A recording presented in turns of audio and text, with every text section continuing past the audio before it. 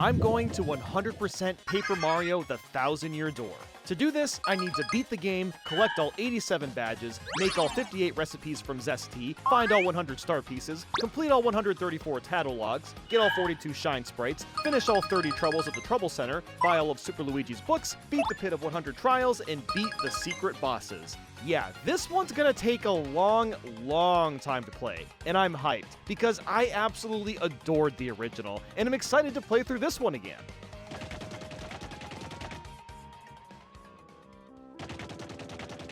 Something that's really cool about the title screen is that it updates as you get new partners. In fact, this game has so many tiny changes compared to the original that it would be really difficult to spot them all as I go. I still can't believe this is real, to be honest. And look at the intro, it's animated and it looks so nice. I'm really curious what the consensus is going to end up being for newcomers for this game. Will new people like this or Origami King more? It's hard to say, but look at that, they left the noose in! You know this remake's gonna be good. And holy crap, look how nice it all looks! The textures have been completely revamped, and the lighting makes the world so much more lively. And there's no more stupid white outline! Instead, you get this very slight hint of white shadow, which makes the characters pop out just enough, but it's not overbearing. So, what exactly is going on in this game? Well, it starts with Peach. She's grabbing a box that looks a little bit sus. Uh-oh, that's not good. Cue Mario's house. He gets a letter from Peach that's not strange at all. No, definitely not. That means you must come? Damn, guess she's just feeling aggressive today. Well, guess we're going to Rogueport, and that means the prologue has begun. And look at that! They made the spinning coin in 3D. Wow. Hey, our first NPC, a good old Bob-Omb. How's it going, dude? Because the thing about life is, you never know when you're gonna kick the old bucket. 10 seconds into playing and I'm told I'm gonna die one day. This game kicks ass. Let's check out the settings. And yeah, there's no way to change the text speed. That's pretty typical of a Nintendo game, but the text is a little bit slow. I'm really hoping this doesn't slow down the whole game too much. But here we go into our first battle against Lord Crump. The set looks so much better too. I'm still genuinely in awe that this remake exists. We're joined by Goombella right away, and I have to wonder how I didn't die to all these X-Nauts tackling Mario. Well, anyway, we arrive at the main square, and Goombella gives us a nice kiss on the cheek. You love to see that Mario's Riz hasn't washed up after all these years. Something else that's different is instead of Mario saluting all the time, he gives us a thumbs up. I honestly dig this. There are so many scenarios coming up where some dramatic or emotional dialogue is brought up, and Mario just responds with a thumbs up, and it's ironically the funniest ever. And hey, look at that! It's Toadsworth! Been a while since we've seen him. But okay, what's the first thing we really need to do? Well, we gotta step on this contact lens and make the Toad Zesty pissed at us. Then we gotta talk to Professor Frankly about the crystal stars, and it's discovered that we need to find them to open the Thousand-Year Door, which is found underneath Rogueport. So that's our basic objective here. It seems pretty straightforward. In Rogueport sewers, we fight our first enemies, which are a couple of Goombas. Something that I'll need to be doing as I'm playing is tattle all of them with Goombella. This not only shows us their stats and HP, but also adds to our tattle log. And I have to find all 134 unique enemies to tattle, which is an insane amount of characters for a Mario game. But now, let's talk about the frame rate. Some people have been making a stink that the Thousand-Year Door runs at 30 frames a second instead of 60, and here's my response to that. I literally didn't notice until like an hour in, just remembering that there was even a discourse about it. Now, yes, the original game might have had 60 frames and it would have been nice, I guess, but I really don't care for an RPG game. The 30 frames is consistent the entire way through, outside of a few instances during cutscenes, so I really don't think it matters. And I'll say that the gameplay feels just as fluid as the original game. Everything you loved about it is back. Even things like Super Guards are still included. It just feels so nice to have fun battles again. No more stickers, no more cards, no more whatever the f that was, just normal battles where you gain experience points and incrementally get stronger and stronger. And also, why does Frankly's tutorial come after you fight Lord Crump? Like, come on dude, we don't need a second tutorial. But I gotta say, the sewers are kind of cool. Look at that cool treasure chest! Ooh, I wonder what's in it. Oh god! Oh man, he's so spooky. He's gonna curse me with a new ability! Oh, the horror! Oh, now I can fly! Somewhat. I mean, I can kind of fly. Speaking of new, there's a new Toad called the Battle Master, and he's got a really nice looking outfit. Look at him, he's dressed quite well for himself. Battle Master's really only worth looking into if you're new to this kind of battling. But I also saw that you got a check mark for reading just one of the tips, so I felt it was necessary to read all of them, even though I didn't need to, and it didn't count towards 100%, but I wanted the green check mark on all the tips, so I did it anyway. But okay, we're all well versed in how the game works. There's a tentacle arm, so obviously I must Hulk smash it with my hammer. And uh-oh, I made the blooper a little angry. After defeating him, the pipe appeared for the first chapter of the game, Petal Meadows.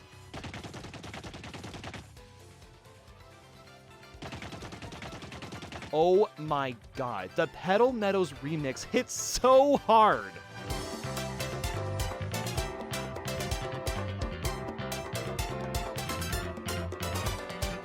Every single piece of music has been remixed, which you'd expect. But there's also a way to play the original songs, which we'll get to later on. But I've been seriously loving these remixes. We've made it to Petalburg, and look how happy Bubbled is surrounded by his flowers. That's so wholesome.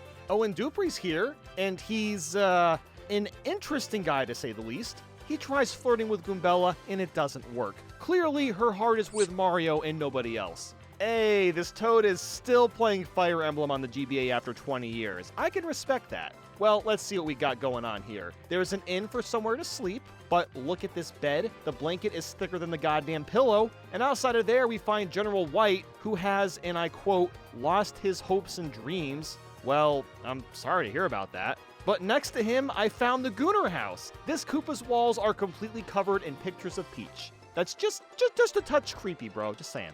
Okay, so let me show you what I'm talking about with Mario's thumbs up being funny, alright? We're talking to Kroop right now, and he asked me what Mario's name is. His response? Honestly, I gotta start doing that. Next time I go to a get-together or a hangout place, I'm just throwing up a thumbs up anytime anyone asks, "Who are you?" I'm gonna go, let's go ahead and check out the shop. We'll find these things in every world, and hold up, I can't bulk buy the items? Oh, well, that's kind of dumb. Why am I only allowed to buy one thing at a time? Well, whatever. On to Schwank Forest.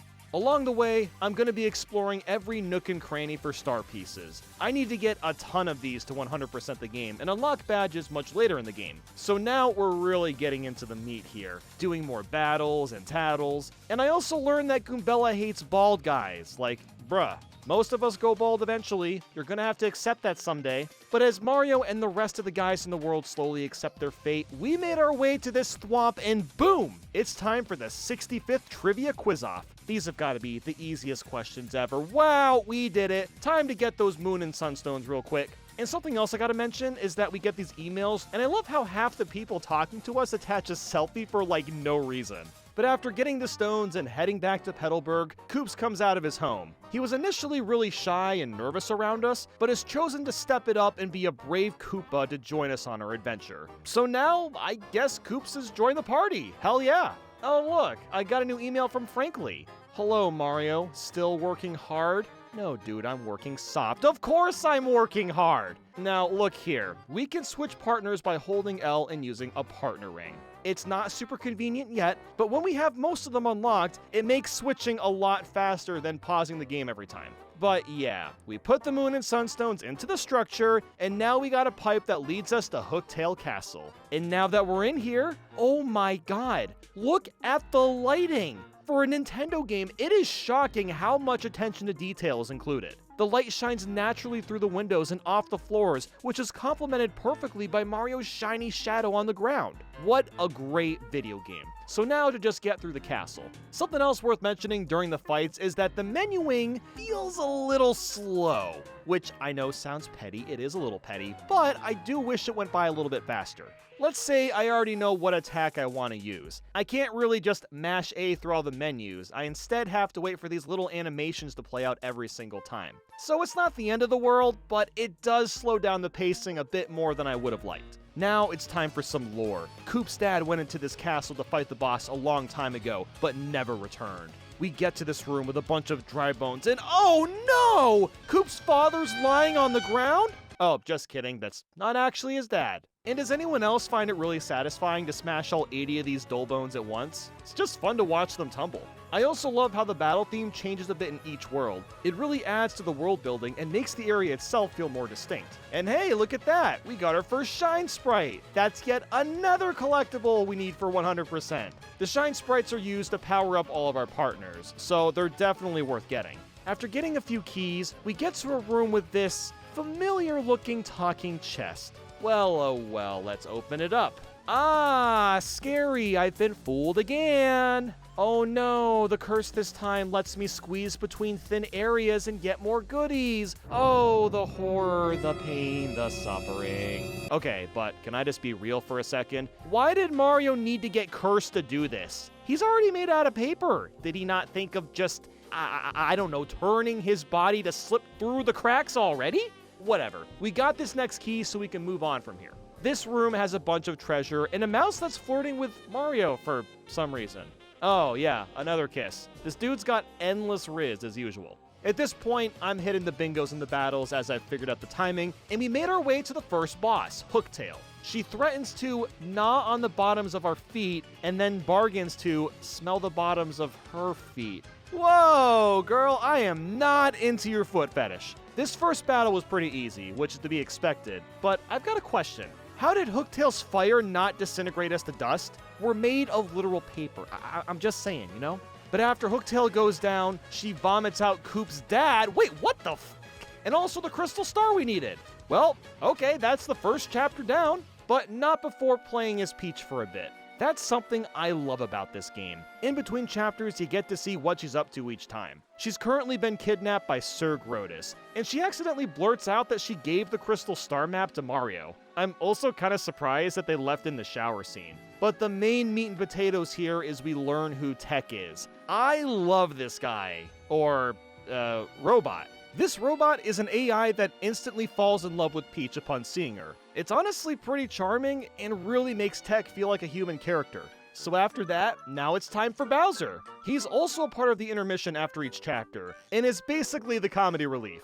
His wimpiness this time around makes him so much more likable. I also need all of you watching this to jot down in your notes that Bowser loves fried eggs and he has high blood pressure. It'll be on the test about Bowser lore next week, so study up for that. But yeah, Bowser finds out Peach is kidnapped and decides to go after her for the rest of the game. What a life, Bowser. Returning to Mario, Coop's dad is proud of what Koops has done. And I also visited Dazzle to start spending my star pieces on badges. We'll have to buy all the badges off him eventually. But after putting the crystal star into the door, we talk to Luigi real quick so he can share all his wacky adventures with us. That's another thing we have to do. Listen to all his stories and buy all the Luigi books that come in through the shop. I also talked to Merlon to start using the Shine Sprites to power the partners. And best of all, that broken contact lens problem has finally been fixed. We ordered one at the shop, I gave it to Zesty, and while he probably still hates me, at least we can visit the west side of Rogueport. And while we're at it, I made a couple of recipes because this is yet another thing I have to do. Craft all the recipes in the entire game. On the west side, I went into a house only to find some kid that has no confidence in his dad's book selling well. Then I also found this Koopa that's rich, but basically does nothing with his life. Yeah, that's not a good way to live, just in general. I mean, he could at least get a ticket from the Happy Lucky Lottery Bomb. Surely. That's what I did. Watch this. I'm gonna win the jackpot right now. Well, next time for sure. Definitely next time. There's also another shop over here run by this boo that keeps calling Mario a cutie. Jesus Christ, Mario's riz is unfathomable. But back in the sewers, we find this little puny. And what a coincidence too, that he happened to be exactly where we need to go next, Boggly Woods.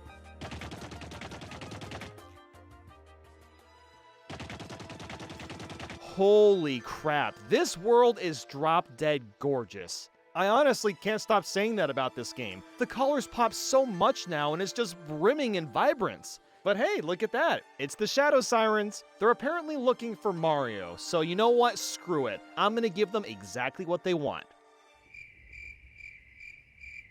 Oh, you don't want me now? Alright, see ya. I guess I'll just hit this switch hiding in the background, and wow, the airplane spot is suddenly useful. Going to the Great Tree, it turns out we can't get in without Flurry's wind gusts. So we found Flurry's house, which is cool, but she's missing her necklace and won't leave, so I guess it's not cool. We had to turn around and find the necklace, and only now do the Shadow Sirens realize what Mario looks like. And dude, why is Beldum so mean to Vivian? I don't get it. So of course, we had to fight all three of them, and it was pretty easy. We've got so many items at our disposal, and I've also been focusing on leveling up the badge points so I can attach a ton of useful badges. And aww, Goombella thinks Vivian is cute. Now, that's just adorable.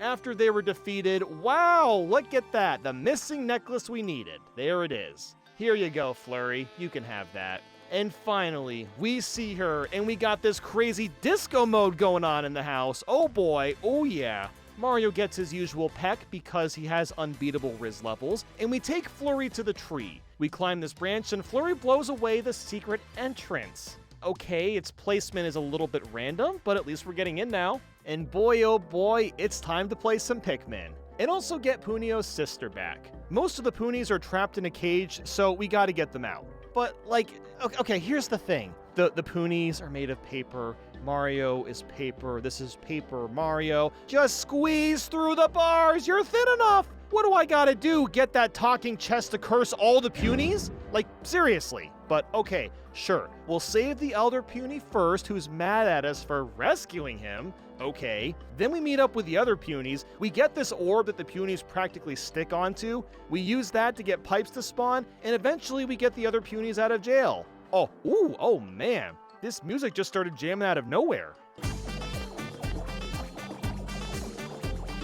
After a lot of traveling, we get to a room that needs 101 Puny, which is exactly how many we have, and all is good with the world. Whatever will I do about this predicament? While trying to get them out, I also found the Super Boots. Finally, I can ground pound stuff, or as the game calls it, a spin jump. Yeah, that's not a spin jump. It's a ground pound, but if you want to call it that, whatever, that's fine, Nintendo. But hey, at least I can get them out by blowing them into a hole in the ground instead of, blowing them out of the jail cell because they're paper and they could fit through the bars. Whatever. Anyway, let's just move on. We get the Punies to spawn the Crystal Star, which is pretty I guess it's gone now. Lord Crump was hiding behind the couch and just sniped it away from us. So we corner the dude, and he gets his silly-looking robot out for us to fight. Again, this fight wasn't really hard, but at least we got the Crystal Star for sure this time. And that wraps up the second chapter. Catching up with Peach again, Tech asks her to dance this time. He decides to make a virtual clone of Peach, so Peach dances with Peach while Tech watches. It's a bit strange, but it's cool to watch Tech have a mental conflict of confiding with Peach while obeying Grodus' orders. It's really quite fascinating and really well told. And after that, we go back to Bowser, and we're playing a classic 2D Mario level as him. Only this time, he eats some meat and cheats his way through the level. Good job, buddy. Bowser gets to Petalburg, finds the Gooner's house, and is fooled by the Peach poster. So then, of course, we put the next star in the door, and Flurry gets the professor all heated up for basically no reason. Well, guys, what are we doing here? Our next objective is to get a ticket for the floating city in the sky, but we can't do that without talking to Don Piana, the mob gangsta of Rogueport. This guy seems kinda tough. He's yelling at his associates, and now he's making demands at Mario. Find my daughter and her friend, then come see me. Dude, I'm so tired of Gus's toll, but it turns out that you can fight him to stop paying the toll, which is nice. So we find Don's daughter and her boyfriend, bring them back to Da Boss, and we get the ticket for Da Blimp. After that fiasco, Don has intense emotions to compartmentalize. Oh my god, this guy's so funny. And now we can begin Chapter 3 in Glitzville.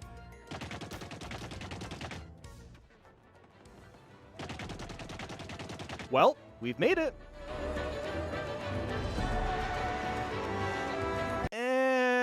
Okay, this is the first remix song I haven't really liked. It doesn't exude the same bliss that the original has. It's too slow and full. Even after playing the entire game, this is one of the very few remix tracks that I didn't get used to or really grow to appreciate. But you know what? Let's phone a friend real quick.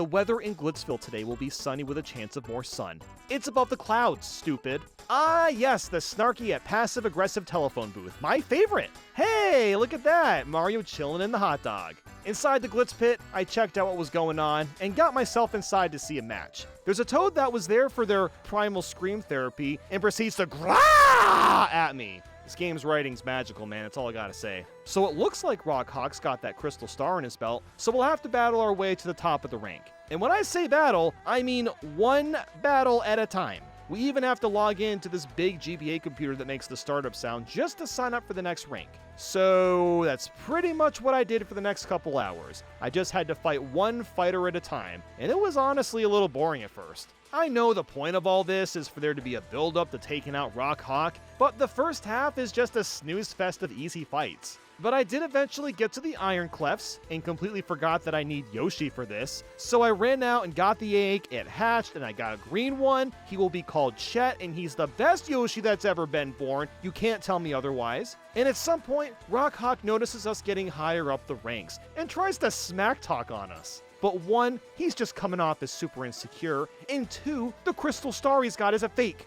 At this point, we keep getting creepy emails as well. One of them leads us to getting a super hammer. Oh, sick, I'll take that. The farther we get up on the ranks, the more we get distracted by things happening around us. We refight the Iron Clefs at one point because they're salty they lost. Bowser decides to show up. We're crawling around in secret rooms trying to figure out where the crystal star might be. We find missing bodies. It's crazy.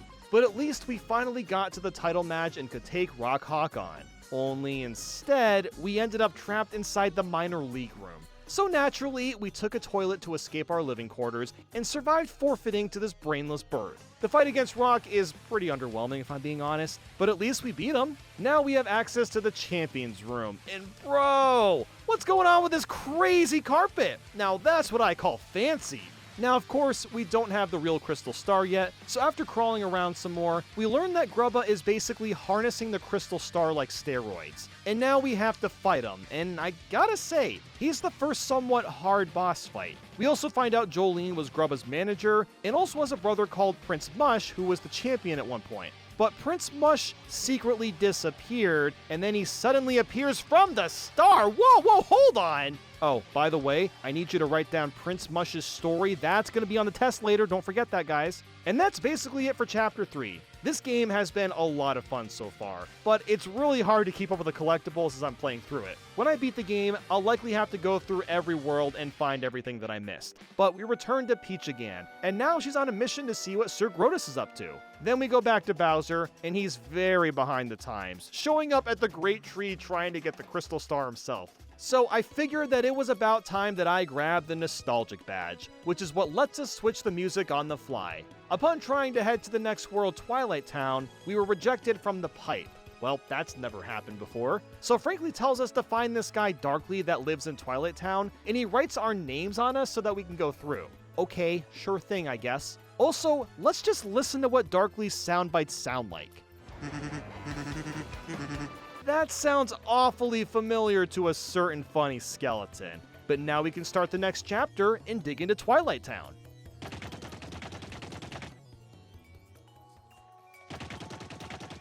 So Twilight Town is one of the darkest chapters in any Mario game period, only being beaten by Underwear from Super Paper Mario. There's a curse that's going around where the villagers will randomly turn into pigs. That sounds like a bit of a dilemma, so we needed to make our way through the Twilight Trail to stop that from happening. And oh my god, look at the moon. Dude, I can't get over how breathtaking the visuals are. Just look at this! Along the way though, I was fighting some Hyper Goombas, oh boy, that's crazy, but was stopped by a log.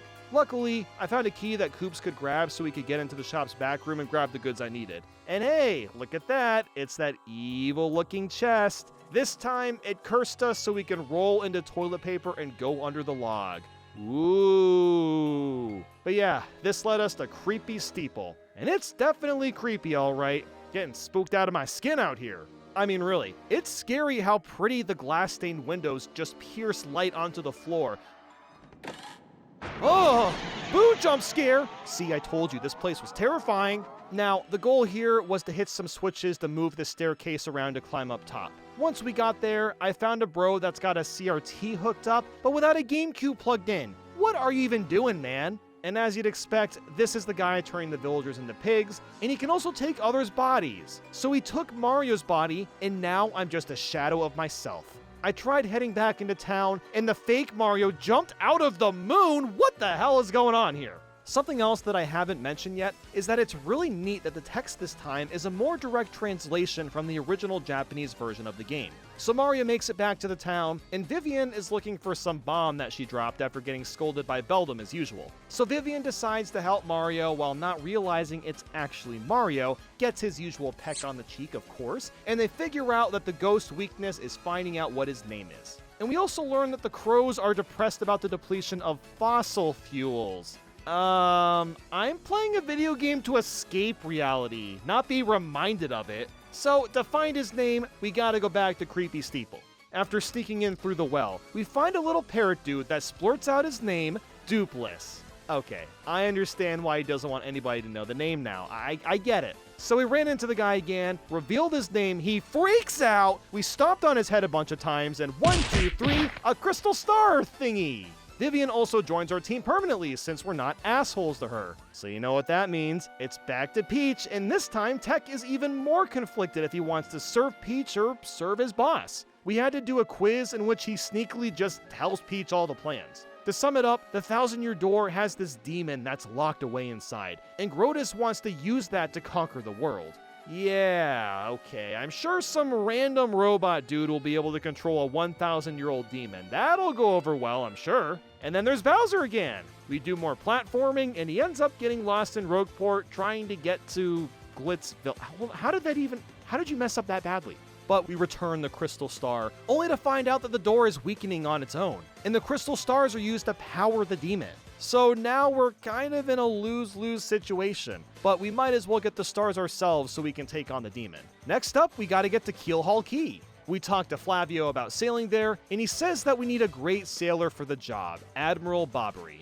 So of course, we slide into his house through the chimney, he gets pissed at us, and nothing gets resolved. Shocking, I know. We later find out that his wife passed away while he was out at sea, which made him feel like it was his fault. So then, Podley here gives us an old letter of hers to give to Bobbery. While this is very sweet, why on earth has Podley been holding this back the entire time? He should have given this to Bobbery a long time ago. But it does give us a motive, I guess, for getting him on board to help us out. It's pieces of stories like this that we've been missing in the newer Paper Mario games. They're so integral and important to creating memorable characters like this one. They make you really cherish each character and feel what they're going through. So with Bobbery on board, we were set sail for Keelhaul Key.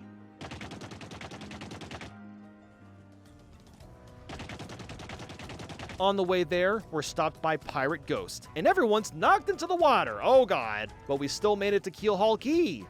Wait, how do we do that? Our ship got wrecked. Oh well, who cares? Look at how goddamn beautiful this world looks too. Oh, and I guess Bobbery also survived, but he's on his last dying breath. In fact, he just wants a Chocola Cola before leaving us. So we go to Flavio to get the cola, but guess what? He won't give it to us because he wants something to eat! Why are you so stubborn, you purple-haired asshat? So now, we gotta take this pipe to a random island, get a coconut, trade it for the cola, and finally give it to Bobbery for his sugary goodness. Which made him feel better. Sick. We aren't done with Flavio's shenanigans yet. Oh no, we need his stupid red skull to solve a puzzle so we can get into Pirate's Grotto. And now that we're in here, oh my god, look at the water. How did they get this 2D water looking so clean and smooth? This cave has more puzzles to get through. I really like this one where you had to time the plank with throwing Bobbery. But honestly, I was just admiring how the cave looked this entire time. Oh hey, it's the funny evil chest! Now he's cursing us with turning us into a boat. Which, frankly, really powered us up because now we have the power to avoid getting our paper soggy. After a bunch of sailing around, we found a bunch of toads trapped underneath. Well, hold on, how are they even alive still? But whatever, we saved the little rascals, and oh boy, it's the Pianta couple! Well, well, well. You guys should have listened to your old pops instead of running off, huh? But we made it to the pirate ship with the crystal star, and gasp! Cortez is guarding the treasure, so we gotta fight him for it. While he doesn't seem to have that much health, he comes back to life a bunch of different times in different forms. It's a really fun and varied boss fight. So after that, he gives us the 5th crystal star, we bust a hole in the wall, and then we're free to go. Except that we're still stranded because our ship got destroyed. Oh wait, here comes an X-Naut ship! Oh no! That's right, there was a rogue pirate the entire time. So with that, there's not much we can do except bargain with Cortez for his ship. So he ends up helping us out, and we have to fight Lord Crump again. He has really unique attack patterns with the X-Nauts, but it's another simple battle. And that secures us with the next crystal star. And yes, next it was Peach time! Now we have to get a data disk from Sir Grotus's room to get some more info. So we had to whip up a potion and strip down, baby! And I should note that the data disk is also the shape of a Famicom disc, which is fantastic. And that's about all that happened. As for Bowser, he arrives at Twilight Town a bit behind as you'd expect, but also Lord Crump is there for some reason. They have an army duel-off or whatever. They throw some bombs at each other. They both explode in their faces. Good stuff, gentlemen. But back at Rogueport, we need to get a ticket for the train. So we had to ask Don again, but wait a second. He's sick? Oh, he's sick with loneliness. He just misses his daughter. So we gotta get his daughter and boyfriend from the island, but it's not that simple. The couple is getting married, but the wedding ring is missing. So for some reason, I had to find their ring, and then they'd finally go back to Don Piana, and we got our train ticket. And after all of that, Beldam overheard us talking about where the 6th crystal star is. I mean, honestly, it's probably fine. Let's just choo-choo it up to the next chapter. Excess Express.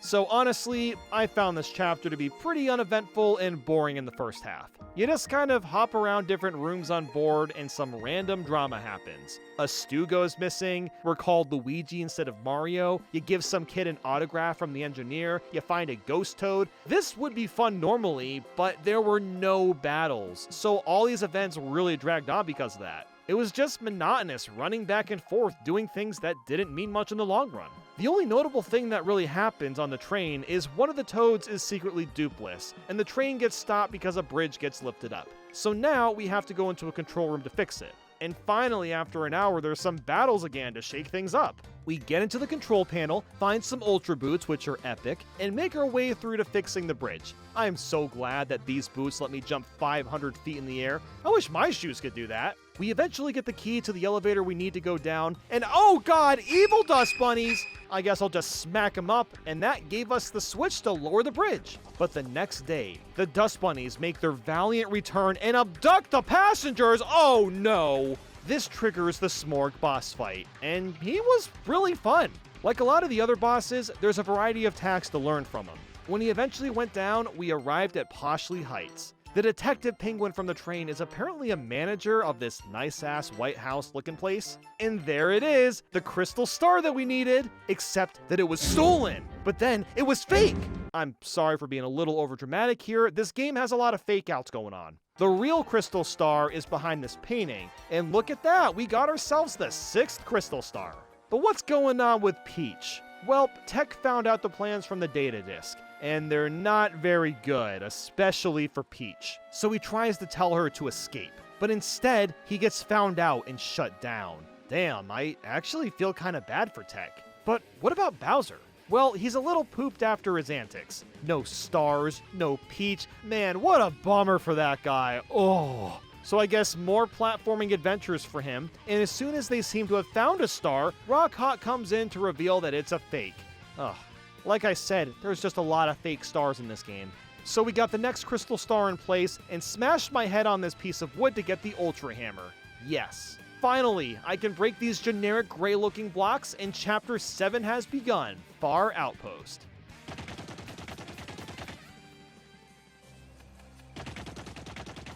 I gotta start this and comment on the Russian bob-ombs. These might be my favorite designs if I'm being honest. We find the leader of Far Outpost, but he'll only negotiate with Bobbery, of course. We basically have to use this cannon to shoot to the moon, because rockets don't exist yet, I suppose. So to get the moon to work, we have to talk to Gold Bob and General White. Gold Bob isn't a problem, just a quick trip to Poshley Heights for him. General White, however, is a different story. But thankfully, this remake fixes Thousand Year Door's biggest problem, the backtracking. Going from world to world can be very tiresome and tedious in the original game because each pipe is so far away from each other. But that's no longer the case. There's a new room that has every pipe to every world in one spot. And the reason this is so nice to have is that we're forced to talk to a bunch of NPCs to track down General White. This dude likes to get around, so I had to go to every area at least once. And of course, he ends up asleep in Far Outpost at the end.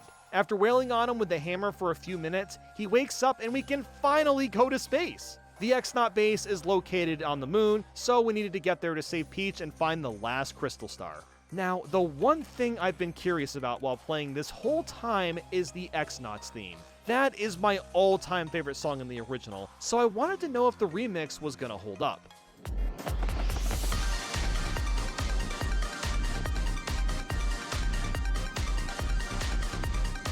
Yeah, I don't know, man. I think I'm just too biased towards the original version. It kind of has a Monkey Ball 1 and 2 energy where it's very 2000s techno, but it just doesn't work as well. But the bass is a lot of fun to figure out and get through, and I eventually got to a metal thwomp. Just like Schwank Fortress, it's just another quiz, yippity yahoo. But this led to a really fun 2D platforming segment, and Lord Crump's silly robot makes a return. This time it has a lot more HP, which was a bit scary, and its attack patterns were pretty rough to survive, but he did go down and we did get the final crystal star. After that, there's sadly no Peach scene, but there is one more Bowser one. He's at Poshley Sanctum and takes another Fate Crystal Star. What a genius, wow. Returning to Mario, the doors are locked down knowing he's there. But they somehow find Tech's room and he's alive? How did Tech survive? Okay, well, he's not really alive. He's hanging on for dear life over here. Tech gave up his last bit of power for us to teleport home. Man, he's a true homie. Back in Rogueport, Frankly is in the sewers and says he saw Peach and Grotus go through the 1,000-year door. Oh boy, that's not good. So we head over to the door. It's still closed off, but we use the final crystal star to reopen it. Now, I don't know about you, but just looking inside here, this seems like a really, really bad idea. The Palace of Shadow has much tougher enemies. They take a while to fight through, but at least we're getting a lot of extra star points, so I can't complain that much. We ran into 8 billion dry bones, took out the blue guy, and got ourselves a key to the palace. We're getting close now, fellas. It's only a matter of time. There was a maze room with the torches, and wow, we gotta fight Gloomtail now! And he's apparently Hooktail's younger sister. Look, I'm sorry about what happened, but the foot fetish thing was freaking me out, had to do what I had to do. So we took Gloomtail down eventually, and I found that Veil is kind of a broken ability. Vivian did eventually go down during the battle, but that move was really helpful throughout the match. After that, I threw Bobbery into some statues to make boat spawns appear because I guess this is a Zelda game now, and finally we made it to Shadow Tower.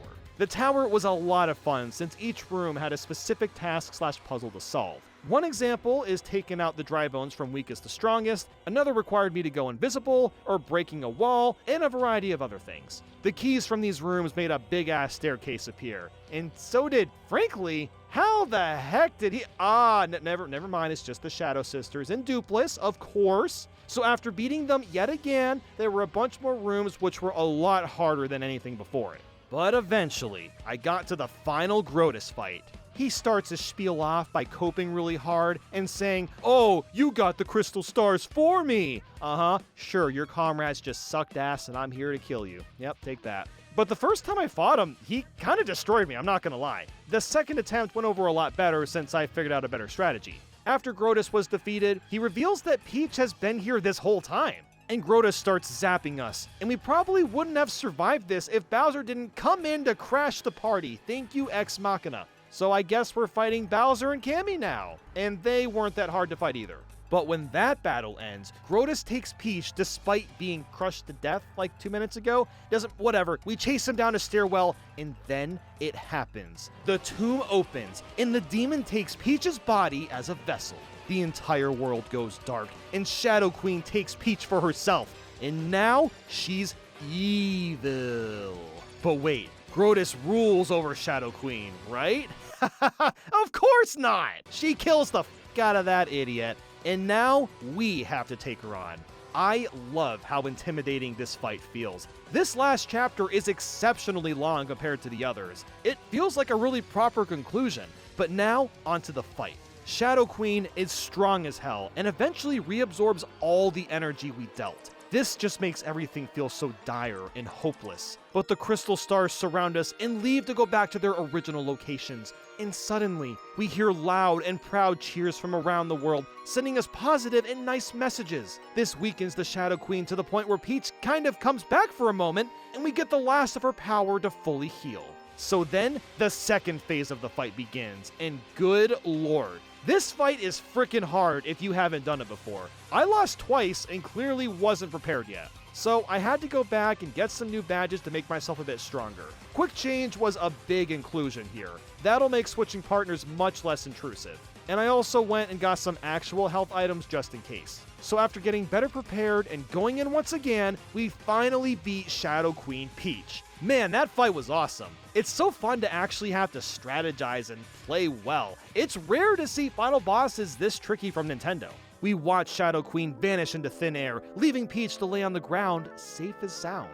And this is normally where the game would be over. We say goodbye to our partners to go home, which is oh so sad. And Vivian definitely wants to say that she loves Mario, but Peach is kind of just right there, so good on you for holding that one back. When the credits rolled, I started to reflect on what I just played. And man, this game is still amazing. One of Nintendo's best games of all time. It hasn't aged a day. But to those still watching, you already know we aren't even close to done yet. I have so much post-game to tackle, it's not even funny. So let's get started with it.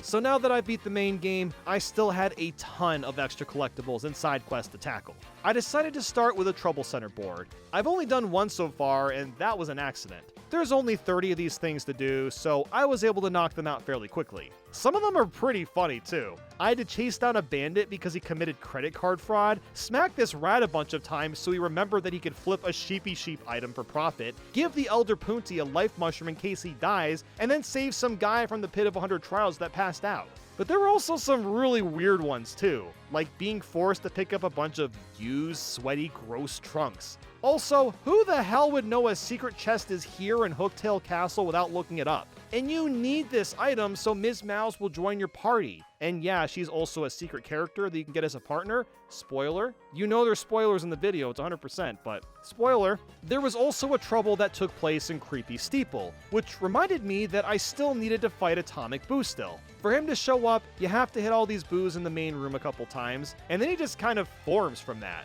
I gotta say, the Trouble Center quests have been a lot of fun, but man am I glad these fast travel pipes are here. It makes the backtracking much easier to manage. One of them was about a Goomba getting rejected by Goombella, which was kind of sad to watch, I'm not gonna lie. Even the boyfriend Pianta Frankie has a trouble. And guess what? This idiot loses the wedding ring again. How did you lose it again? And look at this! You got the wedding ring 30 feet in the air! How did you even get it up there? Did you throw it? But then we've got this businessman that forgot the passcode to his suitcase. And he's asking me to find it? Okay, so what you're supposed to do is backtrack to 4 different areas and count chairs and rooms, but screw that, I've got the Player's Choice official strategy guide that's got the passcode in it. But the reason I'm mentioning this particular trouble is because it's notable. This rat wants to mix together his hot sauce with the hot dogs next to him, but he wasn't able to convince the hot dog guy to collaborate, which left him feeling a bit bummed out. I need you all watching to write that down on the test. That's going to be on the test next week. Write it down. Oh, and if you thought backtracking to every area with General White was just such a fun time, we get to do it again with Gold Bob's quest. Yay!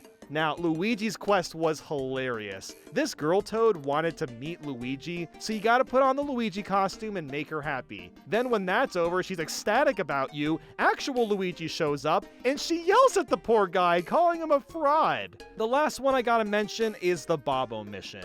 This little bronze Bob-omb dude wants to apologize to his mom for not doing his homework, so you have to give his mom his note and some food, and it's just so endearing and sweet. And at this point, the Trouble Centers were all done except for one that required me to go 50 floors deep into the pit of 100 trials. So I thought it made more sense to wait until I got everything else unlocked first.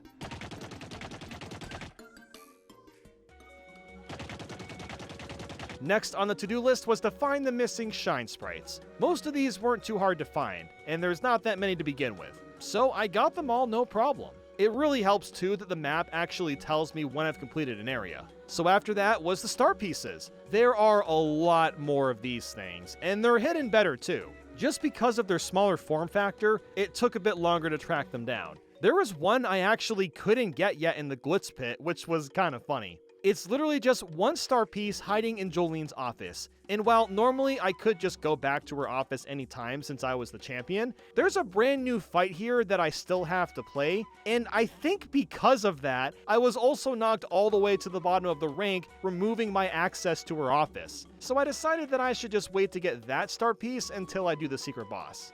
But yeah, I basically just kept getting star pieces, and there's really not much to say about it, honestly. A lot of these pieces are hidden in spots where you have to ground pound the floor, and that can be really confusing. The most challenging star piece was probably the one on the moon. I had to first find this cog so the machine would turn on, and then it turns into a very precise crane game. But after that, I cleaned up the rest of the star pieces and was completely done with them. I went to Dazzle to exchange my star pieces, and oh, no, I forgot there's still the one in Glitch Pit. Alright, well, now is a better time than ever to do the first secret fight. But before I could do that, I had no choice but to do all 20 fights again so I could get access to Jolene's office. And thankfully, I wasn't constantly stopped like in Chapter 3, but since I'm so overleveled, it was a snooze to replay this. So after like an hour, I broke into her office again and got that final star piece. So now, let's get started on the first secret boss, Prince Mush. See, I told you he'd be on the test. This is super cool because he was cut content in the original game, and now we can actually fight him in the remake. And oh my god, he goes Super Saiyan! Dude, Prince Mush is no joke. The best and almost the only way to hit him is by super guarding, because otherwise he'll dodge most of your attacks, like 95% of them. The super guard gives you a brief moment to actually hit him, and that's all you get. You also can't use most attacking items since he's vulnerable to them, and let's keep in mind that he has moves that deal like 60 to 70 damage per turn. His attacks are insanely hard to block with a super guard as well. I mean, look how fast he's going. No wonder Prince Mush was poisoned by Grubba. This toad is an unstoppable force of nature.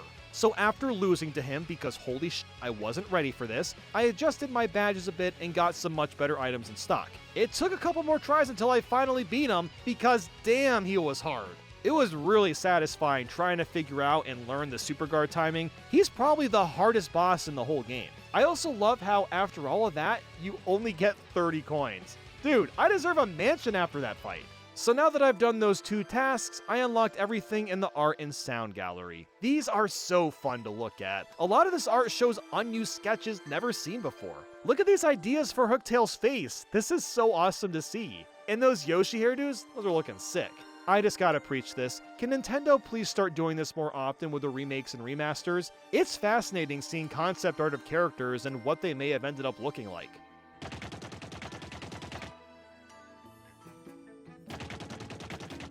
Despite all that, however, I still had a ways to go, believe it or not. Next, I decided to tackle the recipes. I figured the best way to make these quickly is to count up individual items I needed, and buy them in bulk. So I got all the mushrooms I needed ahead of time, and did this process every time I was near a specific item I needed. One of those being a horsetail. Did you even know that those are in the game? Yeah, you gotta hit this random thing 10 times in a row, and there you go, a horsetail. It's the only place you can get them too. I sure as hell wouldn't have found that on my own. As fast as I was making recipes, I was also selling most of them. I don't really have any reason to keep the recipes, and I want to get as much bang for my buck as possible, so it seemed like the best route to take. One of the big things that I needed was the cake mix. The trouble with this is that you can only get the cake mix at Piano Parlor, and I didn't have any Piano coins yet. I haven't really used these machines yet, but I know you can get coins from them. However, I was more interested in the mini-games. These would allow me to get a ton of Piano coins to get the cake mix, and any other good badges I needed.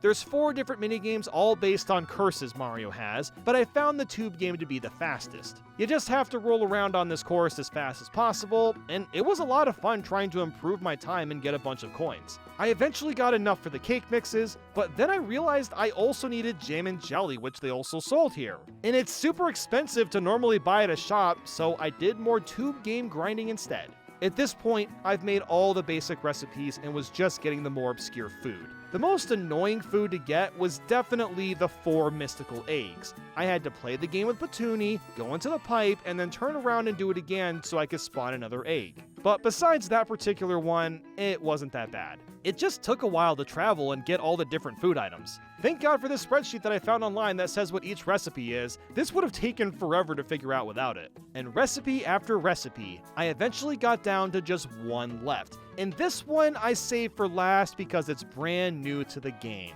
Guys, get your notes out. This was on the test. Remember that businessman with the hot sauce and the hot dog? Well, in the original game, combining those 2 foods together gave you a mistake. But in the remake, you actually get hottest dog. What a teeny tiny detail for the devs to pay attention to and add in. You can't help but love this excruciating attention to detail. They didn't have to do something like that, but they did it anyway.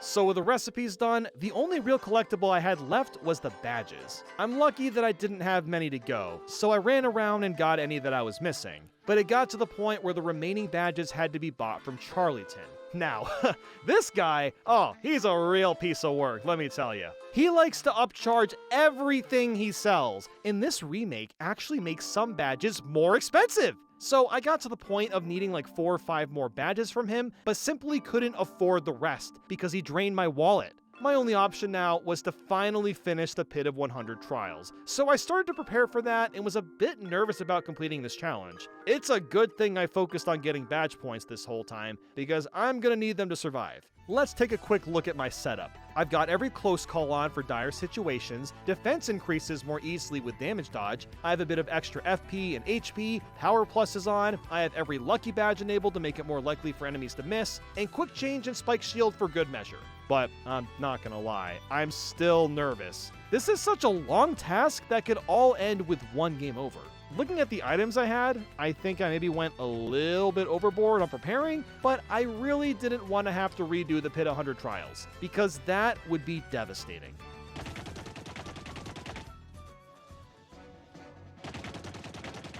So let's get this thing started. The Pit of 100 Trials is a really cool idea. You do 100 floors of battles and get to the end without dying, because if you do, you start over from the beginning. The idea is terrifying, which is why I think people like it so much. My qualm with this is that it takes so long to get through. Even just like 50 floors would have been enough. 100 floors is so excessive. It literally took 3 hours to get through the entire thing, and the first 50 floors weren't a challenge at all. I guess I just wish it were shortened a bit or something, I don't know. But I can at least appreciate that the mover guy will randomly show up sometimes and let you skip a few floors as you're going along. Level 90 was when got real. All the enemies could deal massive damage, and I had to constantly use special moves just to survive. The final floor has the one and only Bone Tail. And you wanna know what? He wasn't that bad. I ended up coming up with a really good strategy where I just let my partners appeal almost every turn and Mario would deal damage. It ended up working out pretty well since I could use the specials to heal and chip away at Bone Tail with Mario. And I'm so glad to say that it worked because after 3 hours, I managed to clear the Pit of 100 Trials. Finally, I could afford Charlieton's overpriced badges and get the rest of them. I was checking to see if I got everything and was actually missing a few tattles. You might see that number 10 is missing, and it's a character that's called Goomboard. What? Wait, what's a Goomboard, and how did I miss that? Oh, I see. It's the stupid tutorial enemy. You gotta tattle that for some reason. Okay, sure. But even after that, I'm still not done. Oh, what's this? An interesting message we got here. Let's see. There's a mysterious creature in the Pit of 100 Trials that replaced Bone Tail. Oh, come on! You want me to climb down the pit again for one secret boss? I'm not gonna lie, I was kinda pissed, until I found that there was a mover at the very beginning that would take me to floor 50. Oh, thank you! Man, I was not mentally prepared for another 100 floors of this. But who was the last secret tantalizing boss? Well, it's a very goofy one. The piranha plant of Smash Bros, dare I say. So, there's one spot in the game where you hit this little mole dude called a Wacka. He gives you Wacka bumps, and you can take up to 8 before he stops giving them to you. On floor 100, you'll find Wacka here again, and he wants revenge. I don't blame the guy either. We smacked him around for virtually no reason. He deserves to fight back after all this time. Now, normally, this fight would be terrifying. The whack as he bobs towards us do insane damage. We could very easily lose this fight, but I found an exploit that made this the easiest fight in the game. Pull out Vivian and use Veil over and over and over again. Wacka's only attack are his Whack-a-Bumps, so just attack with Mario and use Veil with Vivian. You will literally never get hit and just win. So when he's done, you get a gold Whack-a-Bump as a reward, and that is almost it for 100%. There's one more thing to do. The game tells us it has one more shiny reward for completing everything, and what could it be? Oh boy, oh boy, oh boy, I hope it's good. Gold medal badge. Oh, okay, I see. It makes Mario gold. Fantastic. 24 Mario games on the Nintendo Switch. Which one is the worst one? Today, join me in Nintendo Land and we're gonna figure out exactly which one is the worst of the bunch. So, we're gonna basically go through all these games in launch order. So we're gonna go ahead and start with Mario Kart 8 Deluxe. Now, Landon, I wanna hear, where would you put Mario Kart 8? Would you say this is a bad Mario Kart? Would you say it's overrated? The worst one? What are you thinking here? I mean, especially with everything that's just been happening recently with the Switch. I mean, come on, it's got to be the top tier. I mean, I put it, and not just because of sales, but just because of how much it's done for Mario Kart. I mean, having all those old tracks come back in the DLC Booster Pass. I mean, you got amazing tracks already from the base game. But I mean, I know the only complaint I think anyone has is just the quality of those DLC tracks. I don't care. You have 100 plus tracks almost, about 96 tracks. Yeah, 96. Plus, there's also all the battle map tracks, which I think a lot of people forget about. Yeah, everyone forgets that, like, there are brand new battle mode tracks. There's 8 brand new ones. Plus, of course, there's all those new game modes. Renegade Roundup was just a completely brand new mode, which you've never even seen in Mario Kart 2. So, yeah, I think it's pretty crazy. And there's also a lot of, like, weird things about Mario Kart 8 Deluxe I think a lot of people forget. You may have noticed I have my Nintendo Labo Toy-Con out, as well as the motorbike. Because these are things you can use in Mario Kart. There was an update I think everyone kind of forgot about, where you can plug in your Switch, pop it into here, put in a couple of Joy-Cons, and then you can literally play with the cardboard. And I don't know if anyone ever tried it, but I did try it when it first came out, and it's very clunky, but I think it's very funny that you can actually do that. They actually put in an update so you can play Mario Kart with the Labo toys. I think it's just very silly. I didn't even know you could do that. Yeah, I'm just now worried about that. Exactly. A lot of people don't remember that. It was like, I don't even know if they put out a trailer for it specifically. I just remember hearing about it online, and I'm like, there's no way that actually works. And lo and behold, it actually does. It's silly.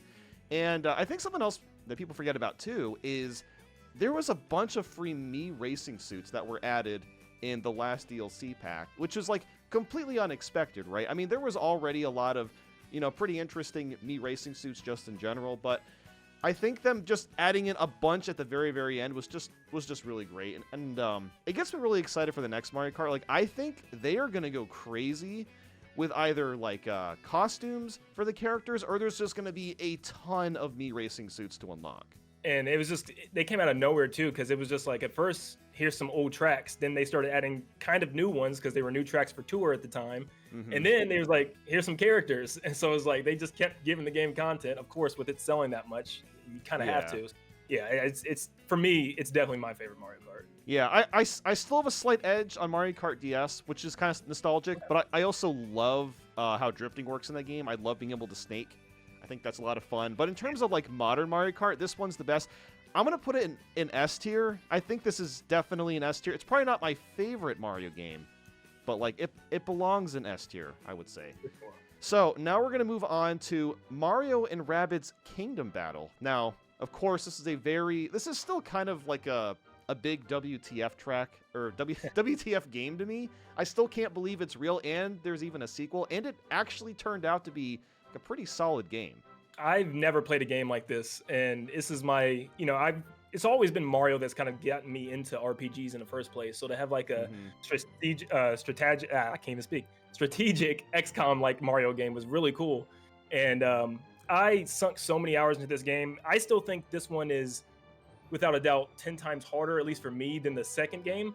There were some challenges I remember that I spent weeks trying to complete, and I love this game. I think I wouldn't even say it's underrated. I think most people Mhm. that played it really enjoyed it. I It, think it, definitely was better. And once we get to the sequel, I can definitely talk more because that one's more fresh in my mind. But mhm. it definitely did things better in the sequel, opening it up a lot more. It is a very linear game.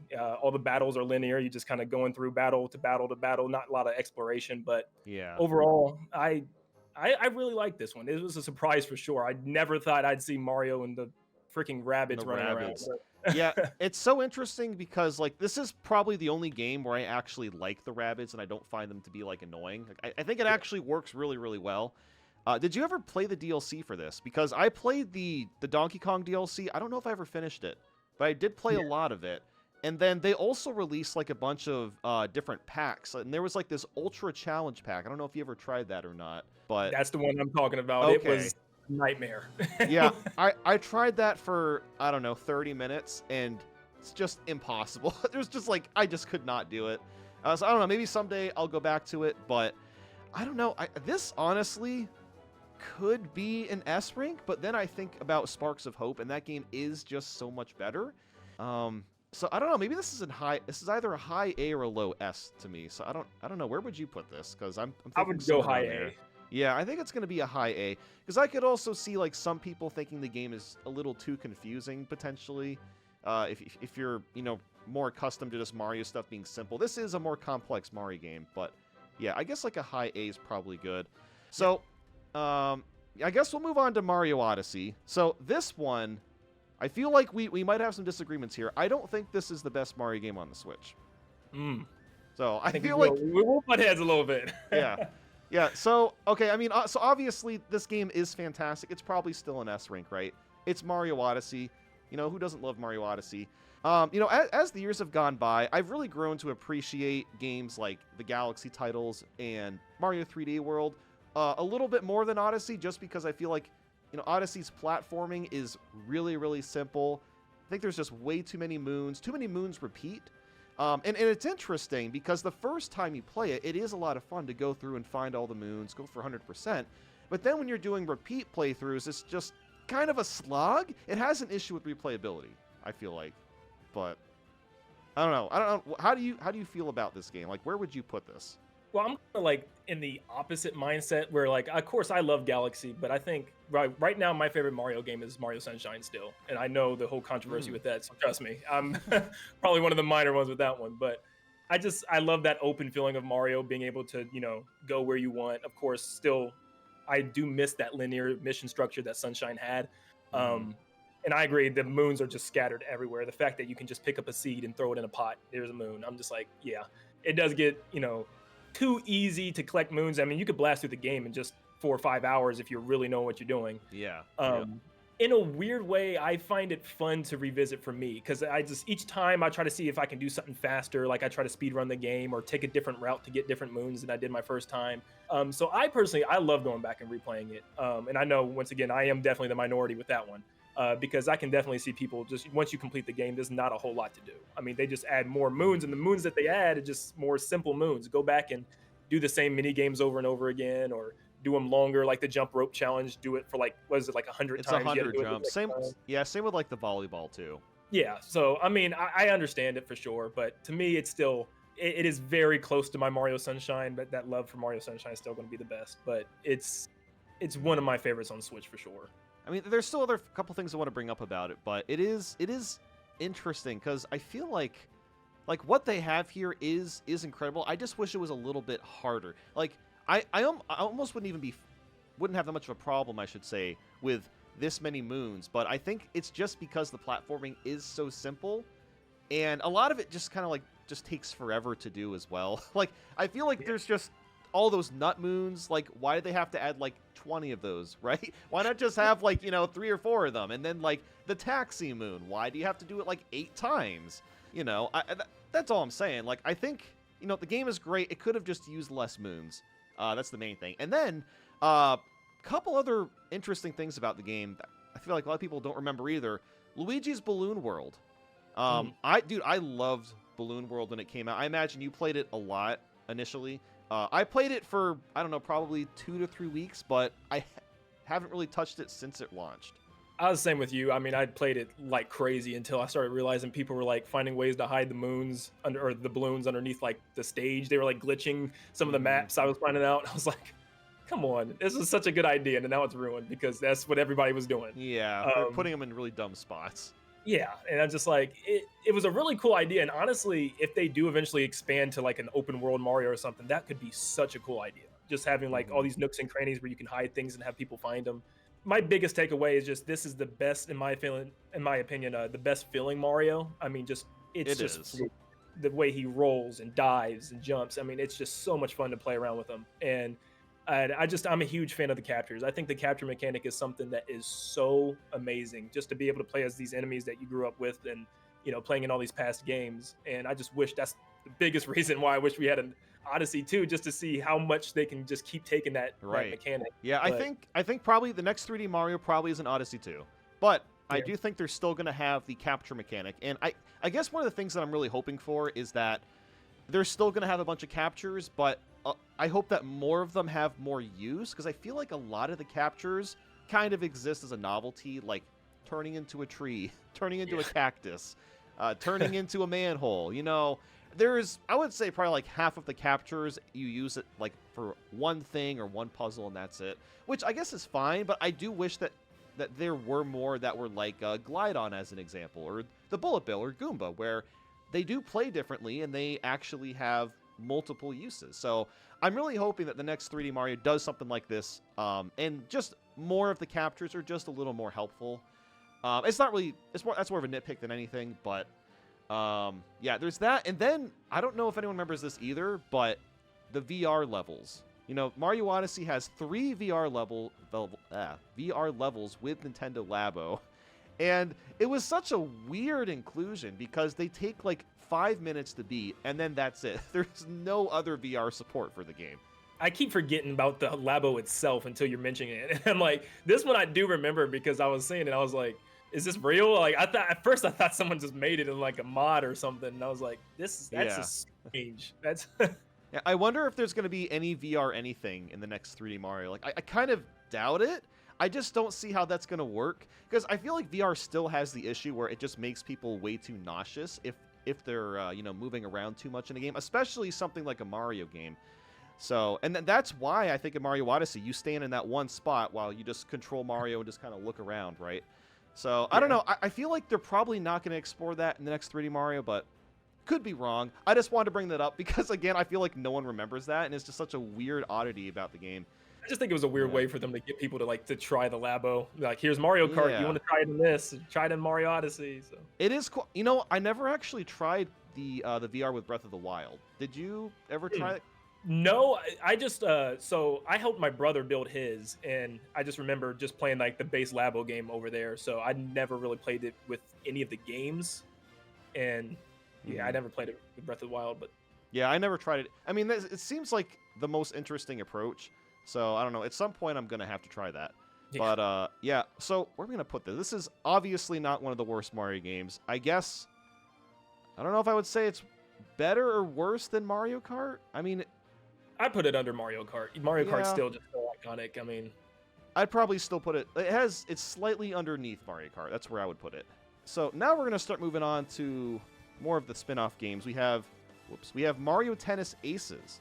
This has been very, very interesting because I have seen a lot of people say this is their favorite Mario Tennis game, and I'm under the assumption that a lot of these people are a lot younger and they never played the N64 or the GameCube Mario Tennis games that have way more content and just Yep. more to do. While these games, while they play very, very well, and they do have some extra things to do, they feel very lacking in comparison to like the older titles.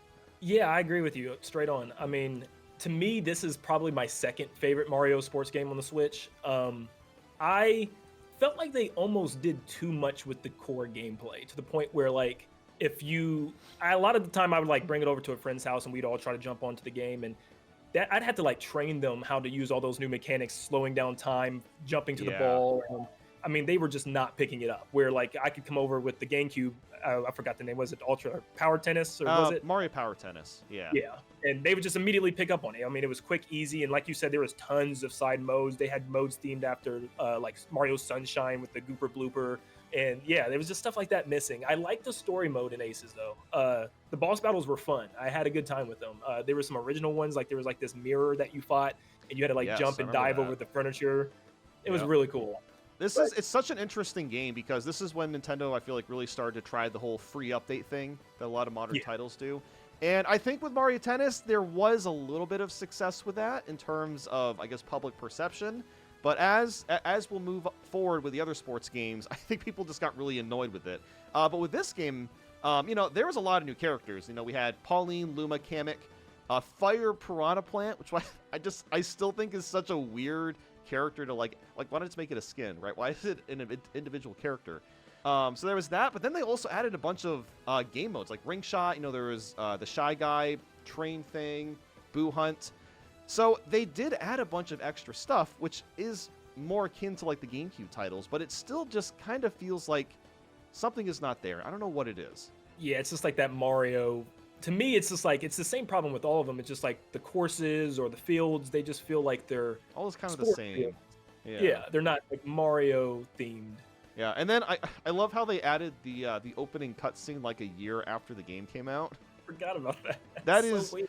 yeah, it was. I was like, I was trying to figure out like which sports game did that because I knew one of them did that, and it was Mario Tennis apparently. So I haven't even seen that cutscene because I haven't played the game since it came out. I remember, it's funny. I was at a convention. I think I was at Too Many Games or something, and it came out during the con. So one of the days I was there, instead of being at the con, I decided to play Mario Tennis Aces and work on a video while I was there. So maybe that was a wasted day because it was just like fine. But it would be interesting to go back and visit because I haven't played any of the new characters or tried any of the other side modes. Yeah, I went back for a little bit and played some of like they added those mission modes for the story, like hitting it through the rings and stuff. Yeah, I mean, I played it for a couple days and I just had no return. Like, I didn't care.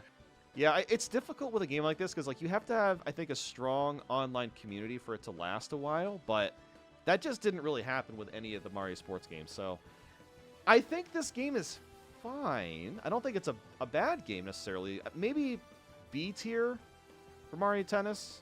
How are you feeling about B tier? I would definitely go either low B or high C for me. Okay. So, We're gonna put it, we'll just have it in B for now. We might move it later. Alright, so let's check out Super Mario Party. So this was kind of a surprising release at the time because finally the classic board rules are back. We're not in cars anymore, which is fantastic. It's not perfect. The coin economy is still a little funky. It's like 10 coins for 1 star, which is still way too cheap. It's still very, very easy to get stars in the game. And the boards were kind of just like, they're just okay. But the whole team buddy mechanic was really cool. I really liked Kamek's board. That was personally my favorite. And then they add in online mode 3 years after it came out, which was very random. But it was a very welcome addition regardless. yeah, this is the Mario Party I played the least amount. I just remember the boards were just such a throw off to me because they were like this weird grid. And there was only like 20 to 30 spaces, I felt like, on some of them. And I was like, this is just... They're a little small. And also, like, the gameplay itself, this is something that all the Mario Parties have a problem with, but they're just, like, very slow. There's so much animations the game runs through. It's like, oh, this character's playing. It does its little da-da-da-da-da-da-da, its whole dance. Then the dice has to animate itself coming in, and then you have to hit it. And there's just, like, so much stuff that just slows the entire game down. And it's definitely a problem with Super Mario Party. Yeah, and that's probably the reason why, when I played it with my friends, we mostly just played mini games. And I can't remember, like, I believe they were pretty good. I just remember, like, some of them having, like, this super realistic food, like the cube of steak. Oh, that's the best one. I love that mini game. That was awesome. But I don't have, like, a whole lot of memories of any of the side modes or anything of that game. Yeah, I don't. There's River Survival. I recently played this, so I remember some of this stuff.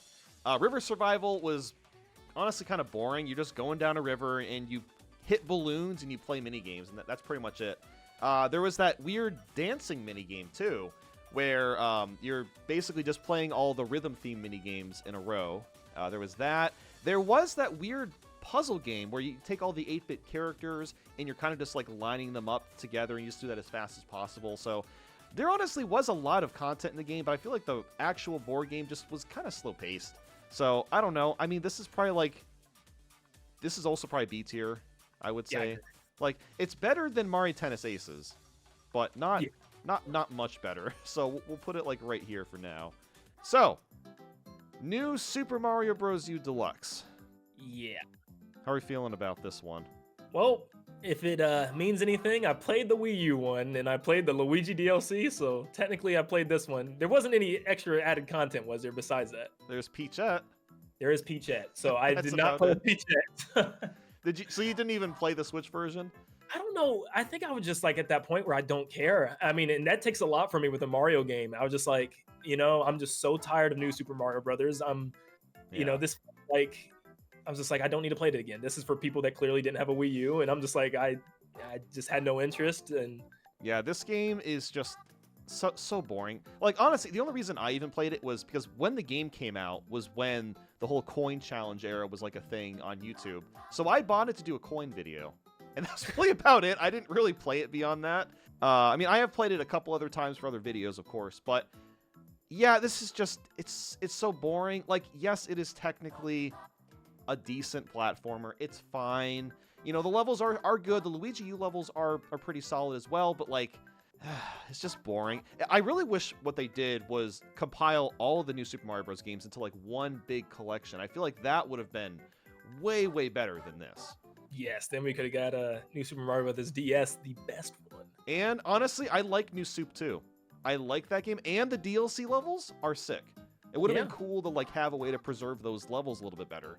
And then also like this game is so weird because if you want to play as Blue Toad, you have to like, I think you push L and then select the yellow Toad to play as Blue Toad, and then you have to put in like a button combination so that the little twirl move works as it did in the Wii U version.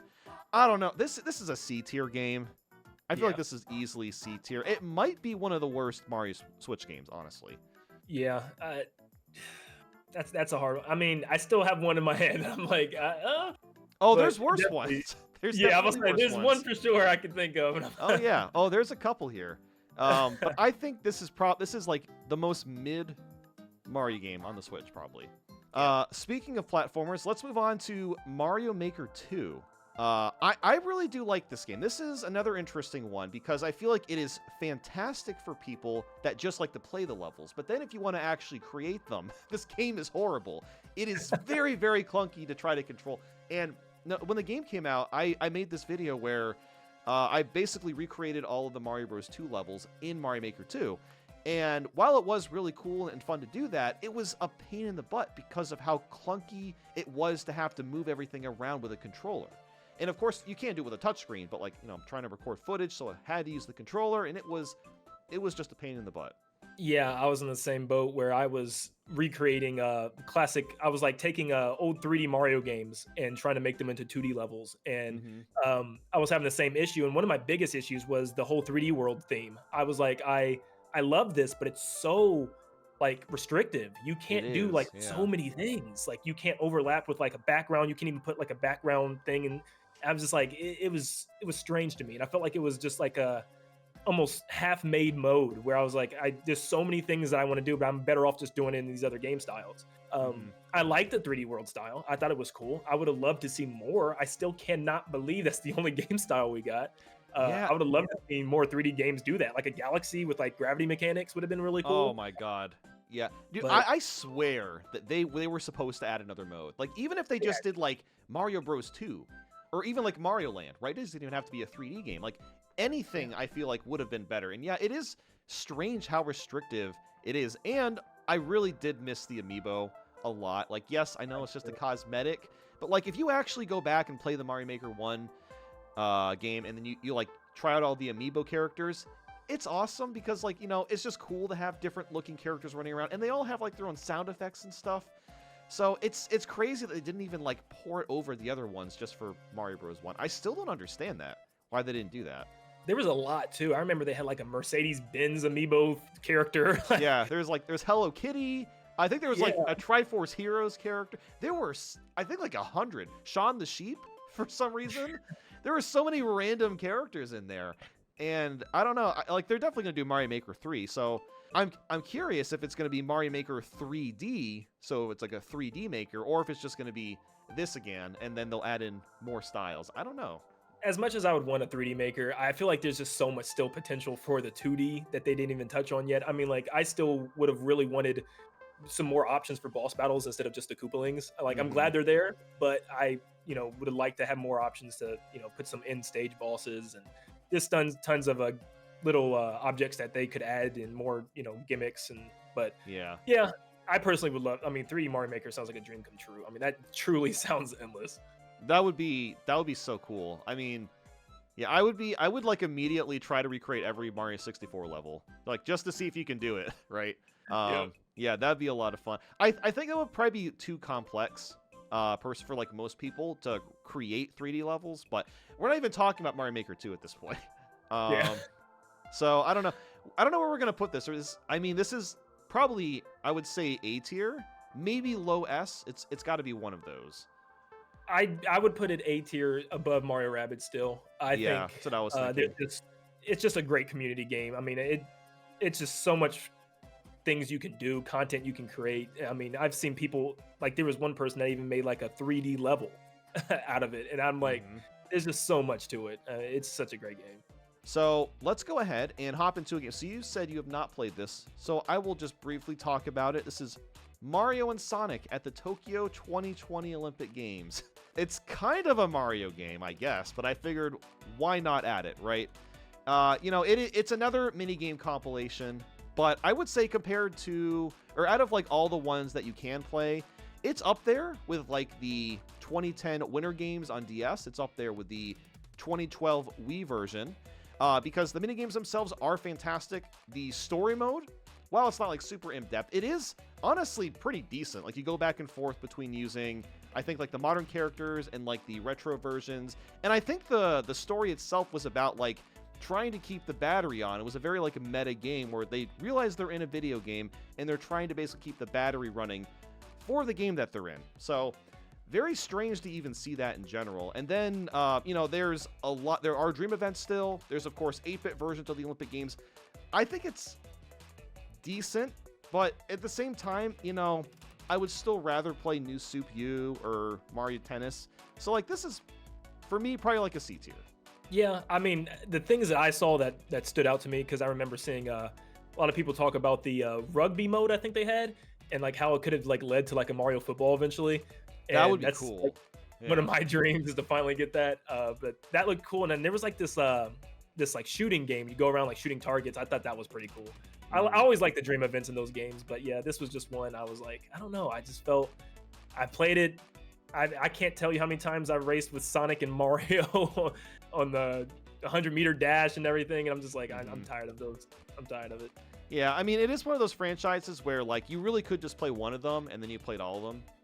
But, I mean, if you do like the games, this one is probably okay. Like, if you're gonna get it on sale. Don't pay for it full price. Definitely not worth it. But if you find it somewhere used for like 15-20 bucks, hey, maybe it'll be an okay afternoon to play this one. But yeah, let's move on. Okay, this one, I'm actually very curious what you think about Origami King, because I feel like this is starting to become kind of decisive. I think a lot of people say they really like it. A lot of people say they hate it. Some people are kind of like in the middle. So I don't know. How are you feeling about Origami King? I really like Origami King. Okay. I was very mixed at first, but as I was going through the game, I started to really find myself really enjoying it. Of course, I am not a fan of the battle system and the way that they're taking it. I, grew up on 64,000 Year Door. That's always going to be my take. And Mhm. I still felt like the battle system had some highs at certain points, and I'll tell you that in a second. But I feel like for the basic battles, they were very repetitive. I felt like I was doing the same lineups from the beginning of the game, and even some enemies at the end of the game. It was the same lineups. It was the same, like I was starting to memorize them. Yeah, it's more of a But puzzle than a battle system, really. yeah, and that's the thing. And honestly, if they just added like after the puzzle, they added more options for the battling, and like they even gave you a partner. I think that could have been cool. But it was just like now you're just going to jump across them. Now you're just going to hit them all with a hammer. Where it really stood out to me though was the boss battles. I think these are some of the best boss battles that we've ever gotten in Paper Mario. I feel like some of Yeah. them they can be frustrating. Some of them were like genuinely peak. Like, I remember the tape one was one of my favorite ones ever. I thought it was so cool. I had to go around the entire boss, hit all the different sides of the dispenser, and then break them apart. And like, there's little icons you can land on to use elementals, or you use your hands, like pull the tape off of them. I was like, that's just some really creative stuff. I love how like we can say that, but then you think about what we're saying, and we're like, oh hell yeah, I love that colored pencil boss, literal colored pencil. Only Nintendo does stuff like this. And speaking of the Velimental, something I always found kind of interesting was, I think all of them are based around Pokemon designs, or almost all of them. Like the fire one, it's basically Moltres. The ice guy is Beartic, and then the water one is similar to Articuno. The Earth Elemental, I mean, I guess it's, I don't know, maybe Bulbasaur or something. There might be another turtle Pokemon I'm not thinking of, but yeah, I don't know. Like, when I first played this game, I thought, yeah, the battle, like you said, the battle system is just kind of like, it's kind of boring.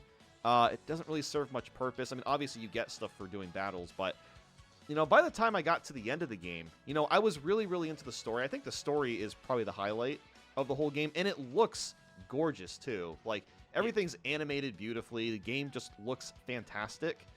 And there's a lot of really, really interesting parts at the very end. And yeah, like you said, the bosses are great, but like just the general battles. Yeah, that's probably my problem too. Like I said, it came down to, I was so tired of doing the same things over and over again. And like, there's even like a challenge room at the very end of the game where you go through those same patterns. So I'm like going through and I'm just like memorizing each and every single one. It's like, okay, I just want to fight. Like, it was actively, I was running away from fights after a while. So yeah, it's like, I feel like that's a sign that you made a poor battle system if you're running away from fights in an RPG game, Yeah. So I think I would probably put this at a B tier, which I know is kind of low. I think I agree with B tier. I'd go high B tier though. I think it'd be a little higher than both of those right now. Yeah, I'm gonna put it. I think it'll be the highest B tier for now. Next, Mario 3D All-Stars. A very controversial game, but now that the controversy's passed and no one really cares anymore, let's just be honest, this is an S tier game. It has Mario 64, Mario Sunshine, and Mario Galaxy. Now, could they have done more with the remakes? Yes, they could have, at least given Mario 64 widescreen at the bare minimum. They didn't even do that. But I feel like the port of Galaxy is fantastic. Like, it's kind of amazing looking at Mario Galaxy and Sunshine, because the art style has aged so well with those games that they look like modern games, even though they were made like over a decade ago. Yeah, I mean, I'm gonna be biased, of course, but I mean, when I saw Sunshine, I was like, I wasn't expecting it to be touched at all. Yeah, I mean, they gave that game widescreen. Yeah, it looks really, really good, and like you said, and that's the thing that I think made me so mad is, maybe I'm spoiled, sure, but I'm like, dang it, Galaxy looks so good. Where's Galaxy 2 now? Yeah. Like, I gotta play this, and then I gotta go to the Wii or the Wii U and play Galaxy 2 that way. Especially since you could play Galaxy with a Pro Controller, which I know it's not, the OG way, but I'm like, it just felt so much better just to be able to just use the trigger button to spin. And I was like, I want that for Galaxy 2. Man. So much. Yeah, like, again, like, I honestly don't even think the cursor was that much worse than just using Wii Remote. Like, yeah, it takes a little bit of time to get used to, but I would say, like, it's very, very comparable to, like, the Wii Remote. The only issue is you have to keep, resyncing it, of course. So, yeah, no Galaxy 2, and then it's, like, the only bonus is the soundtrack. So, I don't know why Nintendo does this with, like, 3D Mario anniversaries. No, this year's the 40th anniversary. So, I have a feeling we're going to get, like, maybe 3D All-Stars 2, and it includes Galaxy 2, 64DS, Mario 3D Land. I feel like that'd be perfect. I don't know if it's going to happen, but I think that would be the ideal thing to do. But yeah, it's just frustrating to me because like, you look at like Kirby anniversaries, and there was the Kirby's Dream Collection on Wii has like 6 games. It has brand new levels based off the Return to Dreamland engine. It has tons of bonus stuff. It comes with like I think like it came with a CD, like a music CD. And then Nintendo does this with Mario. It's like, yeah, let's just put in the bare minimum. So, but I don't know. These are still 3 incredible games. I think this is S tier, regardless. I agree. Maybe better than Mario Odyssey. Maybe. That's your call. Can you sacrifice it? Will you sacrifice it? I personally will not sacrifice it. Okay, you know what? Let's just... Even as a Sunshine fan, I don't think I can do that one yet. All right, you know what? We'll leave it right here for now. Maybe we'll sacrifice it later. Now we have probably the saddest game, the one we can't play anymore, Mario Bros. 35. Now, I don't know about you, I've played this game a lot when it came out. I was super, super into it. Now, of course, it did have a couple of flaws. I feel like it was really easy to be stuck in World 1-1 and 1-2, and then the games did kind of go on for a little too long. Like, yeah, the last, like, 4 to 5 players, it takes, like, 5 minutes to finish.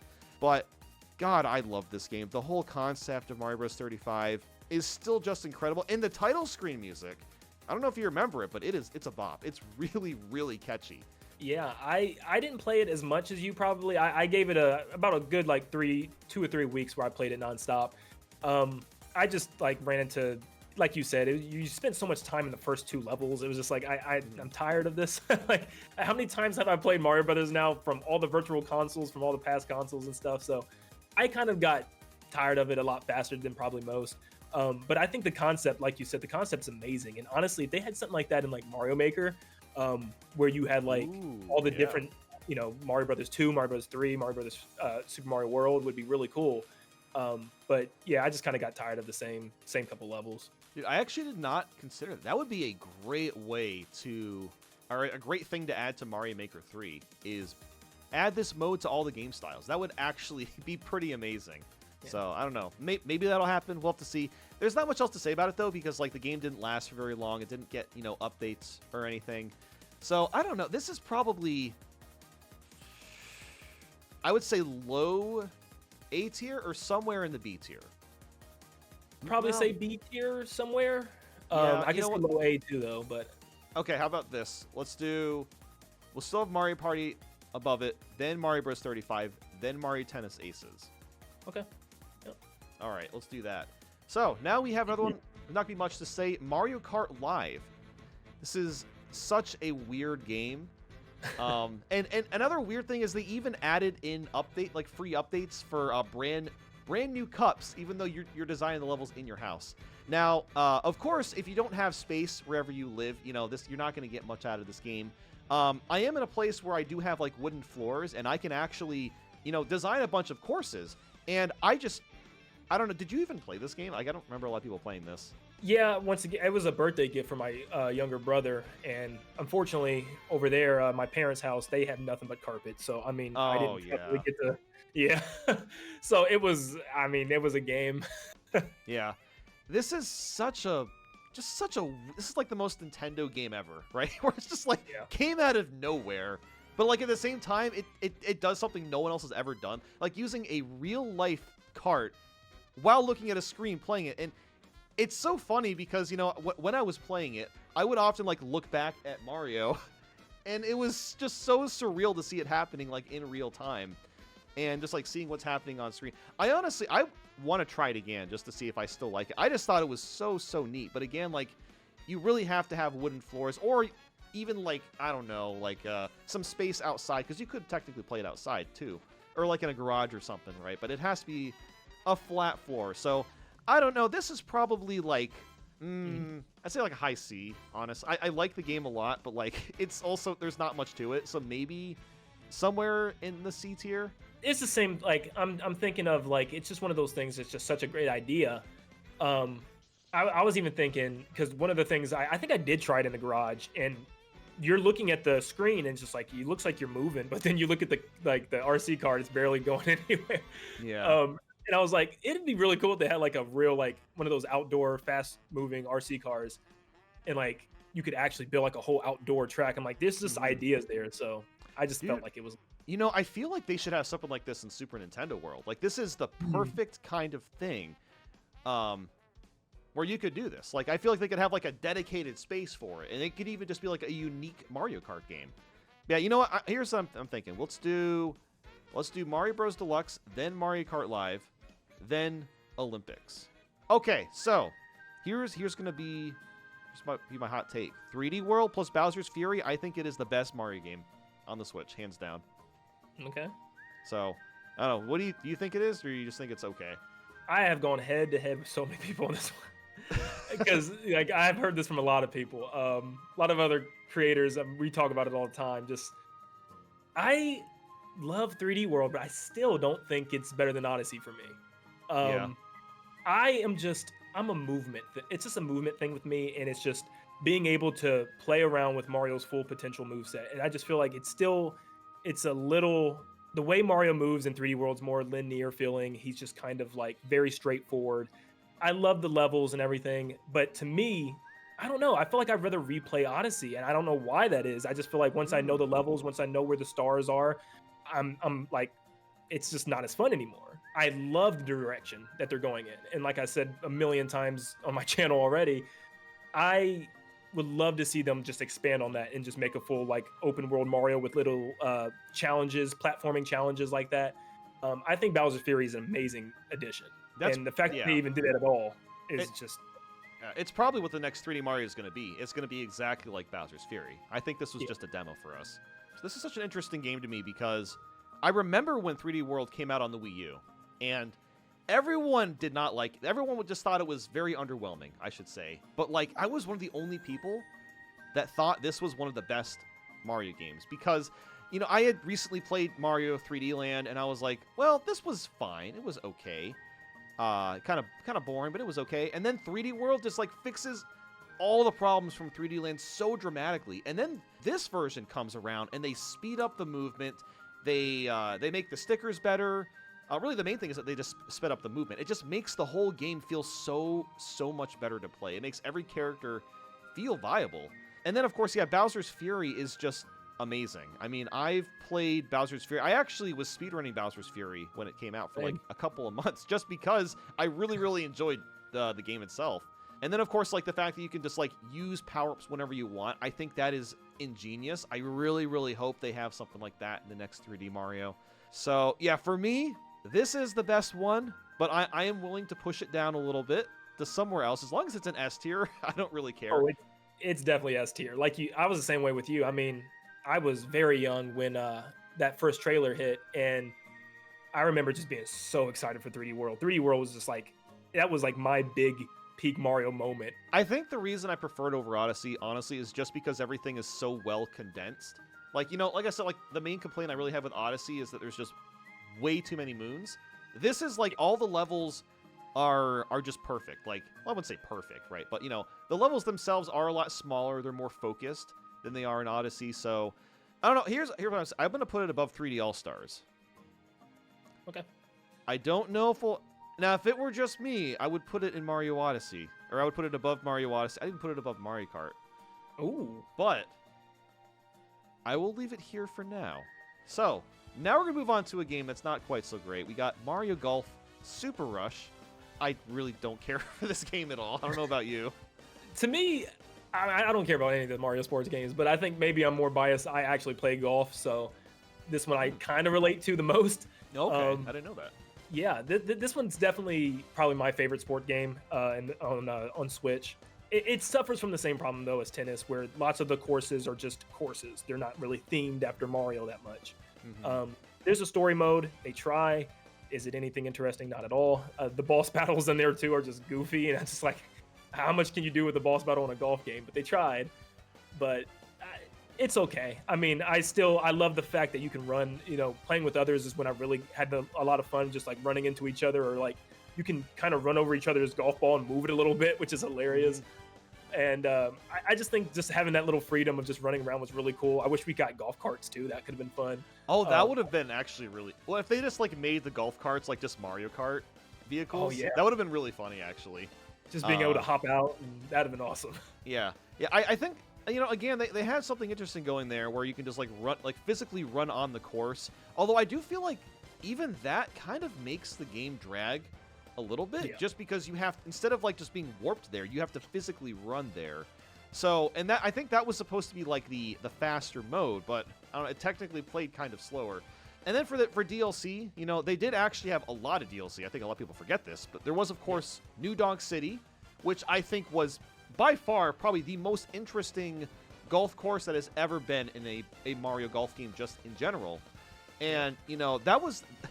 I don't like that they started the with that course, because then my expectations were really high, and then it's like, oh, the rest of the courses is like another ice level, another grass level. And then you like look at the selection, there's like 4 grass-themed courses, a couple different desert ones, and I don't know, they all just kind of like blend together, and I don't know, I kind of wish that there was less DLC courses, but just more interesting ones. Like, why didn't they do, I don't know, do Delfino Plaza? Screw it. Add in that. That would have been kind of. How about Good Egg Galaxy? That would have been amazing. You know, if you're gonna do New Donk City, why not do, you know, more things like that? But and they did that in the 3DS game. I don't know if you played that one. I played very little of it. Yeah, I mean, they had some really good courses. I mean, they were all like Mario themed. They had like a Yoshi's Woolly World one where everything was bouncy, and a Donkey Kong Country themed one. And I'm just like, That's why? So cool. Yeah, I need to go back. I need to go back and play that eventually because I've heard World Tour is like the best Mario Golf game. It's the best one, yeah. Oh, I will say, I did like the character selection in this game. They got Charge and Chuck, got King Bob-omb. It's pretty sick picks. But yeah, I don't know. I personally think it is slightly worse than the tennis game, just because I feel like it doesn't have as much modes, and I don't know. It just felt kind of underwhelming. But I might be willing to swap those. All right, so let's move on. We have Mario Party Superstars. I love this game. Now, of course, I love this game because I grew up with the N64, and I played a ton of Mario Party 1, a little bit of 2 and 3 as a kid, but mostly Mario Party 1. So the fact that they have, like, Peach's birthday cake, dude, that had me so excited when I saw that the first time. That was so, so cool. And then they have Western Land, they have Space Land, I forgot there was a couple boards for Mario Party 3. And then, of course, all the mini games come from Mario Party 1 through 10. I just think this is a fantastic package. The only thing I don't like about the game is there's only 10 characters. I don't know why they downgraded so much when they had 20 in Super Mario Party. I think this game's amazing. And then the online is perfect. Like, no lag issues whatsoever. It just works. It's great. I love this game. It'll be looked at as like the probably savior of Mario parties after what it's been through. We really needed this so bad. And I grew up more in the GameCube Mario Party games is where I've really started. So I think that if I had any complaints at all, I feel like 90% of the mini games were definitely from like 1 through 5 maybe. And then like once you got to even like, I know a lot of people hate 8, 9, and 10. There was still a couple really good mini games thrown in some of those games. Oh, 100%. And I feel like they only had like 1 or 2 from like 9, 1 or 2 from 10. And I was just like, I wish they would have had like a little bit more even, you know, with the mini game spread out. But besides that, it's a great game. I mean, great boards. You know, the mini games are, you know, really great. The ones that they chose, and I don't really have any complaints. This is an easy A tier. I don't know if honestly, maybe I'll put it above Mario plus Rabbids. Yeah, potentially. I think I'm gonna do that. I would. We're gonna do that. Okay, so now we have what is potentially the worst Mario game. This is Mario Strikers Battle League. I mean, I know we haven't talked about it yet. I'm putting it in D tier right now. I think this is one of the most disappointing Mario games in years. Now, I don't know. Do you have history with like Mario Strikers on the GameCube or on the Wii?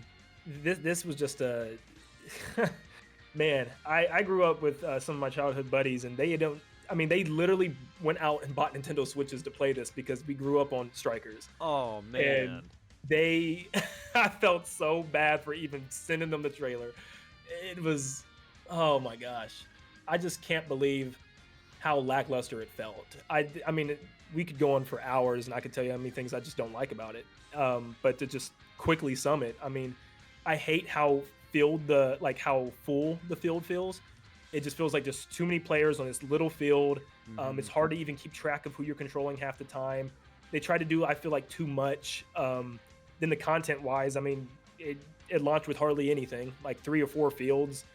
There's no real reason to play online. I felt like there was just, no online community, basically none. And I remember there was a lot of controversy with that too, because I think you could only do, like, they promoted like 8-player online or something, but you could only do like 4 people. And then I think there was like a workaround for 8 people, but it wasn't really actually 8 people in one lobby. Yeah, and it just even like navigating the menus felt bland. I mean, it was just like nothing felt right. It was just like all these like just text boxes, and I was just like, I had no clue what I was doing. It wasn't even like easy to join up with people. I remember trying for so long just to get in a lobby with friends. It just wasn't streamlined, and I'm just like, I don't know what happened with this. Yeah, this game is just, it basically just feels like the GameCube game, which, the GameCube game is great, but also that game's 20 years old. And I feel like they didn't really do anything to like evolve Mario Strikers at all. Like, Yeah, you can play as Pauline now. Okay, that's cool. I don't know. The strikes themselves are pretty fun. Well, they're pretty fun to look at. Like visually, I think they're the nicest looking like super whatever. I forgot what they're exactly called. Super strikes or something. I don't even remember. I don't remember. I played the game. I remember I played it when it came out, and then I did the whole campaign, and I'm like, wow, that's literally it. It's like 3 hours of things to do. It also was really strange is like it was surprisingly complex to play. Like I remember I was playing this game with a few other creators like a few days after it came out, and I felt so bad. We were with Scott the Waz, and he spent like 30 minutes looking through the tutorials, and he still didn't really get it. He didn't understand all the different ways that you can pass and like, you know, like just do like different moves while you're playing. And, you know, I feel like for a Mario game, it really should be more simplified. But the fact that like, even for casual players, this really isn't for them. I don't know. This just doesn't really appeal to anybody, I feel like. In the end of the day, it just wasn't that interesting. It was just a pretty boring Mario game. All right, so this one, I feel like so many people skipped out on this. Mario & Rabbids Sparks of Hope. This is a fantastic game. I really, really liked it. And I'm trying to remember, I think it came out, I think it was 2021, right? Yeah, I'm pretty sure it was 2021 when it came out. I mean, first off, it's just surprising that there even was a sequel after all this time. And it's also surprising how much better it was. Like, it's got, you know, a bunch of new characters. You know, the actual tactical system is way nicer because you're not locked to a grid anymore. You can freely move around. Just that alone makes the game so much better. And the camera system was also better too. Because remember, in the original, you could only rotate the camera like every 90 degrees. But I think in this one, it was just 360 degrees. You could move however you wanted. The battling was better. The stuff you do in between battles and within the overworld was a lot more interesting. The bosses, I remember, were fantastic in Sparks of Hope too. Yeah, I feel like my problem was I feel like this should have been the only Mario Rabbids game, honestly. Yeah. I feel like it kind of made the first one, like, I don't even have any desire to ever go back and play it just because so many things were improved. Like I said, the moment-to-moment combat, I remember in the original, I completely forgot about it until I went back and watched gameplay. I was like, you literally just go in, like, straight lines into battle arenas. Where it just looks in the like second so one, rigid. yeah, where, like, they actually make it like a more proper RPG where there's overworld enemies that you run into. There's exploration, there's little things you can find in the overworld, and like you said, the boss battles, oh my gosh, there was I can't even remember. There was one that I was like so intrigued by, but I can't think of it right now. There was one, it was like lots of the boss battles had like you taking out parts of the boss, even like the final boss without spoiling it. That boss was really cool too. You're fighting like I forget what the bad guy's name is, but you have to fight him, and then it was like there was like a ton of different phases that you had to go through. And I just remember it being really, really, really fun. Yeah, and I think that's the only problem is just it felt like I was kind of burnt out by the time because there was like the Rayman DLC and there was like extra world DLC. Yeah, I didn't even play the Rayman DLC. So it's great. I want to play it. I just haven't gotten around to doing it. So at some point I'll definitely try that out. But yeah, I mean this is definitely better than Kingdom Battle. Maybe better than Superstars potentially. I think so. Yeah, you know what? We're gonna put it above. Let's do that. So Mario Bros. Wonder. I mean, this is definitely S tier. I mean, finally, Nintendo has decided to catch up with modern times and actually evolve one of their most popular franchises, catch up with some of the other like 2D indie platformers that have done a lot to expand on the genre. So yeah, Mario Bros. Wonder. It's obviously very similar to a classic 2D Mario game, but you've got all of the Wonder abilities. You could be an elephant. You could play as a ton of different characters. There's so much to this game, we could honestly say. Yeah, it's the game we needed after all that long time period of bland Mario Bros. We finally, I mean, the Wonder effects, it changes everything. It's so cool, and it makes me want to replay levels because the levels have this special gimmick that makes you want to see them again. It makes you want to relive that and experience that, and it's just.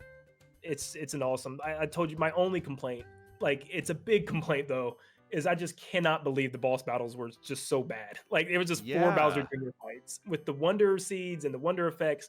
How could you not have come up with some like crazy new thing? But that's my only complaint. I'm assuming they just ran out of time. That's probably what ended up happening. They're like, yeah, we got to get this 2D Mario out, which I don't know why they would even rush that. Maybe it's because they knew they had all those RPGs going out the next year. So they're like, all right, let's get this 2D Mario out now. Otherwise, it could be too much Mario in 1 year.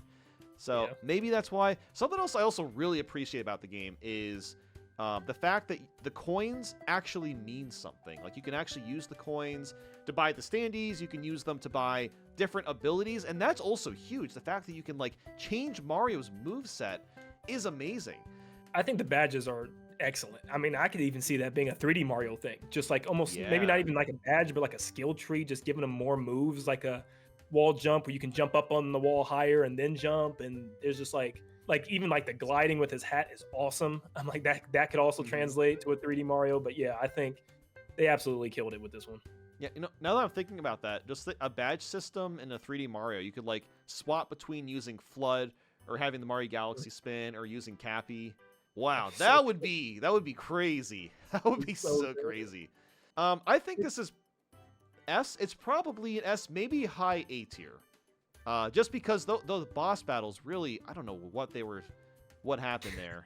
Like, I mean, it's hard to even call. Like, half the game doesn't even have bosses. Like, I think World. Yeah, I will say some of them you can go into a room and like collect a seed. Like, you're done with this world. Yeah, it's like what? You couldn't even throw together just some lazy boss. I don't know. I don't get that. So you know what? Let's do this. Let's move Mario Maker 2 to S tier.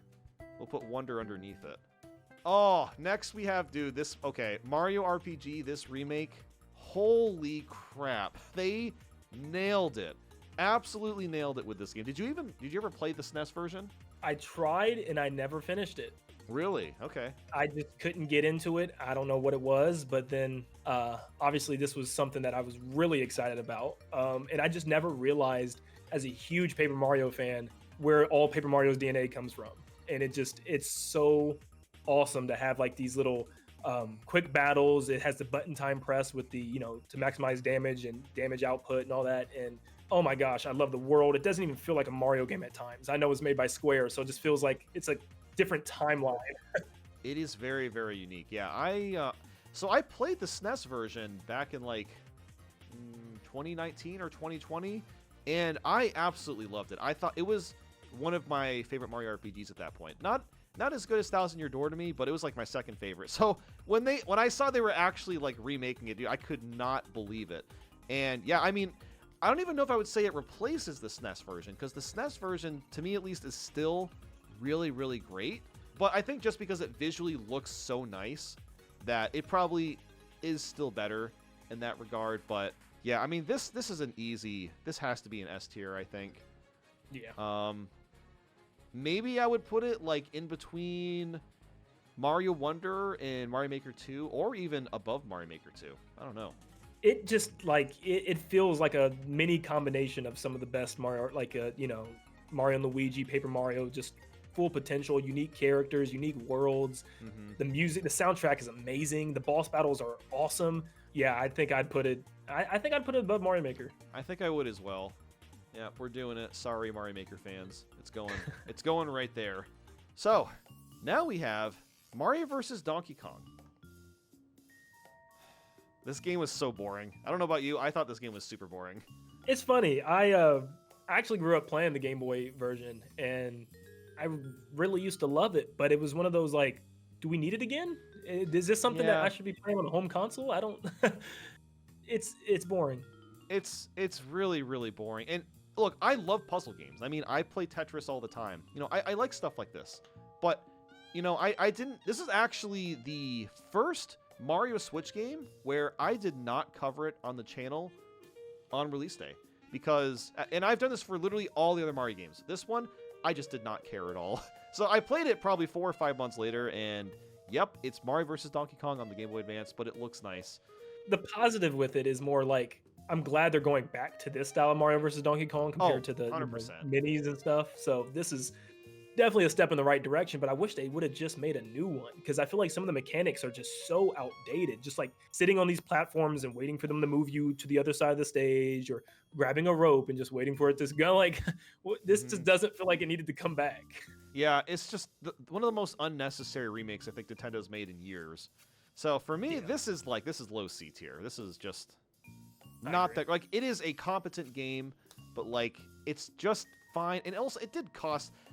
I wouldn't want to necessarily bring cost into what a game is like, but like $50 is pretty ridiculous for a game that's like for how short it is and how simple it is. This should have been like a $20 to $30 eShop only game.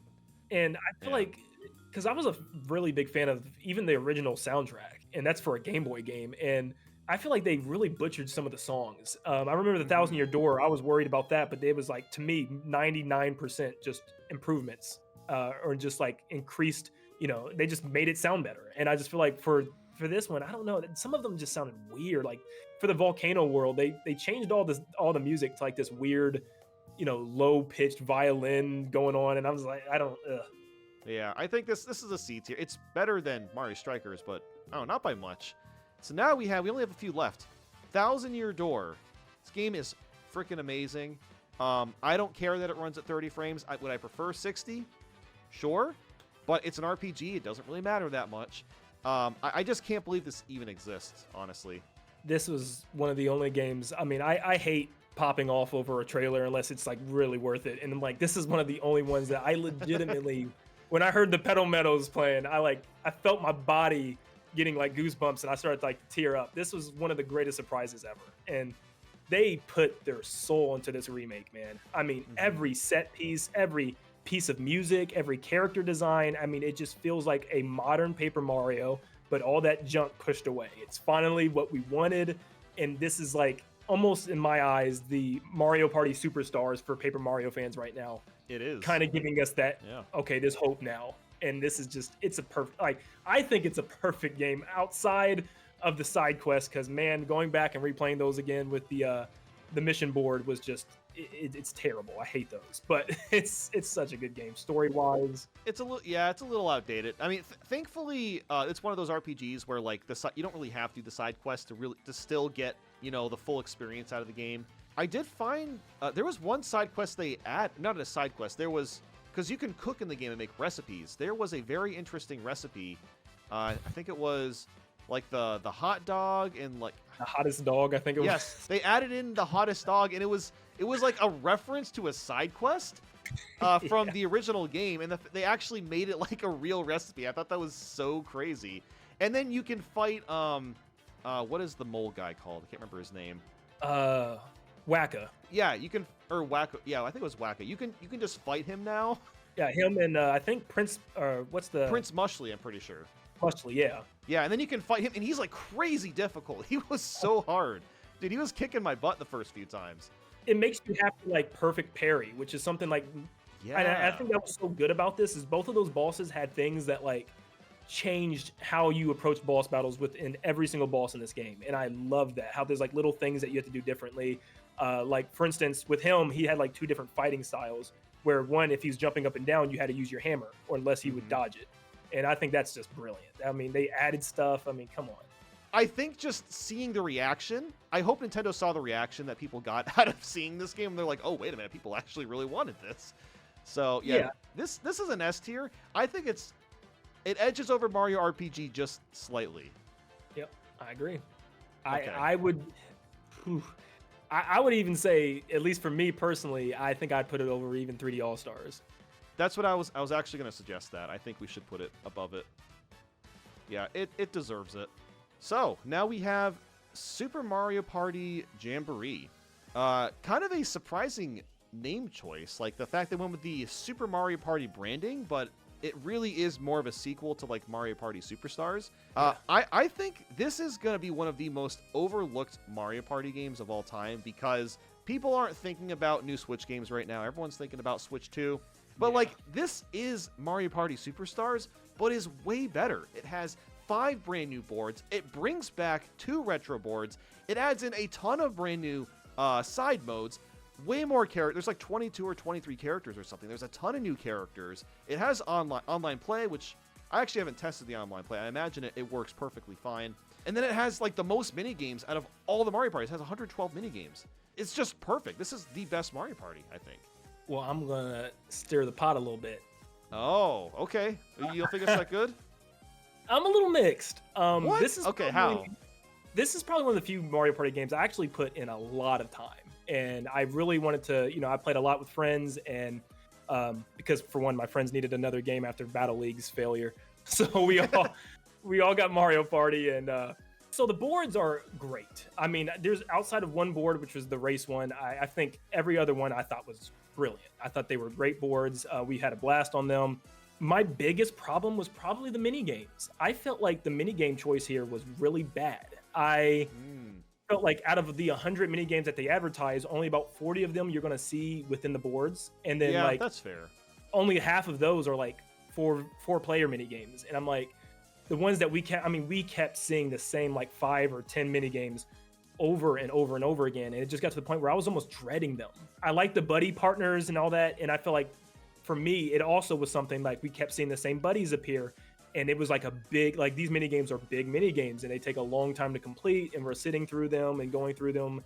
To me, it was a main mini game thing. I didn't care about the side modes. I didn't think those mini games were all that interesting. I played the rhythm ones one time, never wanted to go back.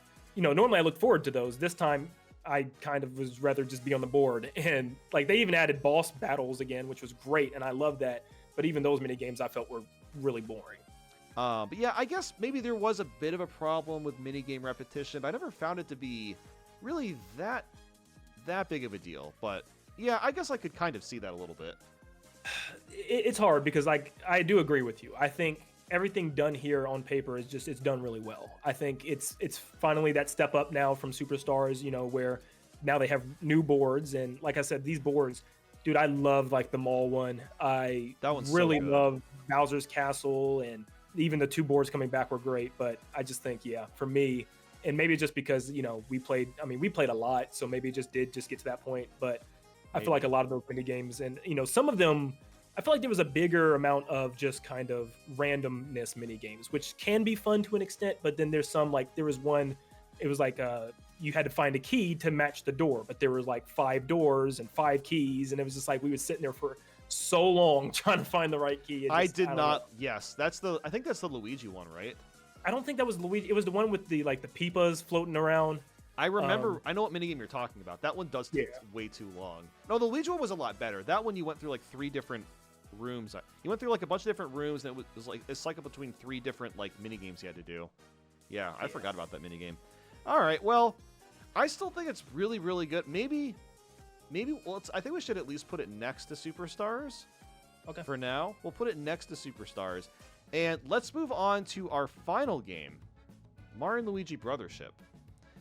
So, yeah, this is of course the most recent one. No, I almost 100%ed it. I missed a couple side quests. I don't know how I feel about this game still.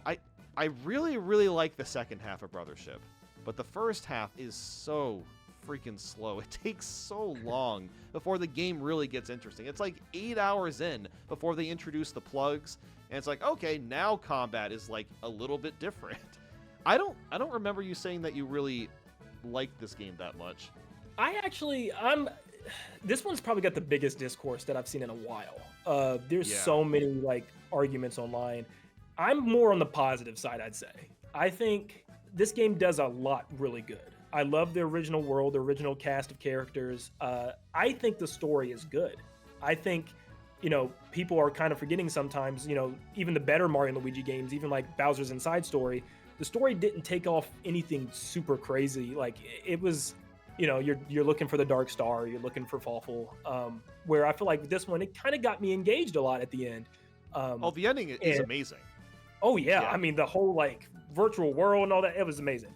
Yeah, I agree with you. It does have a slow start. It takes a while to even get the hammer. It's like 5 hours to get the hammer, which is just crazy. Yeah, I don't. And also, you don't push B for Luigi. Yeah. Like, what? And you can't even like switch to play as him. You play as Mario the whole time, like in the overworld. It made it worse for me because I was going back and playing all the past Mario and Luigi games again just to get ready, and so it was already embedded in my head, and I kept pushing B. And I was like the whole game, whenever I had to like use Luigi in combat, I kept pushing B, and it would do like the wrong move. I'm like, oh my god, I hate this. This is so annoying. Which it's one of those things where the average person that does not actively play older Mario games like we do. If they've never played a Mario and Luigi game, I'm sure no one cared about that. The fact that you push A for Luigi and Mario, like, whatever. But still just kind of weird. But yeah, I did like the story a lot. I honestly thought the story was pretty decent, like you said, especially at the end. It might be the best story in Mario game just in general. I agree with you, yeah. And I think a lot of people just kind of didn't think that. And I feel like for me the biggest like disappointments, because I had to compare it to the past games, even though it's a new developer and this is kind of a new, take for the game. I felt like the bosses were lackluster. I mean, sometimes we'd go. I think the amount was what was the problem. There would be like 8 hours, 9 hours of gameplay. I'd be looking at my stream, and I'm like, how am I not fighting a boss yet? Like, I'm like, oh my gosh. They take a while. Yeah, I remember the first one takes like, what, 4 or 5 hours before you get to it. It takes quite a while, and there are pretty big gaps. That's so weird. Why are all of these Mario Switch games lacking bosses? Like, right? Mario Wonder. Well, I guess maybe that's the only other one I could think of, but I don't know. That's just what I'm thinking of right now. I think the biggest issue for me was just, the boss battles. I love the Luigi, or I forgot what it was called. It was like Luigi Logic. I feel like that was done really well. There's a lot of highs to the game, but the lows do affect it because, like I said, there's some boss battles I think are the best in Mario history. Like the one against Bowser when he's got the gloam all over him. Oh, that fight is so good. Phenomenal with the way Luigi works with it, and the little, him jumping on the airship and you guys like turn into like a Galaga shooter almost. I'm like, that is just awesome. That was, yeah. I mean, dude, the fight with Reclusa as well. Holy crap. It's literally just turned into a Kirby boss at that point. Right? Like you're fighting, you're just fighting him. You're like surfing. I think you're like surfing on a plug or something. And it's like, yeah, like it's kind of like a first person shooter. Well, not first person shooter. You know what I'm saying? It's like a space shooter. Yeah. And then it turns into you're fighting this huge tree, then you surf up the tree, and you're fighting the core. It's like, oh my god, this is insane. Literally just a Kirby. Like, I don't know, have you played like Kirby Star Allies or Forgotten Land? Yeah, that's all I could think of. I'm like, this is just a Kirby boss. Yeah, I wanted to keep fighting the tree. That was so cool. I mean, like to see the giant hands come down, and I was like, that is so awesome. It was so good. And then like Reclusa's motive was so compelling too. It makes me wonder if this was inspired by everything that happened in 2020 with the pandemic, with everyone being trapped inside, isolating themselves, because that's what I was kind of thinking after playing. I'm like, oh my god, was this story developed in 2020? Which kind of would make sense, right? This is 4-year development. I think is a pretty average time for a game like this. So I could almost see maybe the pandemic kind of inspiring the story behind the game in a weird way. Yeah. I mean, like I said, though, I'm still generally, I think it's still, believe it or not, maybe even one of my favorite Mario and Luigi still. Not my favorite. I'd say probably around like 3. I don't hate it. I don't hate it either. I just wish it was faster. Yeah. So I would, if I were to put it somewhere, probably B tier. Maybe above like the sports games, but not. I don't know if I'd. Maybe above Mario. Probably above. I would say it has more value than Mario 35. Yeah, I mean, even when we bring up value too, that reminds me. I mean, that's something else that I felt like was missing. It didn't have a lot to do afterwards. Like you had to do those side quests when they popped up. Yeah. And then once you beat the game, that's it. Like there's no boss rush mode like they used to have. There's no mini game challenges like they used to have with the bros attacks. So yeah, maybe we could put it here. I'd agree with that. I think this would probably be okay. Yeah. So, so this is our tier list. Let's do a quick look. See if we want to swap anything around before we wrap up. So Mario Kart at the top. I guess probably makes sense. And then Odyssey, I would still put 3D World above Odyssey. That's just me personally. I'm okay putting it there. I'll keep it next to it. I think that's fine. 1000 Year Door, 3D All Stars, Mario RPG. Are there any of these you're looking at where you think maybe we should swap them or move anything around? Personally, I just think, this one's a hard one because 3D All Stars, like you said, they're 3 great games, but is it more based on the games or the package? I don't know how, because then you could say, I don't know. Because I'd still would maybe put RPG above All Stars, and then it would be close with Mario Maker. Ooh, you know what? Maybe we should. I think if they did a little bit more with Mario 64, or if they actually remade the games and gave them better visuals. Okay, you know what? I think that would be fine. Let's do that. But yeah, it's definitely not. It is funny to go back and talk about 3D All Stars, because if we were to do this in 2020, we'd be like, oh, this game sucks. This is a C tier game. But like, no, Right. it's not. No, this is a fantastic package. Even though what they did in the whole limited release thing was very, very anti-consumer, at the end of the day, it is still 3 really, really good games. So I think it belongs, or it should stay there. And then Mario Maker, Mario Bros. Wonder. Okay, I'm pretty happy with A tier, although I guess it's kind of weird the Mario Rabbids games are like so split apart, but like Sparks of Hope really is such a significant improvement. I think that's probably fine. I will say I agree with that. Like I said, it just kind of makes the other Mario Rabbids obsolete to me. So Yeah, it's yeah, not much better. I agree. And then B, okay, this is where it gets a little dicey with B tier. I honestly, okay, here's my proposal. We put I want to put Brothership above Origami King just because the combat is way better, but the pacing is so bad. I don't think I can do that. I think it has to stay there. Yeah, it's just like they both have problems. So I'm trying to figure out too, because like What's the bigger problem? Is the worst of the problem. I think I mean, RPG games, really, there's 2 things that matter in RPG games. There is story and there's combat. Those are the 2 biggest things you have to get right. And Brothership, while it does have horrible pacing, at least it got story and combat right. Whereas Origami King, the combat's it's just okay, but the story's also good in that game too. So yeah, I mean, I don't know. I think Brothership story is so good, and the combat is also really good. Like with the whole Luigi stuff, I think maybe it should get over. Maybe Origami it should be King better. because of that. Yeah, I don't know. I guess we could do that. I still feel weird about that, but like, I think just thinking about both of them side to side, I do think Brothership has a slight edge just because the combat is better. That's really the only reason why. It also keeps the soul of Mario and Luigi, and I feel like that's the problem with Paper Mario Origami King. It doesn't have that soul still of the original games. Okay, then, yeah, I guess Mario Party, Mario 35, the sports games. I think probably the rest of this is probably fine. And then, let's see, C tier. Yeah, Mario Deluxe, Mario Kart, Tokyo Games. And then, yeah, Mario Strikers can gladly... You know what? Let's actually put this in D tier. I'm throwing this in there. I just was not a fan of this game at all. Yeah. Okay, so I think that's probably... Anything else you can think of? I think that's it. There you go. That's the definitive Mario Switch tier list. We found 2 bad Mario games.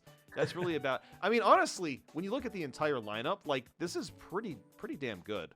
Like, there's 5 to 7 Mario games here that are just okay or just kind of like whatever, but the rest of them are, like, pretty solid. And I mean, even the bad ones, I mean, I still don't know about Strikers. That one's in its own little... I mean, that should... That's in its own black hole of its own, but I mean, Yeah. even Mario versus Donkey Kong, I wouldn't say it's a bad game. It's just very, very boring. It's just boring. Super Mario Party Jamboree is just released, and I've tackled every single mini-game to rank them. This list is based on how much fun they are to play, as well as how much replay value they have. So with that, let's get her ranked. 112, Prize Line.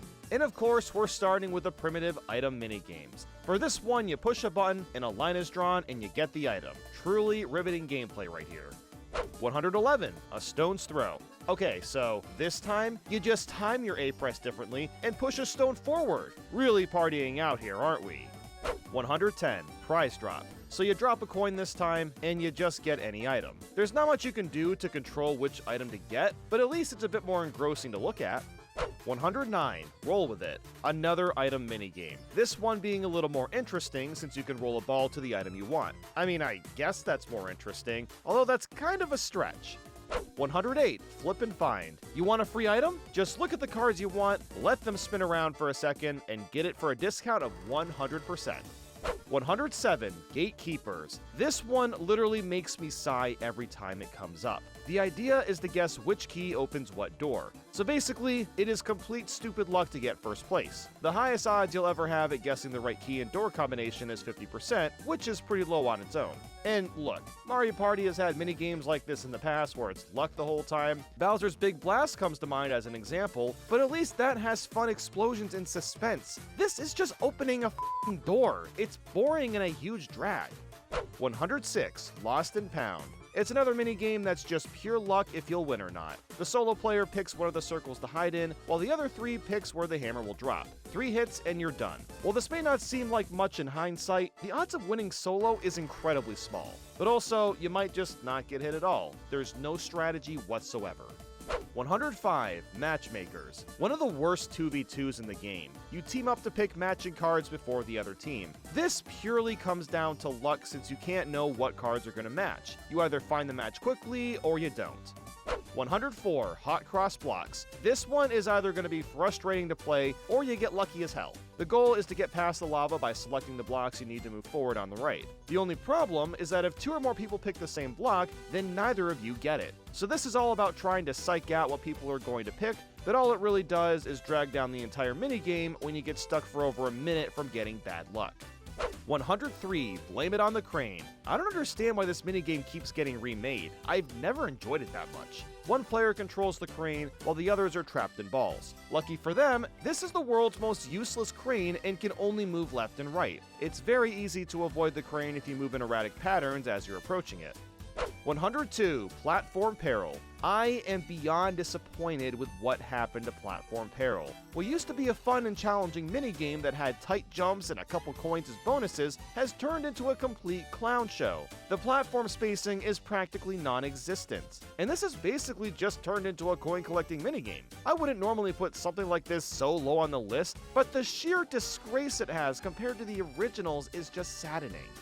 101 Thwomp the Difference. Another quiz kind of minigame. Thwomps will rise up revealing a photo, and you have to spot the difference. Depending on who you're playing with, this will either be really fun or really annoying. Master CPUs pick almost instantaneously, but I imagine with human players this would be okay despite how simple it is.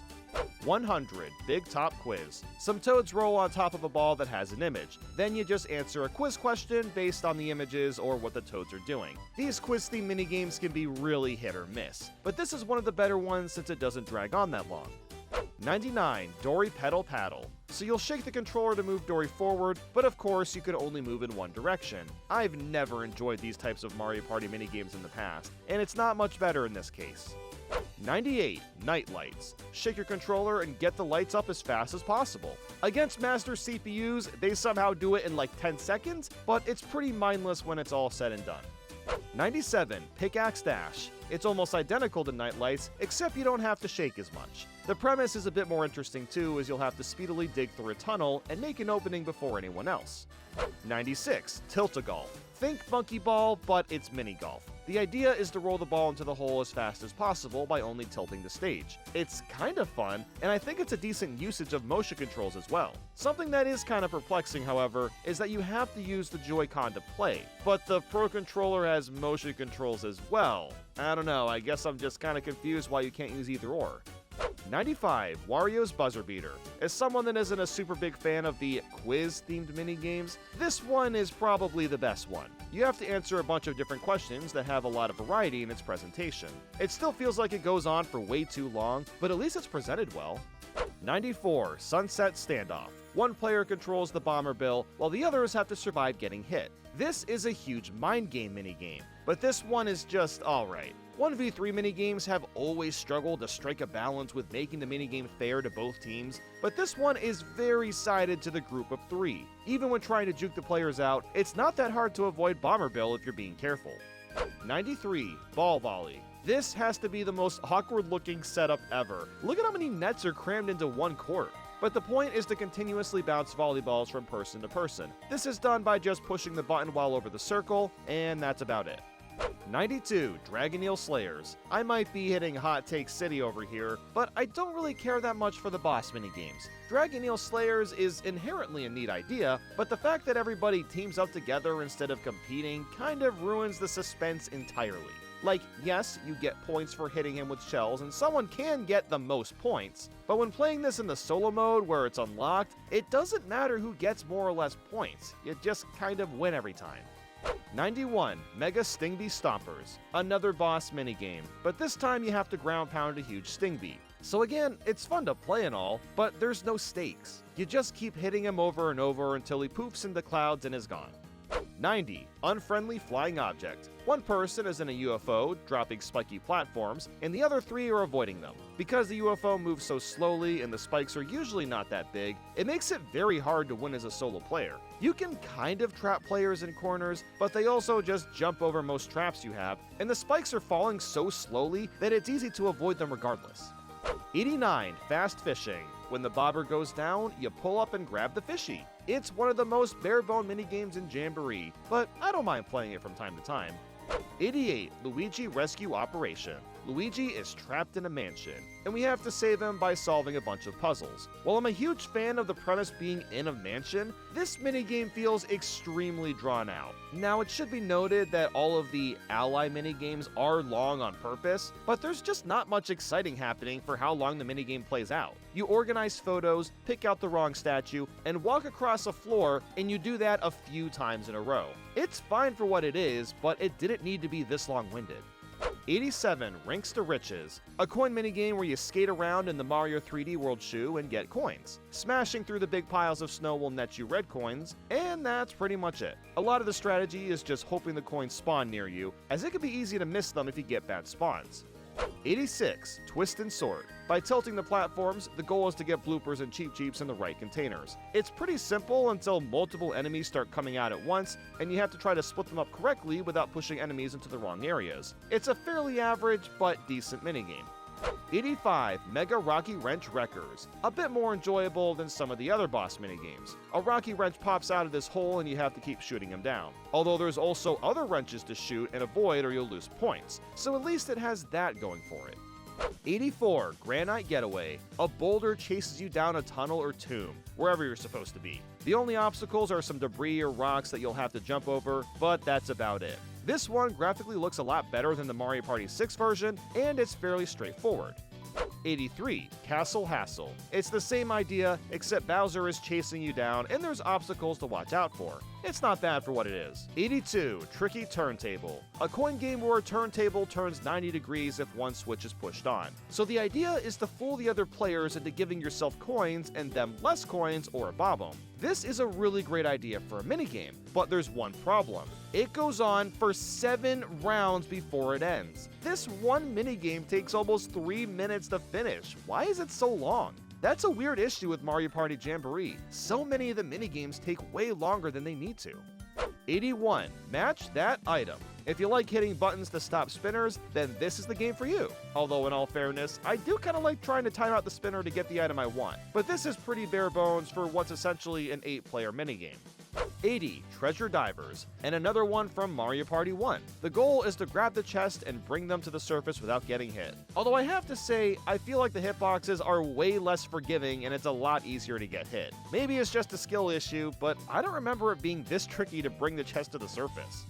79. Sleight of Shell. Bowser puts bob-ombs in some shells, and you have to find the one that doesn't have one. This is already a pretty basic minigame, but it takes forever to finish because of the multiple rounds and waiting for computers to make dumb mistakes. 78. Cage Catch. One person is just trying to go for a relaxing swim, while the other 3 want to capture them. While it's very fun juking out people as the swimmer, it's incredibly difficult to win as a group of 3 because of how slow the cage drops. Because it's a bit too unfair, I can't really rank it much higher than this. 77. Ski Daddle. Push L or R to the beat of the song and move the skis along with everyone else. While I'm a big fan of rhythm-based games, this one is a bit too simple. It doesn't ever change the beat much or ever get all that hard. 76. 3-Throw.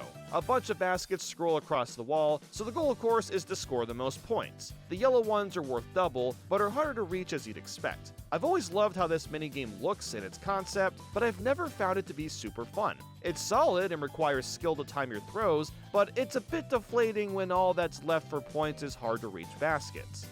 75. Treetop Treasure. Coins pop in and you have to grab them. The main challenge is just the tilting platforms and trying to not get squished by everyone else. It's not all that memorable, but fairly enjoyable to play.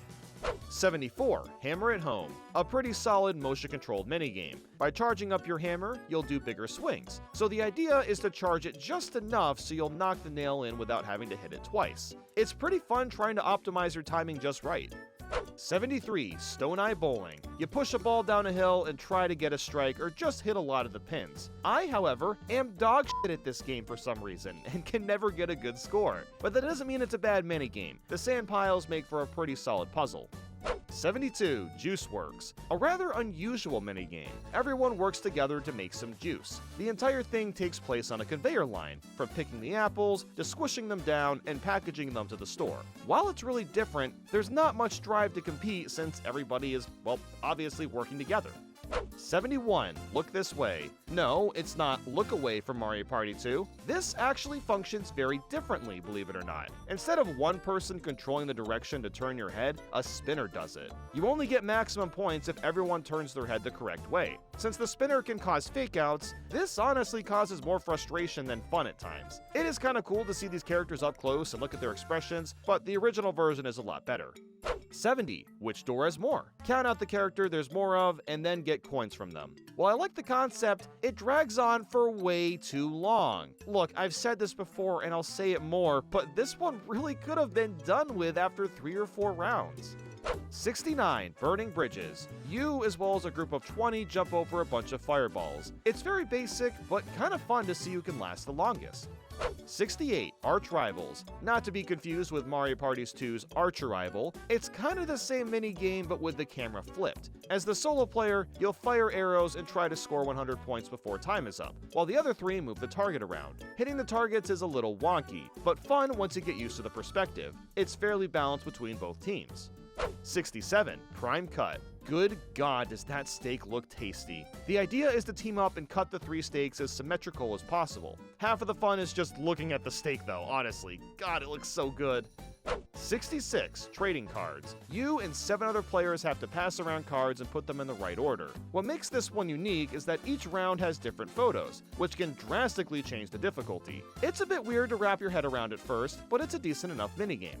65. Income Stream. You know the developers cackled their heads off at how much of a pun this minigame title is. It's technically a 1v3, but the goal is to just get coins. One person gets Plussy, which is cool, while the other 3 are on the world's flattest jet skis. It's pretty simple, but also pretty quality. 64. Spike's Gambit. Another coin minigame. This time you run up and down a sandy hill to grab them while avoiding a bunch of spikes. While I like that the daytime changes for each level, it goes on for too long and it isn't that interesting to last as long as it does. 63. Robo Arm Wrestle. Shake that drifted Joy-Con of yours and go to town to win the arm wrestle match. I mostly like this because it's quick and to the point, and it's satisfying to watch the other team's arm go down. 62. Light Wave Battle. You're jumping over light waves and ground pounding your own to attack. It's usually very quick as only 3 hits are required to knock someone out, but it's a pretty solid one if you understand the timing.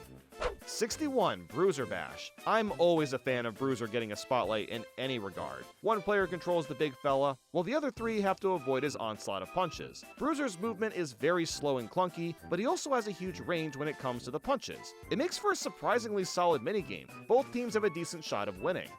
60. Waluigi's Pinball Arcade. The fact that Waluigi got an entire minigame based around Mario Kart's Waluigi Pinball is kind of wild. And while this is really cool and the board has a lot to do, it lasts for 3 minutes. Minigames do not need to go on for this long, especially if they're a part of the boards and not a side mode. I mean, it's still fun, but I just wish it was only a minute or so.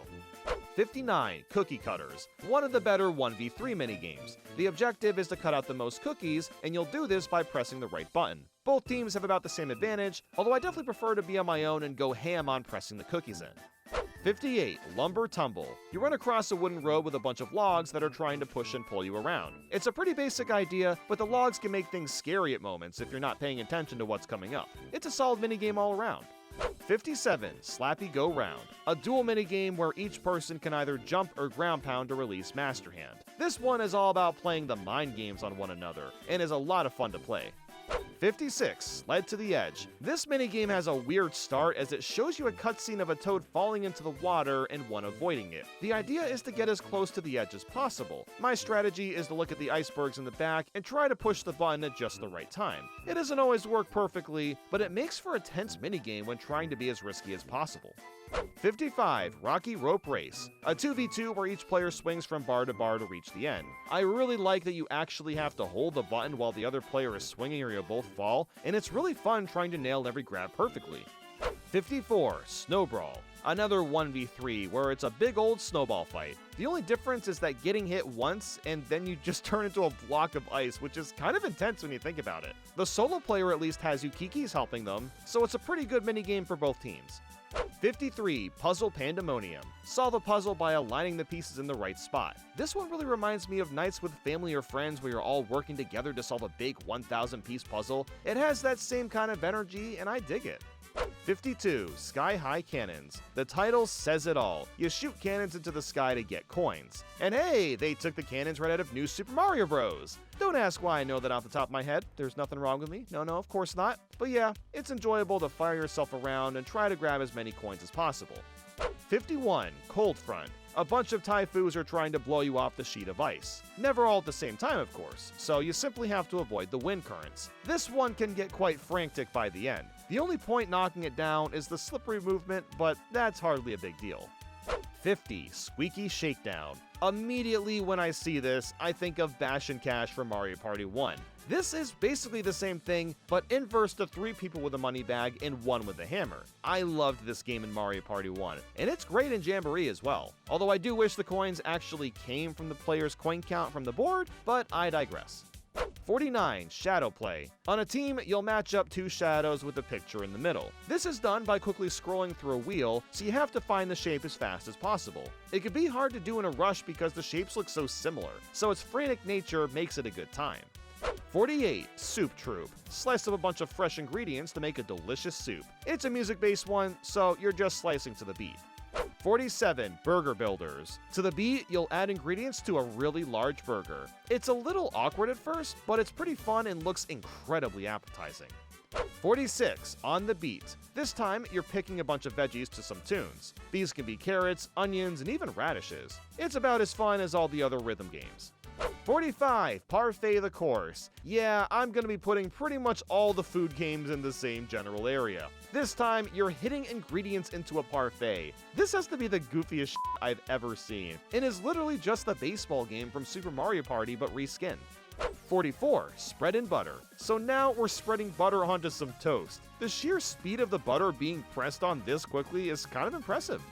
43. Footlong Frenzy. Oh yeah, of course, we gotta make sandwiches to a beat by closing them to the music. This is so unbelievably silly, and that's what makes these so enjoyable. 42. Whisk Cream. Ah yes, let's whisk some cream by having Lekadu drop it 10 feet into the air. This has to be the most inconvenient way to prepare food ever, but it makes for a fun minigame. 41. And Barbed. Time to make some kebabs by stabbing the crap out of the food with your skewer. And this is the same thing as the sword minigame from Super Mario Party. It's really surprising how many of these are just reworked assets. 40. Short Stack Chef. The fact that this is rhythm time is insane. We're flipping pancakes to a beat, and at the end you flip a big pancake. Man, I'm hungry after all this food. Holy crap. 39. Copycat Curry. This one is similar to the Waluigi dancing one from Super Mario Party, but now we're throwing spices into the curry by dropping moves. How someone even comes up with this is beyond me. It's so unbelievably goofy. 38. Lane Change. This one is coming right out of Thumper. I mean, seriously, it's gotta be inspired by it. The goal is simple. Get as many coins as possible while flying down the highway. While it looks like it's a fast-paced environment, honestly, the game never gets that fast. It's still fun, but I wish the difficulty was picked up a little bit more by the end. 37. Fire Away. Survive by avoiding the lava and onslaught of bullet bills. This one has a bit of a rush to it, especially because there's times where you have barely enough space on the pole to avoid getting hit. 36. Boss Sumo Bro Blitzers. By far the best boss minigame. You play a round of Pipe Dream as fast as possible to collect electricity to fire at the Sumo Bro. While you get more points for completing the puzzle the fastest, the rewarding aspect is just solving the puzzle in general. 35. Down the Hatch. If you ever wanted a bunch of plushies of Mario and Yoshi, this is the peak minigame. The idea is to get as much plushie stuff down the chute as possible using a finger to push. I just love the physics and how realistic it looks. It's really fun. 34. Peach's Day Off. Here's another ally minigame, but this one is pretty damn good. You'll start by trying to deliver as many gifts to Peach as possible without running into Bitty Buds. Then you have to try to grab donuts for her, but if two people select the same one, then you get nothing, which is pretty dumb. But at least it's just a small part of the whole minigame. The end has you grabbing shapes to launch fireworks into the air. So while it's not perfect, it's a fairly decent minigame overall. 33. Fuzzy Heights. Climb up this pole while avoiding all the fuzzies. It's easier said than done as the fuzzies tend to move around sporadically and swiftly. I honestly still need to get practice in for this, but it's a pretty solid one. Heck, it could even work as a 4-player minigame. 32. Coin Corral. Lasso some treasure chests and take the doubloons within them. What I like about this one is you can grab small chests yourself, but you have to team up with your partner to nab the big ones. 31. Defuse or lose. You have to continuously pound out the sparks. What makes this nerve-wracking is King Bob-omb just sitting there like an idiot in those moments when you accidentally squish your team. It's a really great minigame overall. 30. Golden Brown. Throw a bunch of treats into the oven and take them out before they burn. As usual, the food looks fantastic, but I just want to eat all of it. But visuals aside, I really like the franticness of having to watch every single treat and make sure to see when they pop up so you can grab them before they burn. 29. Tiny Triathlon. It's pretty much how it sounds. You'll swim, bike, and run all in one minigame. Although I do find the blooper paddles to be a really goofy addition. What athletes would ever need those? The Tristle minigame has the same controls from Trike Harder, by the way, the minigame in Super Mario Party. There's a lot happening at once, which I think is for the best. 28. Daisy's Field Day. This reminds me of Peach's minigame a little bit, but is put together a lot better. The goal is to collect these Daisy coins, and you'll do so through a bunch of different ways, whether it's running across pillars, running on these spinning platforms, jumping over fences, or surviving this rolling platform at the end. The fact that each minigame is tied to the coins make them all feel a bit more interconnected. 27. Shuffle Scuttle. Probably my favorite motion-controlled minigame. The idea is to fly around in little pods while avoiding the amps on electricity. What makes this so great is you can actually push players around and knock them into electricity. The interactions are what make this a fun romp. 26. DK's Conga Line. Again, we're getting more direct references in this game, this one being Donkey Konga on the GameCube. This minigame plays pretty much how it looks, but I really enjoy the rhythm games. It's a blast to get the timing down just right and nail the solos. While I think the minigame goes on for maybe a hair too long, it's still a very strong one. 25. Two-Axis Taxi. One player goes up and down, while the other is side to side. The main obstacle you have is a bunch of walleyes running around, as well as other walls and barriers. This one is a ton of fun to do if both players know what they're doing. If not, it can be a bit confusing. 24. Ballistic Bingo. For a team-based minigame, this one goes pretty hard. The idea is to score as many bingos as possible, but you have a limited amount of shots, so everyone has to work together to make the matches. It's great fun. 23. Camera Ready. Wow, this one is pretty fantastic. You'll get a snapshot and basically have to replicate it the best you can. What makes this challenging is the shots can be anywhere around you, and characters are constantly moving around, so you have to not only frame your shot just right, but also snap it at just the right time. 22. Bowser Crashers. I guess you could say this is the final boss of minigames. You fight Bowser and shoot him down your rocket thrusters. Bowser will also try to attack with his claws and fire, and it can be hard to avoid if you aren't paying attention. I really like how the respective changes halfway through, too. It's a pretty solid minigame for a finale.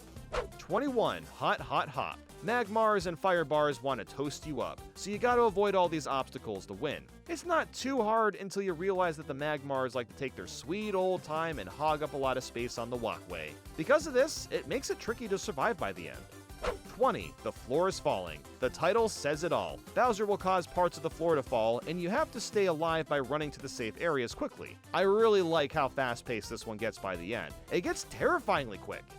19. Stamp Out. One of the greats from Mario Party 4. You stamp your color all over the page and try to have the most of your color by the end. Not only is spacing your jumps important, but so is covering other players' colors. There's a decent amount of complexity to winning this one. 18. Chomp Wash. One player hoses down the chain chomp, while the rest run maintenance underground and patch the holes. This one really makes you feel like you're contributing to a great cause and is fun to work together on, even if it is just cleaning off the chompies.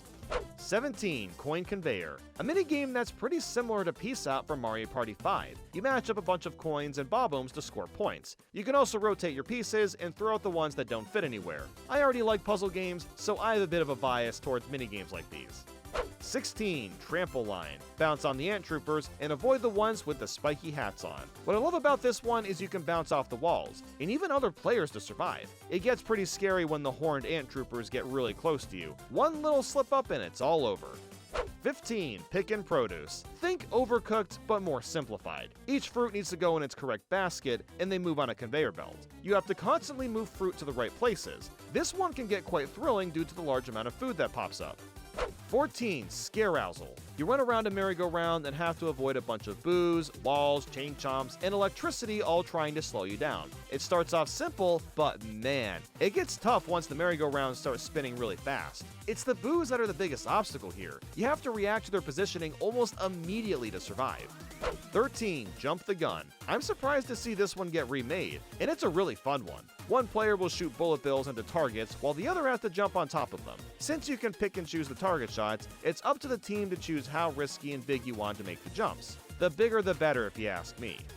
12. Sandwiched. Who the heck's making all these sandwiches anyway? SpongeBob and Sandy down at the park? Anyway, you have to avoid the sandwiches by running and jumping out of the way. It's easy to tell where they're falling by watching the shadows, but it gets fast by the end. These delicious lunches make this one of the most frantic and fun minigames available. 11. Junior's Jauntlet. Bowser Jr. has a lot of tricks up his sleeve. The main thing we're avoiding is a barrage of different attacks. Whether that be Chain Chomps, Hammer Bros, Chargin' Chucks, he's got it all. And at the end, Junior tries to punch anyone that survived anyway. And all of this just to be his friend afterwards, which is just hilarious. 10. Noggin Knock. I don't know why I enjoyed this minigame so much. It really is as simple as just bopping as many Monty Moles as you can. They pop up all over the place, and I was really enjoying just going as fast as possible trying to nail them all. I think it's because they also pop up behind you, and it adds a nice layer of depth. 9. Snag the Flags. Book it across the globe and grab as many flags as you can. I don't know what it is, but something about running atop spears is just so enjoyable to me. The best way to win is to pay attention to your surroundings and try to get flags that are in clumps. There's a lot to consider for this minigame, which makes it one of the best in the game. 8. Bath Bob-Ohms. I can't be the only one that's reminded of Sword or Splode from Mario 64 DS, right? All we're doing here is picking up the Bob-Ohms and throwing them into the water. That's right, pollute that water the best you can, because our rank goes down if the Bob-Ohms start exploding in front of the door. This minigame gets intense by the end. There's Bob-Ohms all over the place, and it's a blast trying to keep up with all of them. 7. On Again, Off Again. One of the best mind game minigames in Jamboree. Using the Mario Maker on/off switch, the solo player turns on and off platforms to try to drop grolls on its enemies. This one is so much fun as you can come up with tons of plans and creative ways to drop the grolls to surprise people.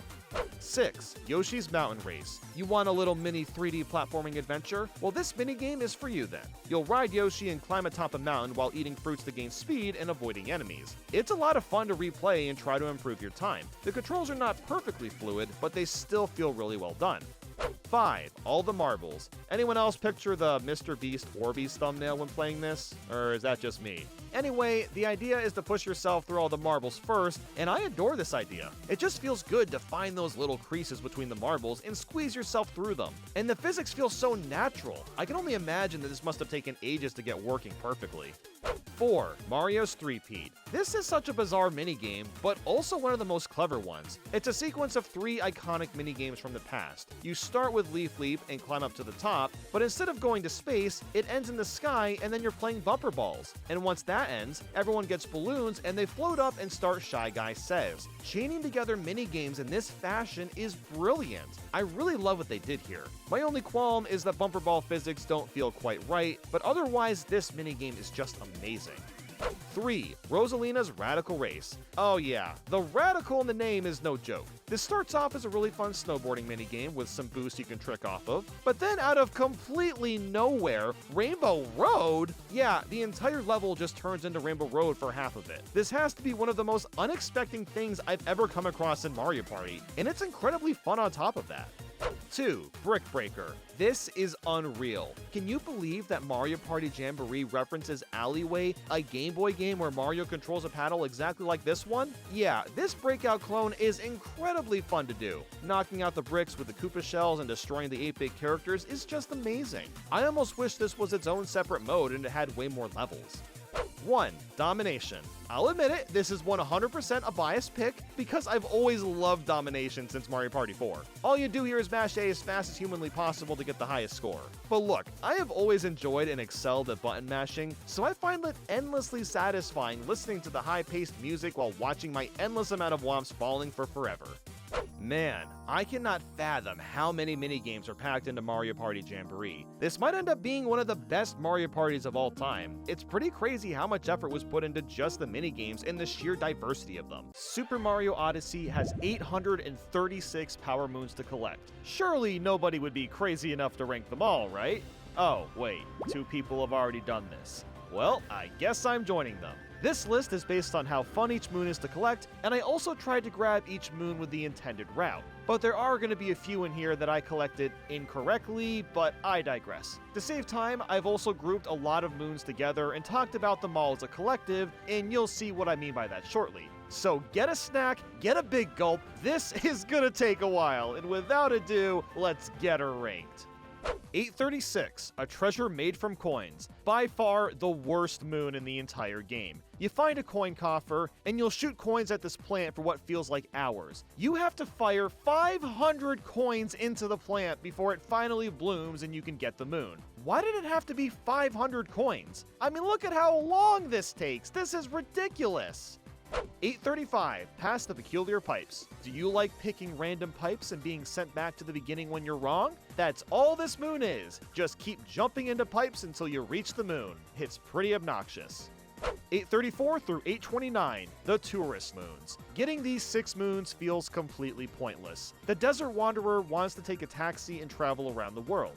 And what this boils down to is you finding his taxi, flying to another kingdom, finding his taxi again, and rinse and repeat. This is mindless backtracking for the sake of backtracking. You do get moons each time you find the taxi, sure, but it still feels like a waste of time. 828, the Forgotten Treasure. This is another stupid moon. You talk to a monitor that doesn't quite remember where the moon is, so you just walk to random spots until eventually finding the correct location. It's a unique idea, I guess, but I just feel like a bumbling idiot running around Cap Kingdom for 5 minutes. 827 through 815, the Shopping Moons. At 12 different areas, there's a shop where you can buy Power Moons for 100 coins. It's one of the most dull ways to get moons, but at least it gives you a reason to collect coins as you're playing. The only notable one to point out is in Bub Lane because the shop slowly travels around on top of Dory. Ooh, wow, fancy. 814, fly to the edge of the fog. Okay, this moon is pretty stupid. This spot legitimately just feels like a moon placement that you'd find from some troll in Luigi's Balloon World. 813 through 753, Toadette moons. 57 out of 60 of these stars are collected by just talking to Toadette after playing the game. As long as you play through most of Odyssey and buy most of the souvenirs and costumes, you'll get all the stars just doing that. It's a little crazy that you actually have to mash A for like 10 minutes to get everything at once, but that's how it is. The only exceptions I'll bring up are swimming in coins, jump jump jump, and fly Cappy fly. If you don't have enough jumps, coins, or Cappy throws, the game will give you a counter for that, which is kind of nifty. 752 through 747, quizzes. There's 6 different moons that focus on talking to the Sphinx and taking his quiz. The questions are always easy, and some of them gave me a chuckle, but for the most part, it's nothing all that substantial. 746, hidden in the scrap. Just kill the Mecha Wiggler harder. Ground pound this spot for a free moon. And there's not even a rumble, so that's just great good luck finding it.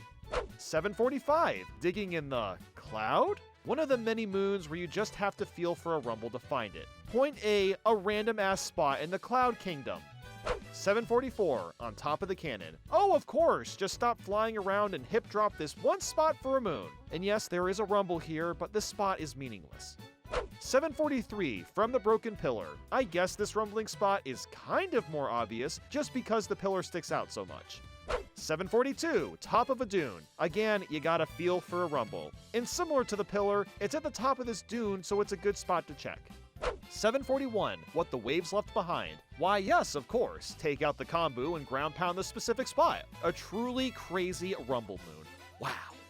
740, a rumble from the sandy floor. Another moon where you just have to feel it out, but at least the space is more enclosed and secluded. 739, a rumble on the seaside floor. It's the same freaking room but in a different kingdom. 738, a rumble under the arena floor. Even more rumbling, but at least you kind of get a hint from the dude on the bench. 737, inside the busted fossil. This moon has always been really finicky. It looks like you can use one of the chain chomps to break the rock open, but it always just barely misses. I know that it can hit it on its own, but I found more luck just colliding with the other chain chomp to reach that rock. This is a weirdly annoying moon, but maybe I'm just doing something wrong, I don't know. 736, forgotten in the holding room. Yeah, no kidding. You gotta hit all these boxes to eventually find a moon in them. This is a bit too random to find if you ask me. 735, our first power moon. There it is, just chilling out in the open. A lot of moons just exist like this. This is the first one you normally get when playing. 734, on top of the rubble. Another moon that's just there, but it only shows up after beating Madame Brood. 733, the shining fruit. I don't know how to tell you this, Miyamoto, but a moon is not what I would call a fruit. 732, piled on the salt. I don't know if I'd say it's on the salt, it's more like above it, but you know, it's just another moon in our presence. 731, overlooking the desert town. It's chilling around these pillars, and slightly more interesting to get compared to the other moons in this fashion, I guess. 730, next to the stone arch. It's floating right over the arch, and you just grab it. Woo! 729, under the big one's brim. Well, that's one way to put it. The moon is in one of the most random spots imaginable. 728, above the freezing fishing pond. There sure is a moon that's just floating out there trying to be all cool. 727, underwater highway east. Explore! Oh wow, it's another moon that's just there. But this time, hiding behind seaweed. Whoa! 726, underwater highway west. Explore. Good lord, there are so many moons like this! 725, mighty leap from the palm tree. Or you could just, jump there from the sand dunes. That's also a viable option. 724, atop a propeller pillar. Another one that's just hovering above a pillar. Wow, how crazy and original and nifty. Ooh. 723, shining on high. This might be the closest a moon ever gets to the Odyssey. Although don't fact check me on that, I could be wrong. Probably am. 722, lurking in the pillar's shadow. Another day, another moon hanging out for us to grab with no effort. Fascinating. 721, next to Glass's Bridge. A moon sitting atop a cool looking hat. I promise everyone, the moons do get interesting down the road, just stay with me. 720, hidden on the side of the cliff. Another moon floating in the air, just like the other 80 of them in this game. Wow! 719, Dory Backrider. We steal Dory's precious moon. Oh, I almost feel kind of bad about it.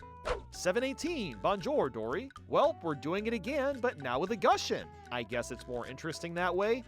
717, Merci, Dory. Okay, this is just weird that there's 3 very specific moons that are stolen from Dory. Very, very strange.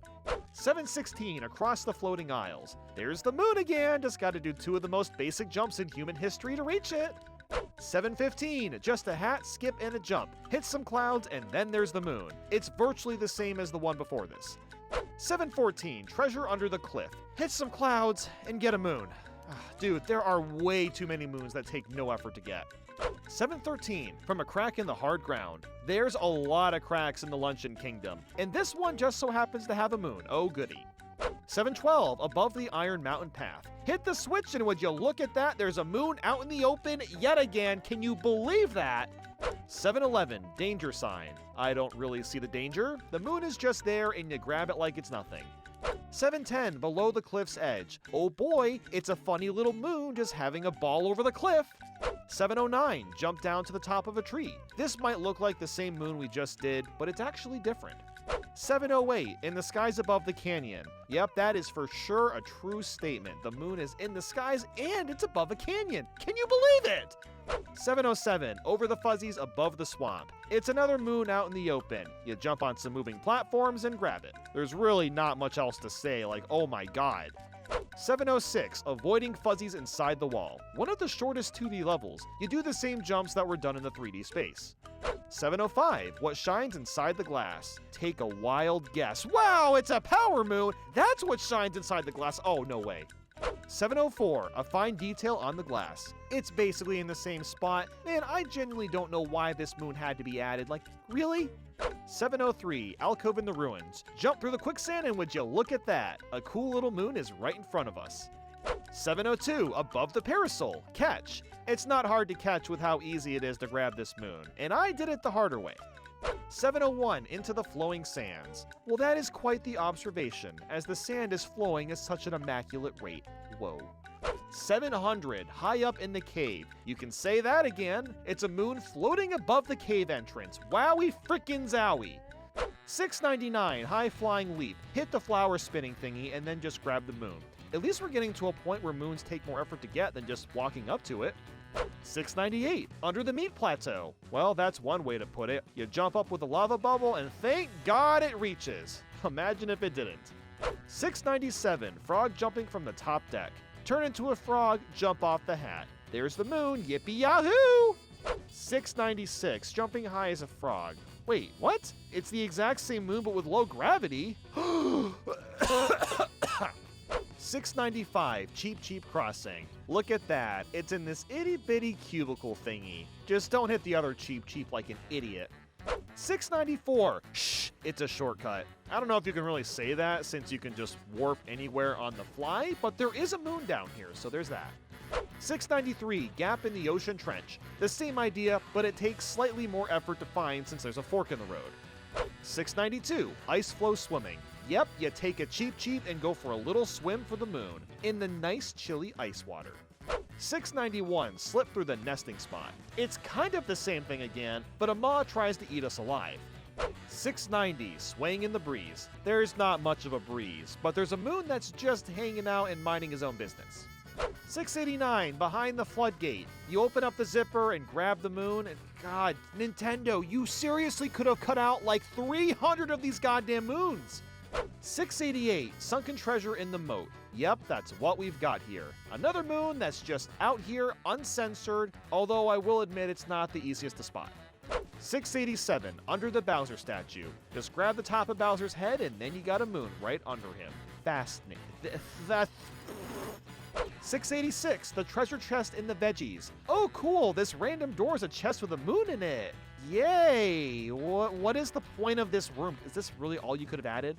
685, rapid ascent on the hot spring island. You just use a gushion and get yourself as high into the air as possible. 684, island in the poison swamp. You'll take Jaxie to this lone moon, or you could probably get across with some well-timed jumps, either or. 683, on top of the stone archway. There's a few ways to grab this one, but the spark pylon is probably the correct way. 682, on the north pillar. Literally the same idea, but the pillar is a little more out of reach. 681, crossing lines. Just shake the controller and you get the moon automatically. How fantastical. 680, third courtyard outskirts. Wow, just shake the controller again. No way that worked. Science has fooled us all. 679, the Shiverian treasure chest. It's just another treasure that you get on the top floor of Shiveria. Woohoo! 678, Glass Palace treasure chest. A chest in the water, and you swim into the crevice to grab it. At least there's haunted seaweed chasing you down.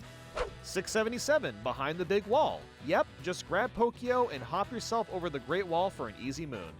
676, from the side above the castle gate. We do a bit of roof hopping and make our way to the moon that's awaiting our grasp.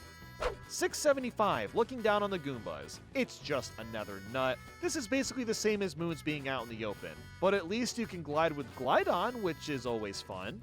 674, fire in the cave. You throw your cap to open a door, and behind it is one lone fire bro. I don't know why, but this feels super underwhelming. I guess it's because throwing your hat on the scarecrow usually brings with it a more intense mission.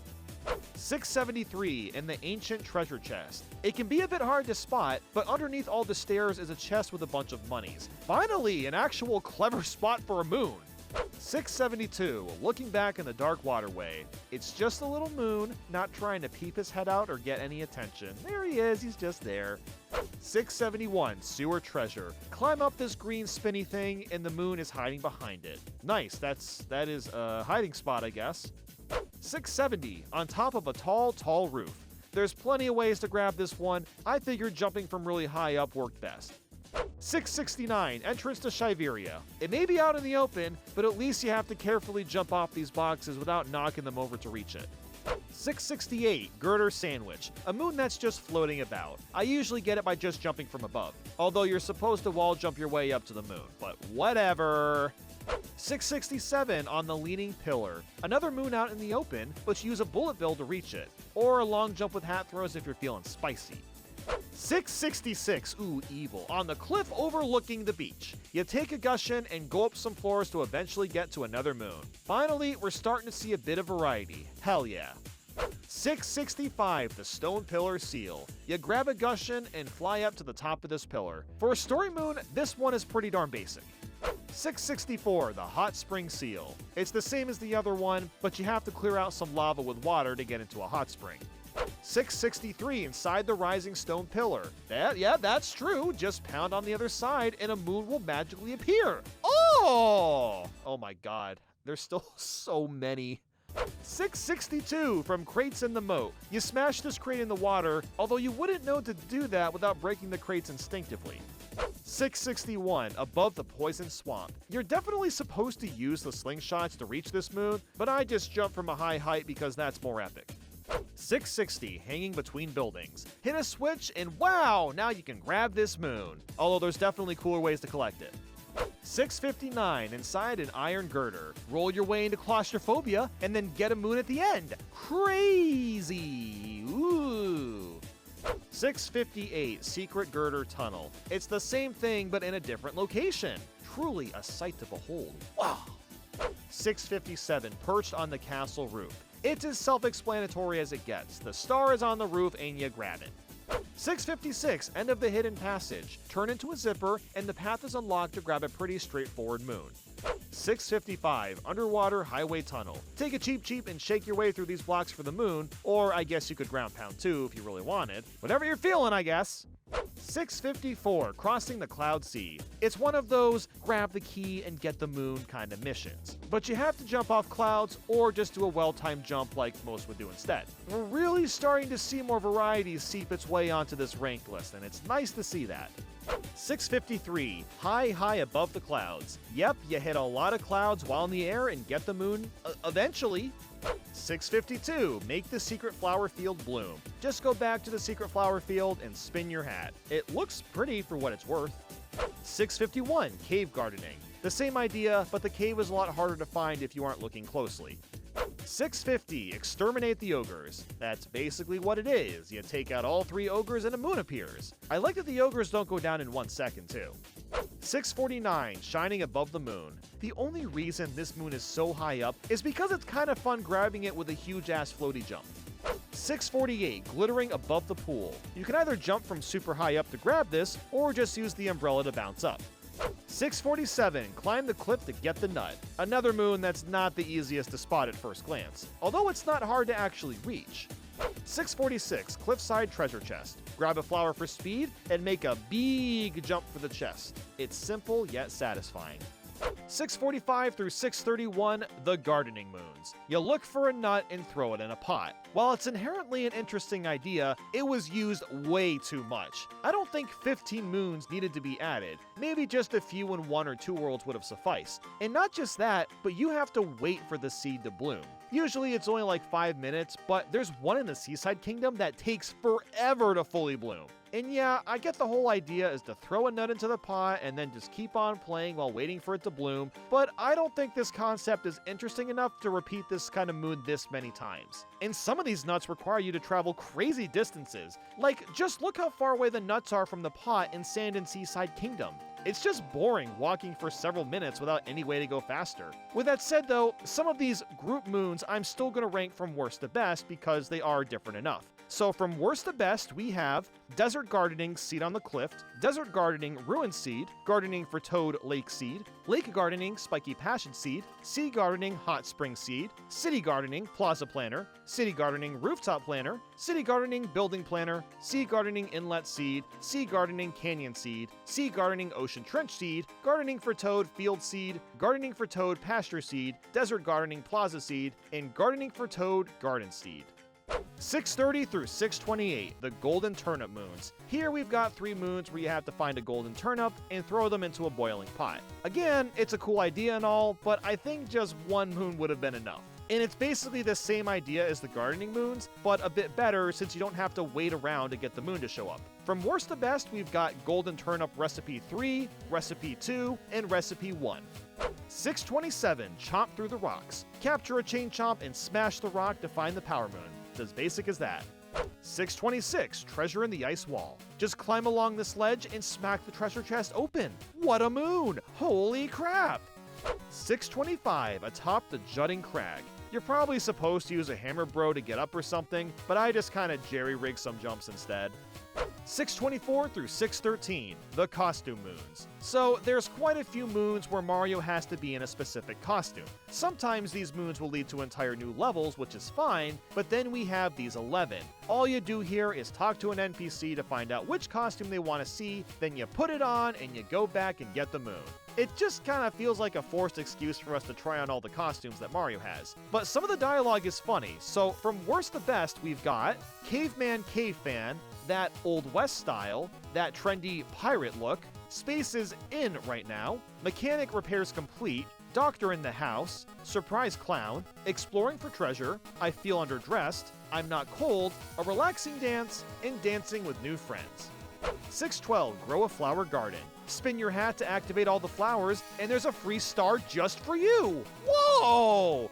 611, is this an ingredient too? No, I don't think it's an ingredient. It's just another power moon hiding inside a glowing box. Gonna have to look elsewhere for sustenance. 610, Above a High Cliff. It's the same idea as the other one, but there's a pipe that leads to the moon. I usually don't use the chomp to get this moon as it's more fun without it. 609 through 604, Taxi/Sphinx Moons. So these 6 moons all have one thing in common. Turn into binoculars and scope the sights for flying taxis or Sphinx in the sky. While I don't necessarily hate this idea, I don't think it's interesting enough to be used 6 times. Maybe just once or twice would have been enough. And on top of that, the moon always takes super long to fly back to the ground. I don't have a specific order or ranking for these, they all function identically. 603, Hidden Chasm Passage. In this 2D area, you gotta take the Koopa shell to make your way over to the right side for the hidden room. It's a decent little secret. 602, Our Secret Little Room. If you look carefully, you'll find a hidden room with a lock lady rewarding you for finding it. This kinda gives me massive Zelda 2 energy when walking into random houses. 601, Found Behind Bars. I got this by complete accident. After taking this random spark pylon and wow, I'm in jail now. Well, at least it's got a moon. 600, Lost in the Tall Trees. Of all the moons out in the open, this is one of the better ones since you really have to look closely to spot the box that has a moon in it. 599 through 597, the Slot Moons. There's 3 different moons where you do a slot machine to get a moon. Although it's kind of the easiest slot machine ever. You use your cap to hit either one at a time or all of them at once. 596, Deep Woods Treasure Trap. You open 3 treasure chests in the right order and you get a moon, which just so happens to be the same order as Jolly Roger Bay's treasure chest in Mario 64. It could just be a coincidence, although I think it's on purpose. 595, Treasure Trap Hidden in the Inlet. Okay, but seriously, it's the same moon with the same chest, except now it includes the one on the bottom. They totally did this on purpose. 594, Behind the Waterfall. A 2D segment in Cascade Kingdom, and it's not really hidden for a good reason. It's the game's cue to let you know that you need to explore to find 2 moons in each 2D area. 593 through 590, the Pauline Band Moons. These 4 moons are just finding the 4 band members for Pauline. All you really do is look around New Donk City, talk to them, and you get a moon. It's a nice incentive to learn the whereabouts of the Metro Kingdom, and it really feels like a more properly filled side quest. 589 through 575, Finding the Peach Moons. After beating the game, Peach will vacation in 15 different worlds. The spots she's in are usually pretty easy to find, and it's cool that she has a different outfit that matches with the environment. But alas, all we're really doing here is talking to her and then getting a moon. 574 through 562, the Captain Toad Moons. There's 13 moons that are the exact same idea as Peach. You just find the little dude and talk to him. The main difference though is that Captain Toad is hidden a bit better and takes longer to find, so that aspect makes these moons a bit more exciting. 561 through 556, the Hat and Seek Moons. 6 of these moons make you look carefully at the back of NPCs' heads for a pair of eyeballs. Boniteurs are hiding in a variety of hats, and these are just okay. Sometimes it can be really annoying in places like Metro Kingdom that has hundreds of NPCs, but the idea is fairly novel. 555 through 546, the secret painting moons. Instead of looking for an NPC, you look for a painting that lets you warp to a different world and grab a moon on the other side. There's 10 of them in total, and these are pretty neat. A lot of times, the location is really far away, so you get to see a large chunk of a kingdom from a distance. And I'm also aware that some of these moons can be got without going through the paintings, but we're trying to stick with the intended route here. 545 through 541, jamming with toad moons. There's 5 different moods where you'll talk to a toad with headphones on. He's bopping it out and basically asks you for a vibe check. He gives you a hint of what music to play, then you gotta scroll through your music list, and you just gotta pick the right song. This one requires a bit more brain power than the 300 other moons below this, so I guess it's better for that reason. 540 through 536, good dog moons. These 5 moons has you making friends with a doggo, and if you walk in the right area, he'll dig out a glowing spot for a moon. While you don't technically need the dog if you already know where the moon is, this is a cute idea regardless. It can drag the game's pacing down when you look around endlessly, but you still get to hang out with a puppy. From worst to best, we have Found on the Moon Good Dog, The Beach Good Dog, The Sand Good Dog, Peach's Castle Good Dog, and The Park Good Dog.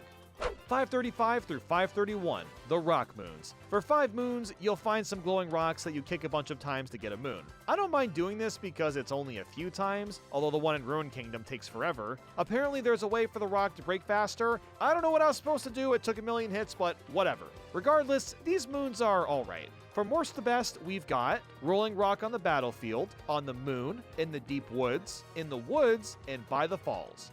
530, Swing Around Secret Flower Field. You do some swinging, grab a key, and make your way to the moon. It's solid, I suppose. 529, Treasure in the Spiky Waterway. Navigate through some water, and on the right side you'll find a treasure with a moon. It's not much effort, but it's nice to see that it's a bit out of the way. 528, Sunken Star in the Sea of Clouds. A somewhat hidden star. It's just kind of out here in the clouds. 527 through 513, Hat Spinning Moons. You find a glowing spot, and throw your hat on it for a couple seconds so a moon will appear. These spots often appear in distinct locations, but sometimes they take a bit of effort to notice. I don't know why we needed 14 moons for this. I would have been fine with just a few.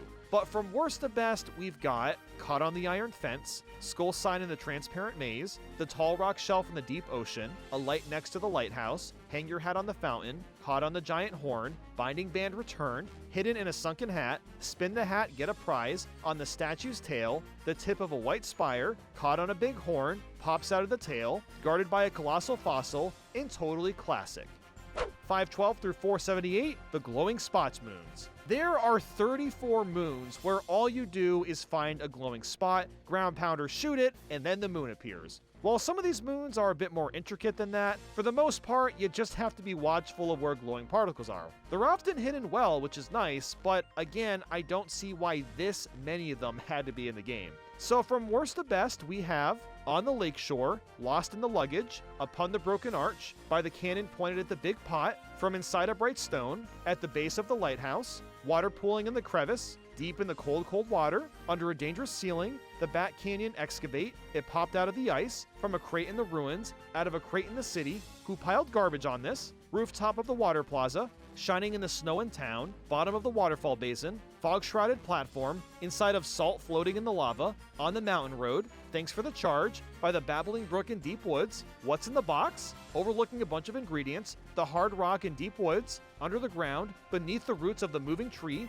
Wandering Cactus, On the Giant Bowser Statue's Nose, Bablaine Northern Reaches, Atop a Column in a Row, Surrounded by Tall Mountains, An Invisible Gleam, Under the Old Electrical Pole, and finally Sharpshooting Under Siege.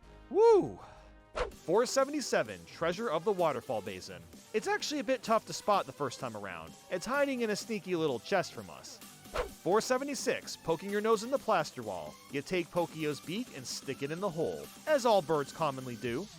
475, Jumping from Flag to Flag. It's a lot of jumping and a little spooky, seeing as messing up a jump would be catastrophic. At the very least, this kind of moon is different objective-wise.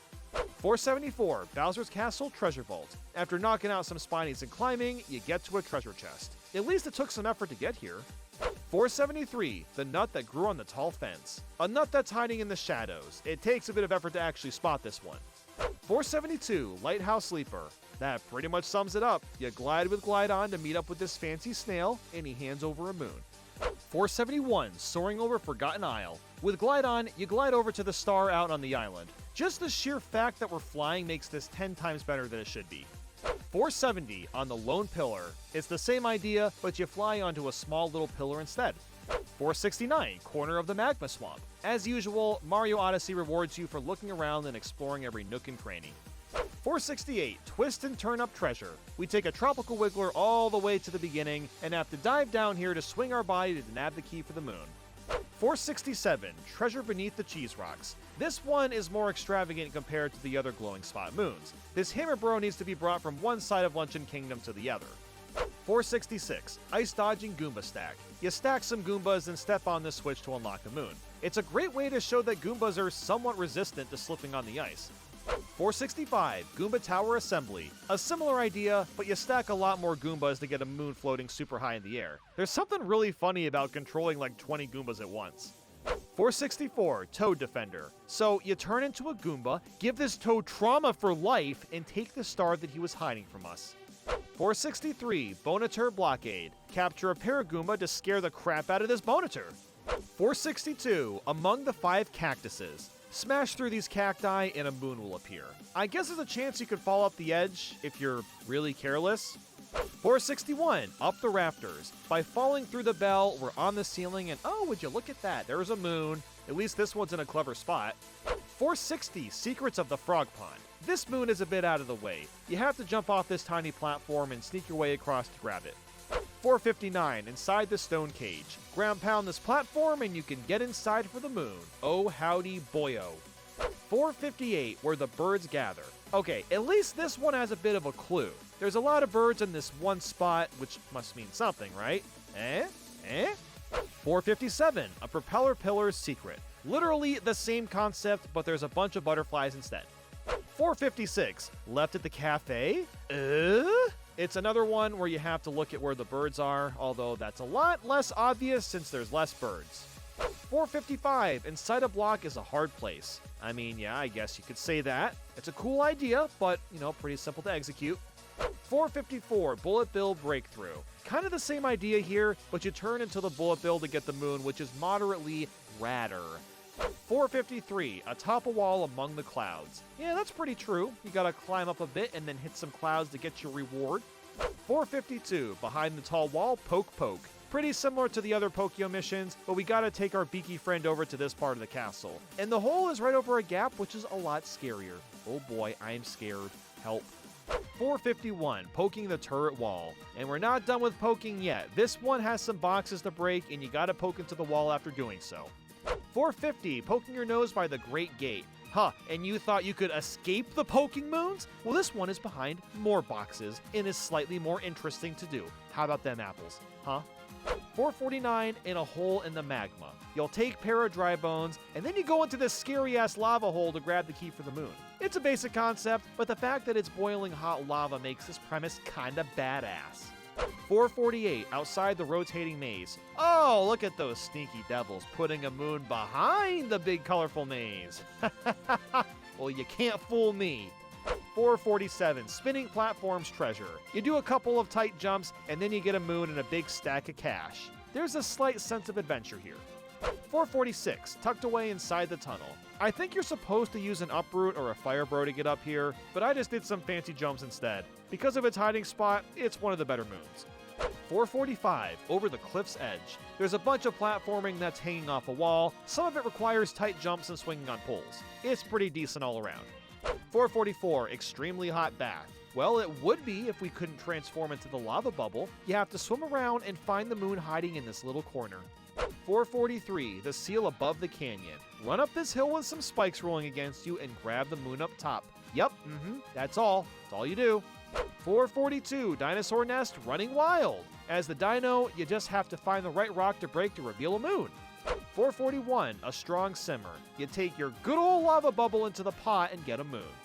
440, Knocking Down the Nice Frame. Now that's just rude, Mario. That frame was doing nothing to you except looking pretty.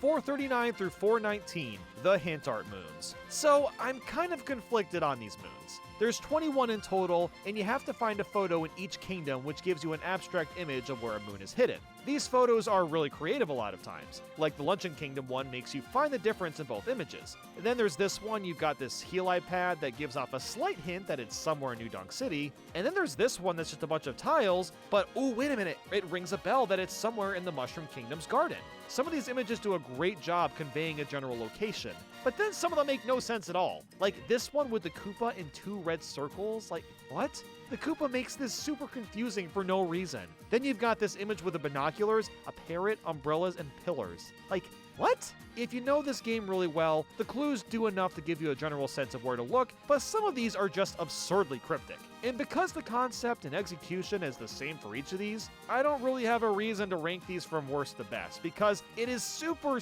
subjective on how well you understand the game and the images themselves. 418 Behind Snowy Mountain. Before fighting Rango, you jump down to this ledge and find a moon past all the snow. It's just there, but at least the spot is well hidden. 417 City Hall Lost and Found. A pretty easy one to miss. At least I didn't get it until a lot later. It's just in this chest right here. Having a day, I'm sure. Having a good old day. 416 Stretching Your Legs. Yeah, quite literally. You stretch at the top of this tower and grab the moon above you. 415 Stonewall Circuit. You just grab the spark over here and then drop down to the key to spawn the moon. It's a little bit friskier than some of the other moons, I guess. 414 Icy Jump Challenge. There's a few ways to get this moon. I personally like to stun one of the Taifus and then just kind of jump at the right time. 413 Charging Through an Army. You can say that again. Charging Chuck needs to go through some blocks in the jail cell to grab the moon. 412 The Mummy's Army's Curse. And in the same place, there's a glowing Chinchou near the entrance that you gotta take out. 411 Under the Mummy's Curse. Going back to Nucleotech stage, a bunch of Chinchous will try to take you out. You basically have to find the glowing one and defeat that for the moon, so it's pretty similar to the Charge and Chuck version, but with easier controls. 410 Battle in Bub Lane Rematch. A much worse version of the Mollusque Lanceur battle. It's really cool that we're in the clouds the entire time, but the challenge is completely gone now. You no longer have to worry about reserving your water, you just have it at all times. So it makes hitting mollusks much easier, but I still find it to be fairly fun regardless. 409 Peeking Out from Under the Bridge. It's in a pretty neat spot. You can either take a Wiggler to grab it, or you can be a maniac and dive into it as Mario and then accept your fate after grabbing the moon, whichever you prefer. 408 Jizzo All in a Row. You capture the Jizzo and line it up with the rest of the squad. It just looks right to see all the statues working in harmony. 407 Underground Jizzo. And you do it again, but instead it's underground and takes a little more effort to reach. 406 Atop a Blustery Arch. One of the more clever spots. You have to sneakily climb your way up this wood and ground pound the X for good luck. 405 Invisible Road Danger. The road is invisible, but there's so much poison that it's pretty obvious where the road is. So the real challenge is just avoiding the poison and taking out the 3 plants at the end. 404 Invisible Room Hidden Room. The same idea, of course, but you take a different path, which is harder to tell what's safe to land on. 403 Invisible Road Rush. The same level, but now without Cappy. You might think that makes it harder since you can't clear out the poison, but it really isn't that bad in comparison. 402 Invisible Road Secret. Even the secret moon is in the same place, and again, it's not all that harder. 401 The Eating Fruit Moons. All 3 of these moons are obtained by finding all the fruit in the Mushroom Kingdom. This is a really cool nod to Mario World and Mario Galaxy 2, although I do feel like this mission could have been boiled down to 1 moon. 398 Yoshi's Magma Swamp. Yoshi's a little hungry and wants to eat all the fruit all over this pink lemonade lava for some reason. There's better spots, bro, to eat, just saying. 397 Fruit Feast in the Magma Swamp. Literally the same moon, but you just get all the fruit instead of half of it, so the order doesn't matter. 396 Yoshi's Feast in the Sea of Clouds. Now, this is a bit more what I'm talking about. A mini section where you get 1 star for finding all the fruit. And better, there's elaborate platforming. If only there was more complexity in Mario Odyssey. 395 All the Cracks Are Fixed. This island has some cracks, and you gotta ground pound all of them for a moon. This is not helping my OCD, Nintendo. 394 through 391, the Sheep Moons. There's 4 sheep moons where you have to herd them to a specific place. You can just walk around and lure them that way, or smack them with your hat to get some airtime. Some people find these moons annoying because the sheep aren't that easy to control, but I found it to be pretty straightforward and even enjoyable to an extent. 390, Flower Road Run. Pretty self-explanatory, you simply have to run on the flower road and reach the end. There's a few obstacles here and there, but as long as you're paying attention, it's not that bad. 389, Flower Road Reach. You may have noticed all these Goombas. Well, just stack them up to reach the hidden moon. Huh, isn't that convenient? 388, Dinosaur Nest Big Cleanup. Become the dino and take out all the burbos. Normally this would be a dull task, but playing as the dinosaur spices things up a bit. 387, Flying Far Away from Gusty Bridges. You have to perfectly time your hat throw for it to fly with the wind. It's honestly kind of neat. I would have loved to see an entire mini level where you have to basically travel by wind like this.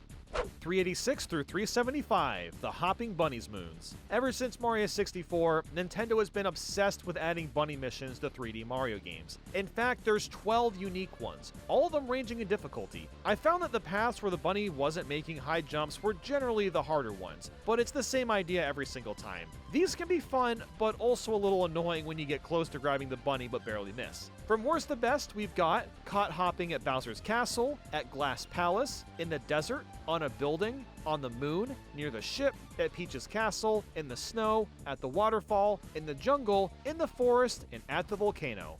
374 through 364, the Bird Moons. There are 11 different moons where you have to simply touch a glowing bird, butterfly, or flying object. This is pretty similar to catching the bunnies, but a bit more dynamic since the birds can fly and reach greater distances. Some of these can range from being stupid easy to obnoxiously annoying, but they're also similar that it makes sense to group them together. From worst to best, my order is Small Bird in Bowser's Castle, A Butterfly's Treasure, Bird Traveling in the City, Mysterious Flying Object, Bird Traveling in the Forest, Over the Lake, The Wastes, Over the Ocean, In the Desert, In the Park, and finally in the Fog. 363, Deep Deep Down. Yep, you gotta swim pretty low to get this moon. Since it takes so long to get down here, it makes for a fairly memorable one, especially if you do it without Cheep Cheep. 362, Multi-Moon Atop the Falls. The first battle against Madame Brood. You capture her golden choppy and fling it back at her face. It's a very easy but solid introduction for a boss, which is why it's ranked around the middle. 361, Big Pot in the Volcano. Dive in. You turn into floppy meat. I mean, come on, that's just fantastic. Then Cookatiel takes notice and throws you into a boiling pot, and you just kind of get the moon after that. Yeah, there's not much to it, but I like that you turn into a tasty looking steak. 360 through 354, the Love Goomba Moons. A series of 7 moons where you have to fool a Goombette into giving you a moon. This is done by taking over a Goomba, or even a huge stack of Goombas so she can see us properly. It's a pretty neat idea overall. The only ones that I really have qualms with are in the Sand Kingdom. And that's because both Goombettes are super far away for like no reason and take forever to reach. My worst to best order is Love at the Edge of the Desert, by the lake, in the forest ruins, in the heart of the desert, above the lava, by the seaside, and at Peach's Castle. 353, Inside a Rock in the Forest. This one is a little goofy considering you have to take a Sherm and go all the way to the Odyssey to destroy a few blocks for a moon. But I do like the idea of taking Sherm out of his element for this. It makes it a bit more special. 352, Across the Mysterious Clouds. A level where you need to keep hitting clouds to make progress, as well as land on some swinging lifts. It's a neat little thing. 351, Past the Moving Wall. You take a Pokio and swing your way around to the moon. The swinging is a little tight at times, so it's a good quality moon. 350, an Extreme Simmer. One of the rare moons in a mini level that's much better than the basic one. We have to platform and bounce off these tomato guys to get across. It's a little scary to do if you aren't familiar with the controls. 349, Walking on Clouds. So you gotta take this nut up to a place for a vine to grow, and that gets you to this pretty neat sky level. You use an uproot to get coins and clear some jumps, which leads to this moon. 348, Above the Clouds. The same level, but the moon is around the halfway point. I'm surprised it isn't harder to reach. 347, Wadding in the Cloud Sea. By using the energy waves, you'll clear off these clouds and be able to see the ground more properly around you. It's a fine enough idea, although it doesn't explore it very deeply. 346, Sunken Treasure in the Cloud Sea. And of course, it's the secret moon. And it's off to the side and not much trouble to find. 345, chasing Klepto. Klepto takes our hat yet again, so you gotta chase him down, and pretty much knock him to death so you can hit the switch for the moon. Now this is more like it, guys. Moons with some depth in them. Moons with, like, things to do, not just out in the open. 344, I met a Lake Cheep Cheep. Show this lock lady a Cheep Cheep, and you'll get a moon out of her. And you know what? That makes me feel good that she feels good. 343, light the lantern on the small island. Take the lava bubble and let there be light. And a moon. 342, light the 2 flames. Yep, you grab a fire bro and light up the lanterns. What else is there to say? I mean, really. 341, light the far-off lanterns. Fold the plant to light these lanterns, and you'll secure yourself the prize. I'm also just realizing how many moons are like this in Odyssey. 340, the rooftop lantern. And here's another one, but this time you possess a fire bro and run over to light this lantern on the house. 339, a request from the mayor. Probably the most side-questy moon of them all. You talk to Pauline, answer some questions, and finds out that she wants a purse, so you go out and find the purse, give it to her, and the moon is yours. 338, swinging scaffolding, jump. A cool little area where you'll use Hammer Bros to navigate. Or, well, you can if you want. The level doesn't really force you to use the Hammer Bros to get the moon. I prefer just jumping across normally. 337, swinging scaffolding, break. About halfway through the mini area, you take out these boulders and get a moon, despite Nathaniel's pleas. I'm sorry. 336, spinning above the clouds. That's pretty much what you're doing. Spinning off these flowers and getting a ton of coins along the way. The moon is just at the end. 335, high altitude spinning. If you look carefully, the secret moon is much higher in the air, but it isn't all that harder to grab. 334, Ice Cave Treasure. I really like how this area is laid out. There's some narrow ice to clear, you can avoid these barriers with careful jumps, and you gotta wall jump your way up these pillars to reach the moon. 333, the Treasure of Jaxie Ruins. Although the actual end of this area leads us to a pillar with a couple chests, one of them has a moon. 332, a successful repair job. We turn into a structure thing and have to fit perfectly into the hole. It's basically a Zelda puzzle. In fact, I can recall a very similar puzzle from Oracle of Ages. It can be a bit aggravating when you're stuck, but it's still decent. 331, powering up the power plant. It's the same idea, but the puzzle is a little more complicated. 330, dizzying heights. Climb to the tippity top of New Donk City to find a moon. There's something really blissful about getting to the highest point in games like this. 329, how do they take out the trash? Well, that's a really good question, but it's very satisfying jumping from hundreds of feet up to get this spot. 328, courtyard chest trap. In Mario 64's courtyard, you have to pick 8 chests in the correct order to nab the moon. It's a little memory game, it's a little nostalgic, it's a little classic. 327, climb the cheese rocks. The name says it all. You climb up these rocks and break some to reveal a moon behind all our eyes. 326, the spinning maze, open. I'm not gonna lie, this moon stumped me at first. You gotta pay attention to the spinning walls to find one opening, and that gets you to the chest. 325, running the flower road. The title says it all. You run on 2 different flower roads while avoiding a bunch of obstacles. And you can't use Cappy, which makes it a little harder, but not by much. 324, looking back on the flower road. This is another one of those moons that's super easy to miss if you aren't constantly analyzing everything around you. 323, frog jumping above the fog. Capture a frog and bounce really damn high off some blocks. This one is a bit cryptic if you don't know about the invisible block, but I like how precise your jumps have to be to reach this moon at all. 322, around the barrier wall. When controlling the bonsai bill, you just have to turn yourself around after this specific wall to find a moon hiding. It's a pretty great spot considering we're so focused on smashing through the blocks. 321, underground treasure chest. You'll take a bit of a detour and walk along the sides of this cave area. For some reason, it almost feels rebellious to be this high up while the normal stage is so much lower to the ground. 320 through 315, the walking on a path moons. Here we've got 6 moons where you're challenged to walk over this path of arrows as accurately as possible. However, the arrows disappear after a couple seconds, which is where the challenge comes in. I'm really conflicted on if I like these moons or not. On one hand, the ice versions are a pain because of how easy it is to slip off the track, but it's also really gratifying trying to develop muscle and visual memory of where you need to walk. From worst to best, we have even more walking on ice, walking on ice, walking on the moon again, walking on the moon, more walking in the desert, and finally walking the desert. 314, under the cheese rocks. Possess a chef bro and throw pots like there's no tomorrow to break the cheese rocks up. One of them has a switch that gives us a moon, so that's neat. 313, ride the jet stream.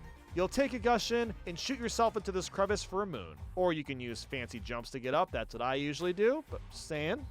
312, Scaling Pitch Black Mountain. You gotta climb some blocks while using the Stairface Ogres for extra height. I played really sloppily, but getting up here isn't too tough. 311, Reaching Pitch Black Island. And as usual, the better moon is the extra one. This one being farther out and a bit harder to spot, unless you're at the top. You can just kind of see it. 310, Jaxi Reunion. This one is very sweet. You take Jaxi right over to the Stone Jaxi, and they have a little reunion. It's surprisingly touching. 309, Welcome Back Jaxi. A similar idea to the reunion, but slightly scarier since you could miss and fall off the inverted pyramid.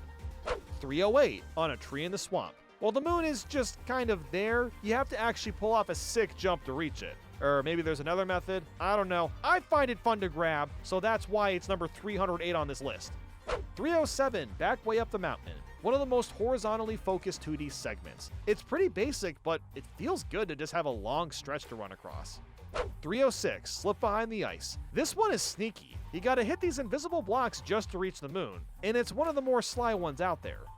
305, The Nut in the Red Maze. You'll take Uproot and push your way through a mini maze. After breaking some blocks and this nut at the top, you'll get yourself a moon. It's a quality introduction to this capture. 304, High Up on a Rock Wall. You just climb up these 2 blocks and smack the nut. Truly riveting, yes. 303, The Nut in the Robot Storeroom. You're probably supposed to use an Uproot as usual. I just jumped because it was fun. 302, Nut Planted in the Tower. While climbing up, you'll take this pit stop to smash this nut up. It's pretty easy even without Uproot. 301, Nut Hidden in the Fog. Yes, it does require a good amount of exploring for you to find the meticulous Nut of Glory. Oh. 300, The Nut at the Dead End. You're supposed to take an Uproot to this hidden area and smash the nut to pieces. Or you can just jump a bunch of times like I did, which I find to be pretty satisfying. 299, Atop the Tall Tree. We've already talked about a few moons like this with Uproot. This time you climb a tree, which is moderately neat. 298, The Nut Round the Corner. It's more nuts. This time you walk across some platforms in a corner and bada bam, there's a moon. Wow.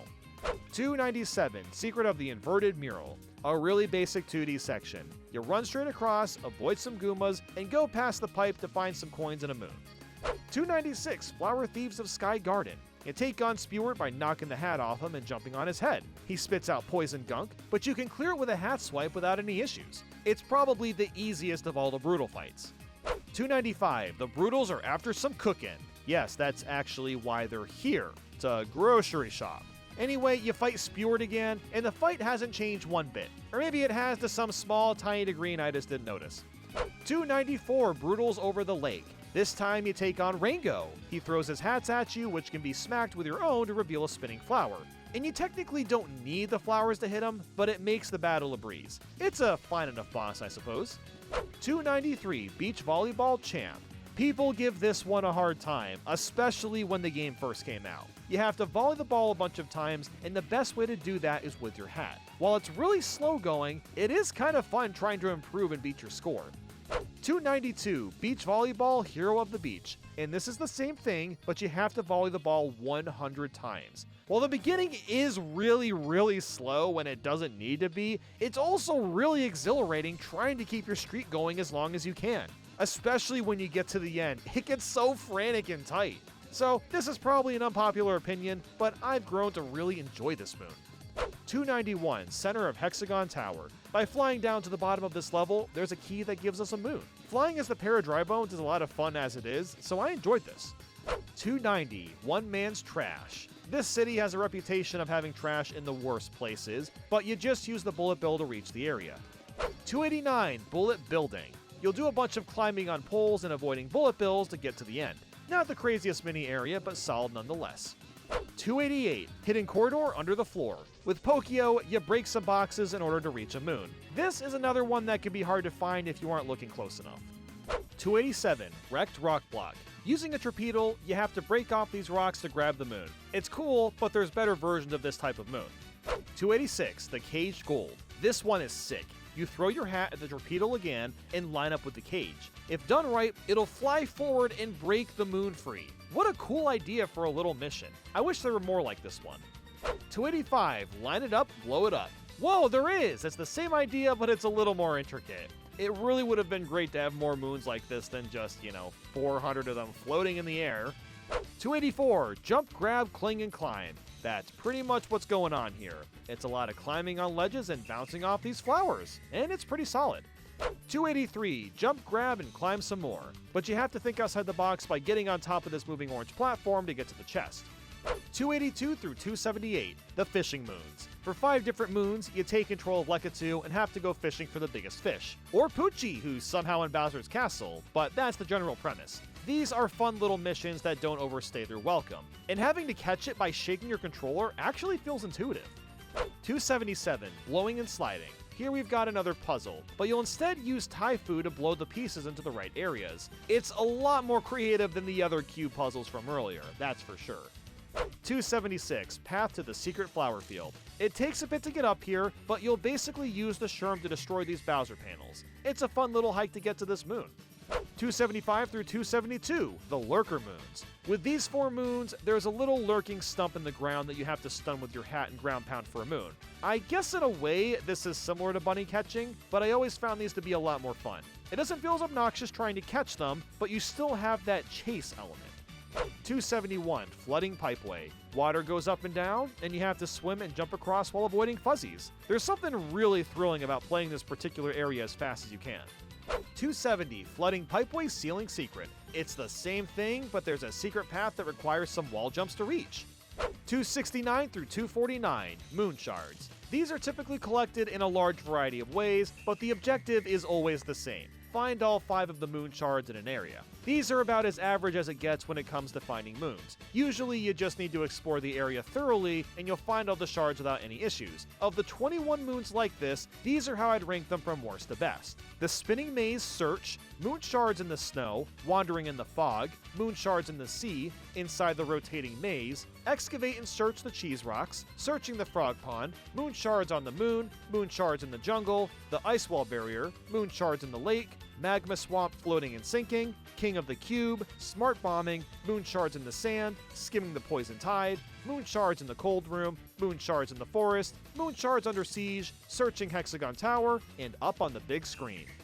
248, Hidden Room in the Flowing Sands. I'm always curious what happens when you sink into quicksand in video games, and this moon rewards us for experimenting with that. 247, the Nut Under the Observation Deck. This hiding spot is a little evil, but it's kind of fun to go for regardless. 246, Jump and Swim in the Freezing Water. The idea here is to not take damage from the freezing water, but you're also required to swim through chunks of it at a time. For a water-based stage, it's pretty solid. 245, Freezing Water near the ceiling. Instead of going down, you go up and do some swinging to grab another moon. 244, Down Inside the Big Screen. If you know 1-1, I'm sure you can find this moon pretty easily. 243, Invader in the Sky Garden. I think you're supposed to use an uproot or something for this guy, but I just used well-timed jumps, and it's a pretty simple premise that was fun to tackle. 242, Invader in Bowser's Castle. I still have no idea how you're supposed to take this thing out, but I just did some jumps off this roof and it worked pretty well. 241, the Sixth Face. After hitting these invisible blocks, you can make your way up top to grab this star. I honestly enjoyed this 2D segment. It felt more engaging than a lot of them do.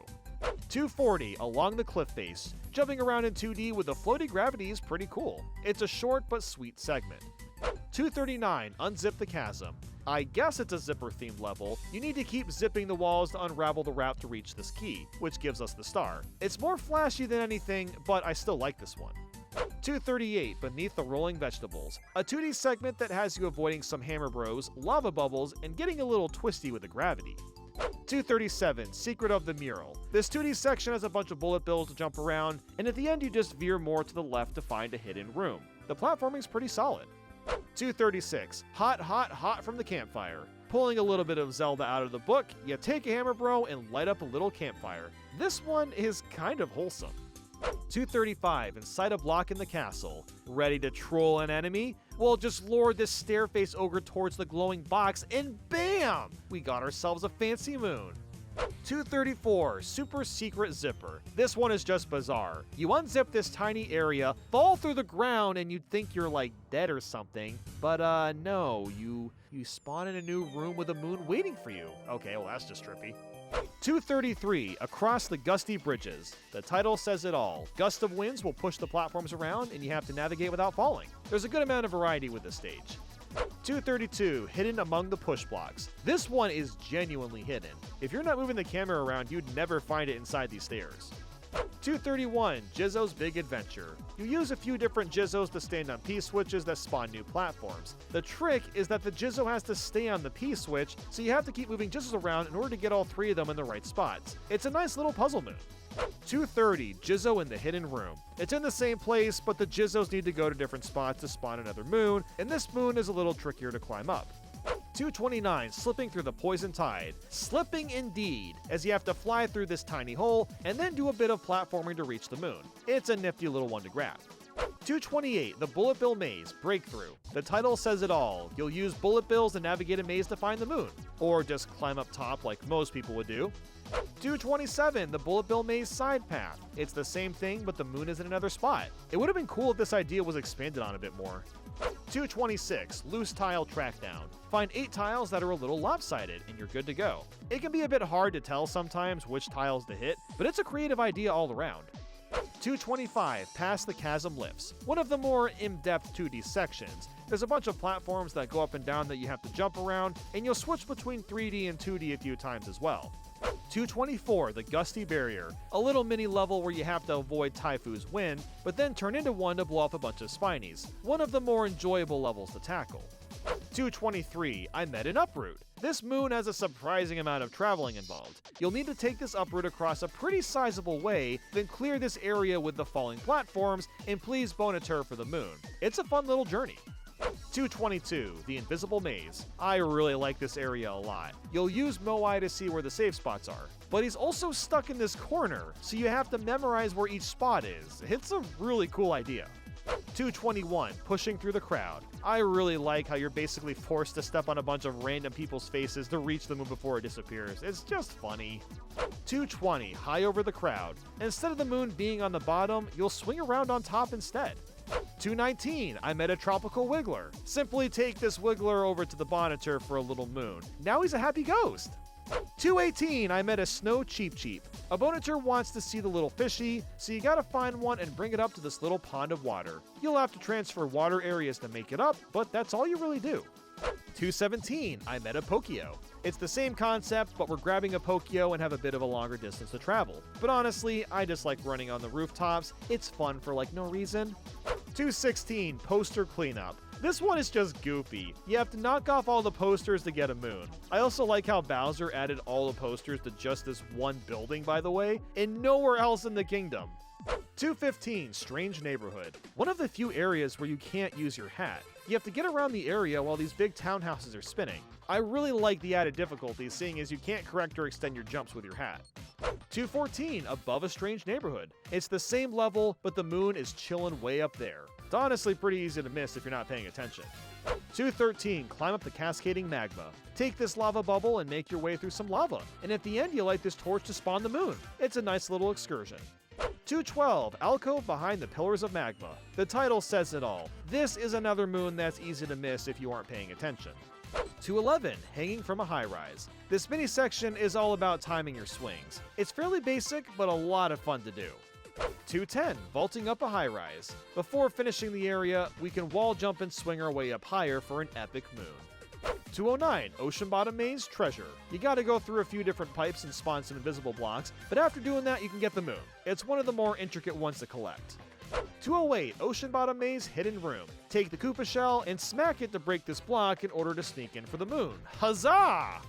207, Roll On and On. You roll down a big hill and get a moon at the end. It kind of reminds me of Mario 64 slide levels a little bit, although the controls aren't as smooth since we're physically rolling. 206, Precision Rolling. Yeah, you definitely are going to need precision to get this moon, since you have to carefully roll across this narrow path to reach it. 205, Diving from the Big Pot. You do a massive jump and have to land in this tiny ass pot for the moon. I don't want to admit how many times I missed this jump, but it's fun to go for. 204 through 174, the Timer Challenge moons. There are 31 moons where you throw your hat at the scarecrow and an obstacle course appears. They usually consist of a variety of blocks, or the moon is put somewhere far away and you have to run off to it. These tend to always be really solid moons to go for because the objective is so concise and it's on a timer. Each challenge is also quite different from one another, so you never really know what it's going to be like. So from worst to best, we've got Seaside Timer 2, Glowing in the Deep Woods, Cap Timer 1, Cap Timer 2, Luncheon Timer 1, Sand Timer 1, Luncheon Timer 3, Moon Timer 1, Moon Timer 2, Cascade Timer 1, Snow Timer 2, Lake Timer 1, Luncheon Timer 2, Cascade Timer 2, Wooded Timer 1, Metro Timer 1, Lake Timer 2, Wooded Timer 3, Wooded Timer 2, Bowser's Timer 1, Snow Timer 1, Metro Timer 2, Sand Timer 3, Lost Timer, Mushroom Timer, Seaside Timer 3, Snow Timer 3, Metro Timer 3, Sand Timer 2, Bowser's Timer 2, and finally Seaside Timer 1. 173 through 147, the Taking Notes moons. There's 27 moons in this category, and you simply have to collect all the notes before time runs out. We've seen this idea done in previous 3D Mario games, and it works just as well here. Despite these moons taking very little time to complete, a lot of them really test your movement skills as the timer tends to be really tight. So from worst to best, we've got Taking Notes Hurry Upward, In the Cliffside, In the Wall Painting, Stretching, Jump on the Palm, Dive and Swim, On the Moon's Surface, In the Fog, Spinning Athletics, Swimming in Magma, Ocean Bottom Maze, Between Spinies, Stretch and Shrink, Up and Down, Snowpath Dash, Jaxie Stunt Driving, Taking Notes on Top of the Wall, Big Pot Swim, Running Down, Around the Well, In the Sea, In Low Gravity, On the Wall, Ocean Surface Dash, In the Private Room, With a Spinning Throw, and In the Folding Screen. 145, Treasure Inside the Turret. Using Pokio, you have to scale this wall sideways to reach the moon. I really like the mechanics of flinging yourself around with the beak. It just feels right. 145, Yoshi Under Siege. Instead of using Sherm and getting the moon shards, we use Yoshi and grab the fruit. The level feels pretty much the same as before, although I kind of like running around as Yoshi compared to the tank. 144, Fruit Feast Under Siege. And as usual, the other moon is just eating all the fruit with Yoshi. 143, Atop the Highest Tower. We're basically climbing up and up and up. It involves avoiding some bullet bills, climbing stairs, going through a 2D section, and then the moon is chilling up above as the reward. Since there's a lot of steps to reach it, it's more rewarding than a lot of the other moons. 142, Waves of Poison Hoppin' Over. Using the frog, you'll have to jump on these tiny platforms while avoiding the massive poison waves. You can do this without the frog too, but it's a million times harder. I quite enjoyed this level for the thrill of it. 141, Waves of Poison, Hop to It. It's the same level, but the extra moons make you do more scary jumps while going against and with the waves. It's a little tougher and a little funner. 140, Off the Beaten Wire. I normally count this as just a costume moon, but there's an entire level included which elevates it quite a bit. The idea is to take these spark pylons and avoid the fuzzies. It's pretty enjoyable. 139, Rewiring the Neighborhood. It's in the same area as you'd expect by now. I really like how the hiding spot doesn't quite jump at you, but it also does if you're paying attention. 138, Rowlett Tower Climbed. A pretty fun idea for the 2D section. You have to hit these P-switches to stop the colored platforms from moving. It's not too intricate, but it does freshen things up. 137, Rowlett Tower Stopped. The secret area that takes a bit of effort. You have to launch a Koopa Shell over here to clear the blocks, then time out the P-switch hits just right to get the moon. 136, Inside a Block at the Gate. With Pokio, you gotta knock a bomb into the glowing block. It takes a few attempts to line things up correctly, but it's pretty satisfying to finally get the right angle. 135, Infiltrate Bowser's Castle. This is mostly just climbing through Bowser's Castle and getting through each section. It is a bit odd how segmented this kingdom is, but I still have fun with it. After taking out the Stairface Ogre, you're as good as done. 134, Stepping Over the Gears. You take a Fire Bro and bounce your way up to the moon. And I really like these spinning gears. It adds a fun element that most levels don't have. 133, Lanterns on the Gear Steps. If you've been sniping down all the lanterns too, you can get yourself the big bonus. Ooh la la. 132, Stretch and Traverse the Jungle. This mini-stage does a great job expanding on the Tropical Wiggler's abilities. You have to keep stepping on the P-switches to lower the poison, while also clinging from peg to peg as fast as you can. 131, A Glow in the Jungle. The same level, but you have to use the plant's fire to light these torches for a moon. So it's basically just psyching them out. 130, navigating giant swings. In Super Omega Low Gravity, you need to jump from swing to swing to get to the end. Because the gravity is lower, it's easier to have high confidence and take riskier jumps, but it doesn't always work that way. 129, a swing on top of a swing. It's pretty much that. There's a swing higher in the air that takes you right to another moon. 128, the icicle barrier. You run around in an ice cave, but thankfully you can use the Goombas to make this a lot easier. There's a lot of cool spots for the purple coins, and you grab the moon at the end. 127, stacked up ice climb. Kind of the same idea, but you have to stack up every Goomba to unlock the moon at the very end. 126, stack up above the wall. More Goomba stacking, but without having to worry about ice, which is slightly more enjoyable, although it doesn't matter because it's Goombas, but eh. 125, hidden room in the inverted pyramid. Who hasn't thought of sneaking inside this tiny slot? I mean, it's kind of tempting to do. Oh, wait a minute, hold on, they put a moon here! Oh, the devs are so based for adding that in. Ho-ho! 124, climb the wooden tower. With Pokio, you'll climb up a bunch of wooden pegs that are all spinning on their own. This can be a lot of fun to try to do quickly and as efficiently as possible. 123, poke the wooden tower. Instead of going up, you just go down and have to smash these boxes while surviving. Again, it's a clever use of Pokio's abilities. 122, down and up the spinning tower. A very similar level. However, the general platforming is a bit more mixed up, which I can appreciate. 121, on top of the spinning tower. This is just the normal moon, but they're so close together that it doesn't matter which is ranked higher. 120, Volcano Cave Cruisin'. The idea here is to avoid the lava and use the clouds as a safe place to land. I really like this idea quite a bit. Again, just seeing different elements combined like this makes for a really unique moon. 119, Volcano Cave and Mysterious Clouds. It's in the same area, and there's some clouds to climb and it leads to another moon. 118, the Lighthouse Seal. After dropping into this pit of water, you turn into a Cheep Cheep and have to swim through some treacherous waters. You'll avoid maws, grab some purple coins, and it leads you to the top of the lighthouse. It's one of the more involved missions. 117, crossing to the magma. I'm a big fan of this mini-stage. Having to use the lava bubble to travel is a great challenge. To get this moon, you need to carefully bounce off these tomato guys to stay intact. 116, magma narrow path. It's at the end of this level. You have to navigate really skinny paths to make scary jumps to get across, and I'm all about this. 115, Treasure of the Lava Islands. A bit more of an intricate take on these lava-themed levels. You'll have to do more jumping around and using cannons to get by. 114, Flying over the Lava Islands. The cannon might seem pointless, but is in fact used to leave the bubble to grab the moon. I love when moons have you do stuff like this. 113, Aim Poke. You pretty much have to poke the bombs at all the different rocks to unlock the exit. It seems simple, and it is simple, but it's a fun time in execution. 112, Poke Roll. This secret star is behind us, and you have to roll the bomb on this slope to break the block open. Again, it's really fun to pull off when you get the right angle.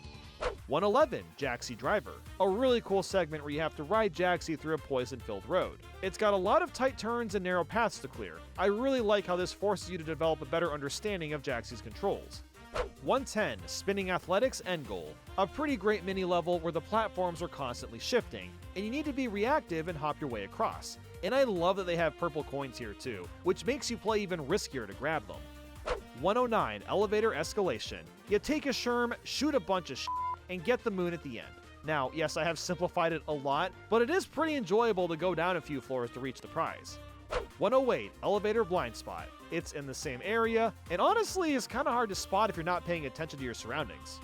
107, Road to Sky Garden. Another story-based moon. You start by answering some questions from this Sphinx, jumping around and using Uproot, and eventually stomping on the Beak Piranha Plant. This is where Mario Odyssey really starts to pick up with more challenging platforming, and it's great fun getting to this moon. 106, Fork Flickin' to the Summit. Another memorable moon here. You use your hat a lot to flick your way around forks and scissors. You get launched all over the place, and you have to time your jumps well to climb up. It's a really great mini section. 105, Fork Flickin' Detour. It's in the same area, but you have to go a step farther to reach this other rock column. 104, Enjoying the View of Forgotten Isle. After climbing your way up this mountain, there's a moon chilling on top of the tree. It's a more satisfying reward than a floating moon that takes no effort to reach. 103, Free Parking Rooftop Hop. A really silly one. You take your little scooter and jump down to this building that has one empty spot just for you. 102, Free Parking Leap of Faith. It's the same idea, but the parking spot is much farther away. It's just a fun idea in general.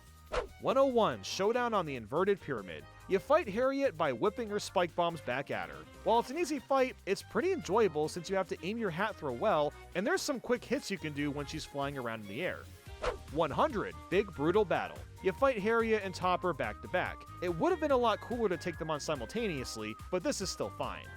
99 Defend the Secret Flower Field. You fight a UFO that wants to take all the flowers, so you have to stop it by smashing its core with Uproot. This can be a fun boss as you have to avoid lasers and these red shockwaves. It's very different, that's for sure. 98 Struggle in Steam Gardens. Rematch. It's a refight with Torque Drift, except this time its energy waves are much more apparent. I wouldn't really say this boss is harder per se, but it's about the same amount of fun. 97 Powering Up the Station. Another story moon. You turn into a manhole and jump right into the underground system. And now that I'm thinking about it, it would have been sick if there was a train station down here to really hone in on the New York City inspiration. But anyway, you do a lot of platforming, you stomp on the 3 big plants, and then you get the precious moon. 96 Push Block Peril. It might not look like much, but these blocks constantly slide in and out, making platforming a bit tricky. It's one of the few moments in Odyssey where I really have to pay attention to my jumps. 95 The Hole in the Desert. It's time for the obligatory hand boss. Knuckle-Tech attacks with his fists by smashing his hands together or into the ground. By luring the hands near the ice, you can stun them, transform into them of course, and then give him a taste of his own medicine. It's a really solid boss fight, despite it involving big hands yet again. 94 Tussle and Tosserina Rematch. We're taking on Knuckle-Tech again, which as you'd expect is a little harder, but not by a significant amount. 93 Cookatiel Showdown. A pretty interesting boss fight where you swim around as the bubble and avoid spikes. The idea is to jump off Cookatiel's lava, puke, whatever that is, and smash his head a few times. It's a pretty neat idea and fun to fight too. 92 Blow Up at Mount Volbono Rematch. It's Cookatiel again, except now there's less health drops and a lot more spike balls to avoid. It's noticeably harder, but it's still not anything all that crazy. 91 Cracked Nut on a Crumbling Tower. The idea is simple. Climb this tower while half of it falls apart from underneath. The sense of urgency adds a lot to this moon, and is one of the more memorable ones. 90 Nice Shot with a Chain Chomp. One of the coolest uses of the captures. You fling a Chain Chomp at another Chain Chomp so it'll collide with a target from far away. I really wish this level went on longer. It's pretty sick. 89 Very Nice Shot with a Chain Chomp. The same idea, but it's the hardest puzzle of them all. 88 Down and Back Breakdown Road. This is a highlight amongst the mini areas. Bullet bills chase you down while destroying the ground you're on, and you have to go back and forth to try to grab the moon. It forces you to pay attention to your surroundings, which I really dig. 87 Below Breakdown Road. It's the same idea, but you have to drop down below and turn into a bonsai bill. And it's really satisfying to smash through a ton of bricks and eventually reach the moon that way. 86 2D Boost from Bullet Bill. One of the sketchiest moons to grab in the game. You have to very meticulously bounce off a couple bullet bills to reach it, and I'm a big fan of that. 85 Battle with the Lord of Lightning. You fight a goddamn dragon in a Mario game. It's still weird after all this time. While you're really just avoiding his electric spikes and waves and stuff, the atmosphere makes the scene feel unironically epic. And you ground pound his tiny head a few times to win, it just feels amazing. 84 Rumble and Crumble Den Rematch. A slightly harder version of the same battle, but the ground is covered in ice. That might make this battle a little less fun for some, but I like the extra edge of challenge.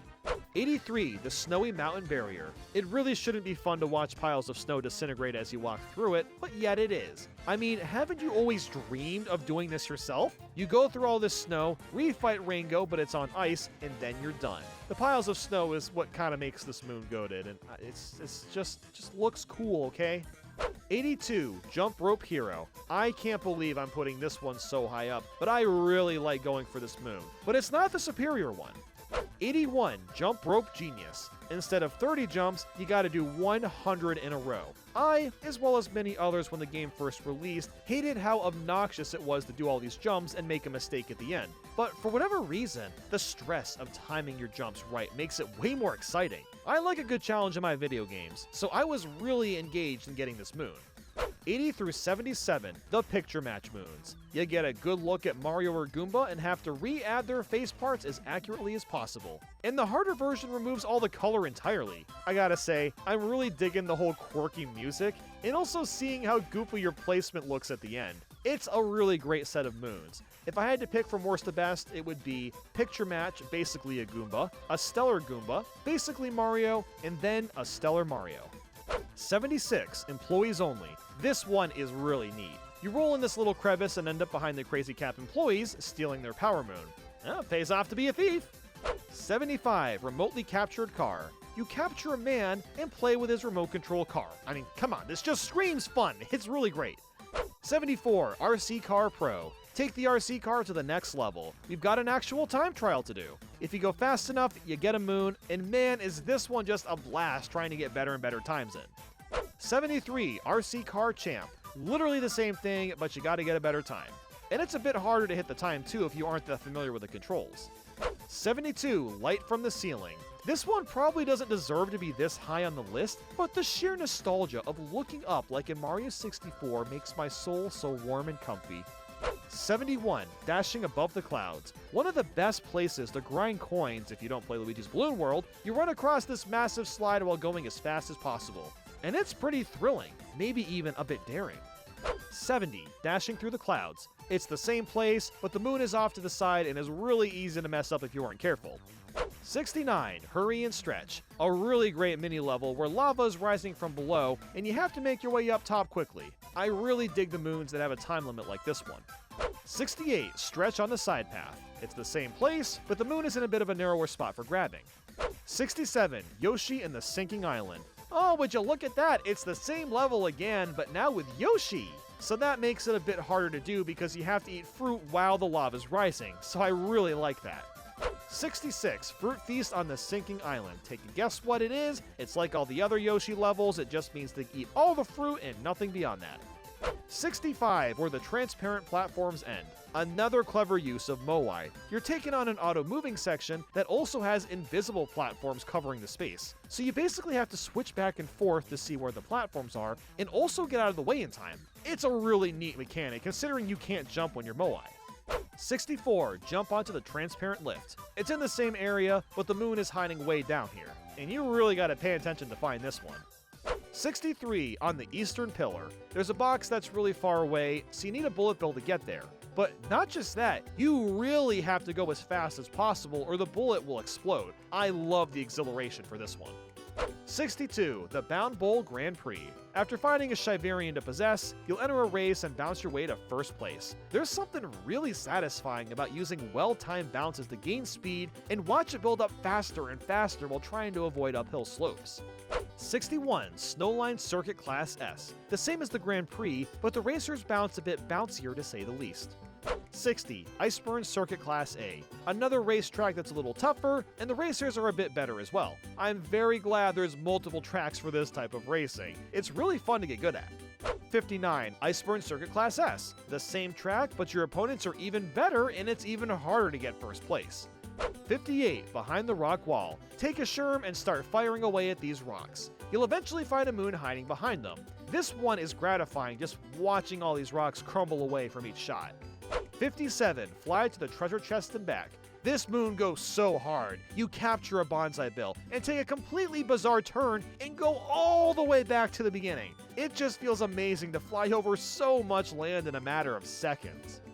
56 through 31, the Koopa Race moons. Of all the moon ideas to be reused, these Koopa races are by far the best. There's 26 moons split between 13 kingdoms, and you have to race each Koopa from point A to B and get first. And each kingdom has a Master Cup that throws in a golden Koopa that's a lot better than the others. These are such a blast to do, because you have to think on your feet at all times. You have no choice but to come up with a route on your own that's going to outsmart the other Koopas to win, and I just love that. From worst to best, we've got Bowser's Regular Cup and Master Cup, Lake Kingdom's Regular and Master Cup, Metro's Regular and Master Cup, Cap's Regular and Master Cup, Wooden's Regular and Master Cup, Mushroom's Regular and Master Cup, Blast's Regular and Master Cup, Snow's Regular and Master Cup, Moon's Regular and Master Cup, Sand's Regular and Master Cup, Cascade's Regular and Master Cup, Luncheon's Regular and Master Cup, and finally Seaside's Regular and Master Cup.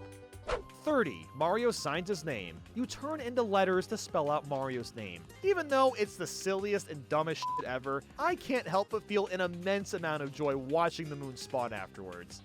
29. Breakdown Road, Hurry. Very similar to Down and Back Breakdown Road, but you can't use Cappy this time to help assist with jumps. That makes this a lot harder, which I can really appreciate. 28. Breakdown Road, Final Challenge. So, the alternate moon here is getting the bonsai bill to chase you, and then follow that up with extremely well-timed long jumps to get across. I used to claim that this was the hardest power moon of all of Mario Odyssey, and while I still think it's pretty damn hard, it's probably not the hardest. Once you get the timing down, you're basically good to go.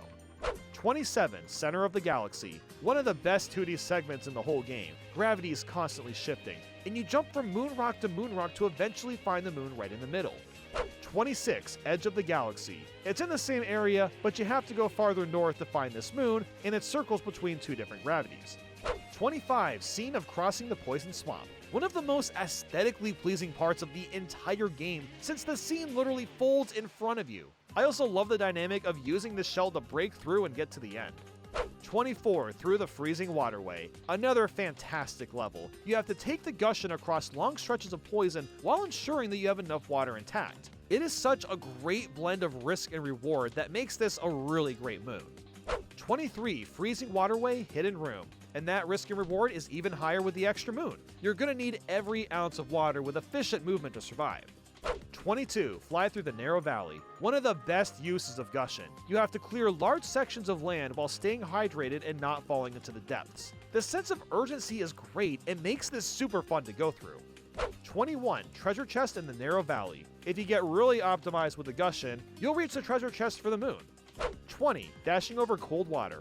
Yup, you take the rocket flowers and fly across the water. I don't know why these Sonic themed levels are so great, but it's just invigorating running around and getting to the end. 19. Dashing above and beyond. The same area, but now you gotta run uphill while avoiding walls, so it can be a bit surprising the first time.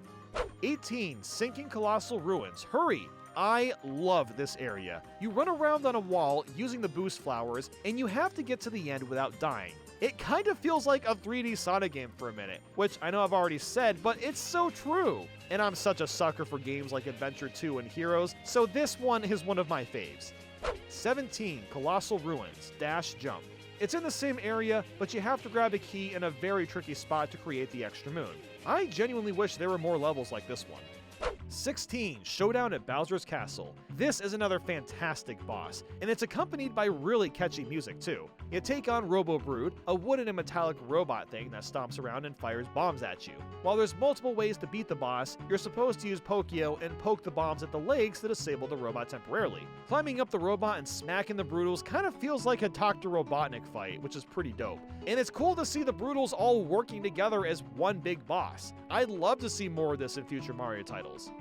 15. Motor Scooter Escape. We're going full-on Crash Bandicoot here. You ride your scooter down the road while the dinosaur chases you and attacks. This is a super thrilling and fantastic moon. I have said this before, but I really wish we saw more moons like this one. 14. Big Jump Escape. It's the same area, but we have to get a moon while we're driving. So I guess it's a little annoying that you won't see it coming the first time, but that's fine.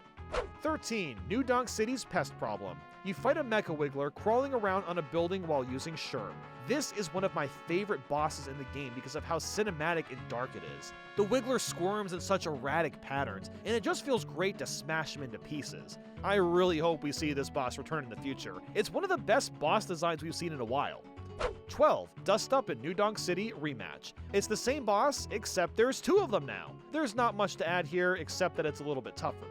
11. A Traditional Festival. I will never forget how incredible this moon was the first time I got it. The music is the most feel-good and exciting song. It makes you feel so accomplished after helping Pauline so much with the city. And while the 2D section isn't that hard, it doesn't need to be. It's a celebration of not just Mario Odyssey, but his origins as well. The song is all about Mario jumping, while you're jumping over barrels, and then you take out old school DK at the end. Man, it doesn't get much better than this. 10. Celebrating in the Streets. A hidden moon in the best 2D portion. There's not much else to say beyond that. 9. Arrival at Rabbit Ridge. This is a big old boss rush of all the brutal fights. But not just that, they've all been tuned up a notch on the difficulty, and you have to do it all without dying. There's almost no health pickups too, so even just getting hit once or twice is terrifying. It's the first time you really feel a bit of challenge with the bosses in Mario Odyssey, so it's one of the best moons for that. 8. Motor Scooter Daredevil. By far, one of the most thrilling moons you can get. It's you versus a timer to get down the roads as fast as possible. Not only that, but you'll need to avoid enemies and jump while maintaining your speed. It's so much fun. I can't get enough, honestly. 7. Full Throttle Scooting. It's the same level, but there's a moon that's way out of reach that's even harder to get to. This is what the scooter in Mario Odyssey was built for. 6. Vanishing Road Rush. Instead of taking a scooter, you got yourself and yourself only. I don't know if I prefer the scooter or just rolling, but both versions of this level are really fantastic and frantic. Although I do think rolling is harder, and it is a little bit easier to make those mistakes when attempting it. 5. Vanishing Road Challenge. And the secret moon is in the same spot too. You need really great movement to get this moon before it disappears. 4. The Glass is Half Full. By far, the best boss fight in the game. Molesque Lancier is a little peeved at all the bottle caps you've launched into his skull, so now you have to use a Gushin to wipe the lava off his head and basically waterboard his cranium. What makes this boss so great is you can't just infinitely spawn water while flying through the air. You have to conserve what you have and also avoid his attacks. Now, I haven't played this game in ages, so I died a couple times embarrassingly, which just goes to show that you can't expect to win so easily. It's a really fun boss to play, and is one of the best moons. 3. Secret 2D Treasure. Hold up, Nintendo decided to cook with this one. I mean, seriously, the concept of this level is sick. You have to survive within the darker boundary, or you'll get pushed into the 3D space and die instantly. It's actually challenging because of all the bullet bills. Then there's a section where you're running around a bunch of circles, and you have to jump when the boundaries collide. Like, what the heck? Why couldn't Mario Odyssey have more engaging platforming like this? There's only a few areas that are like this. Why?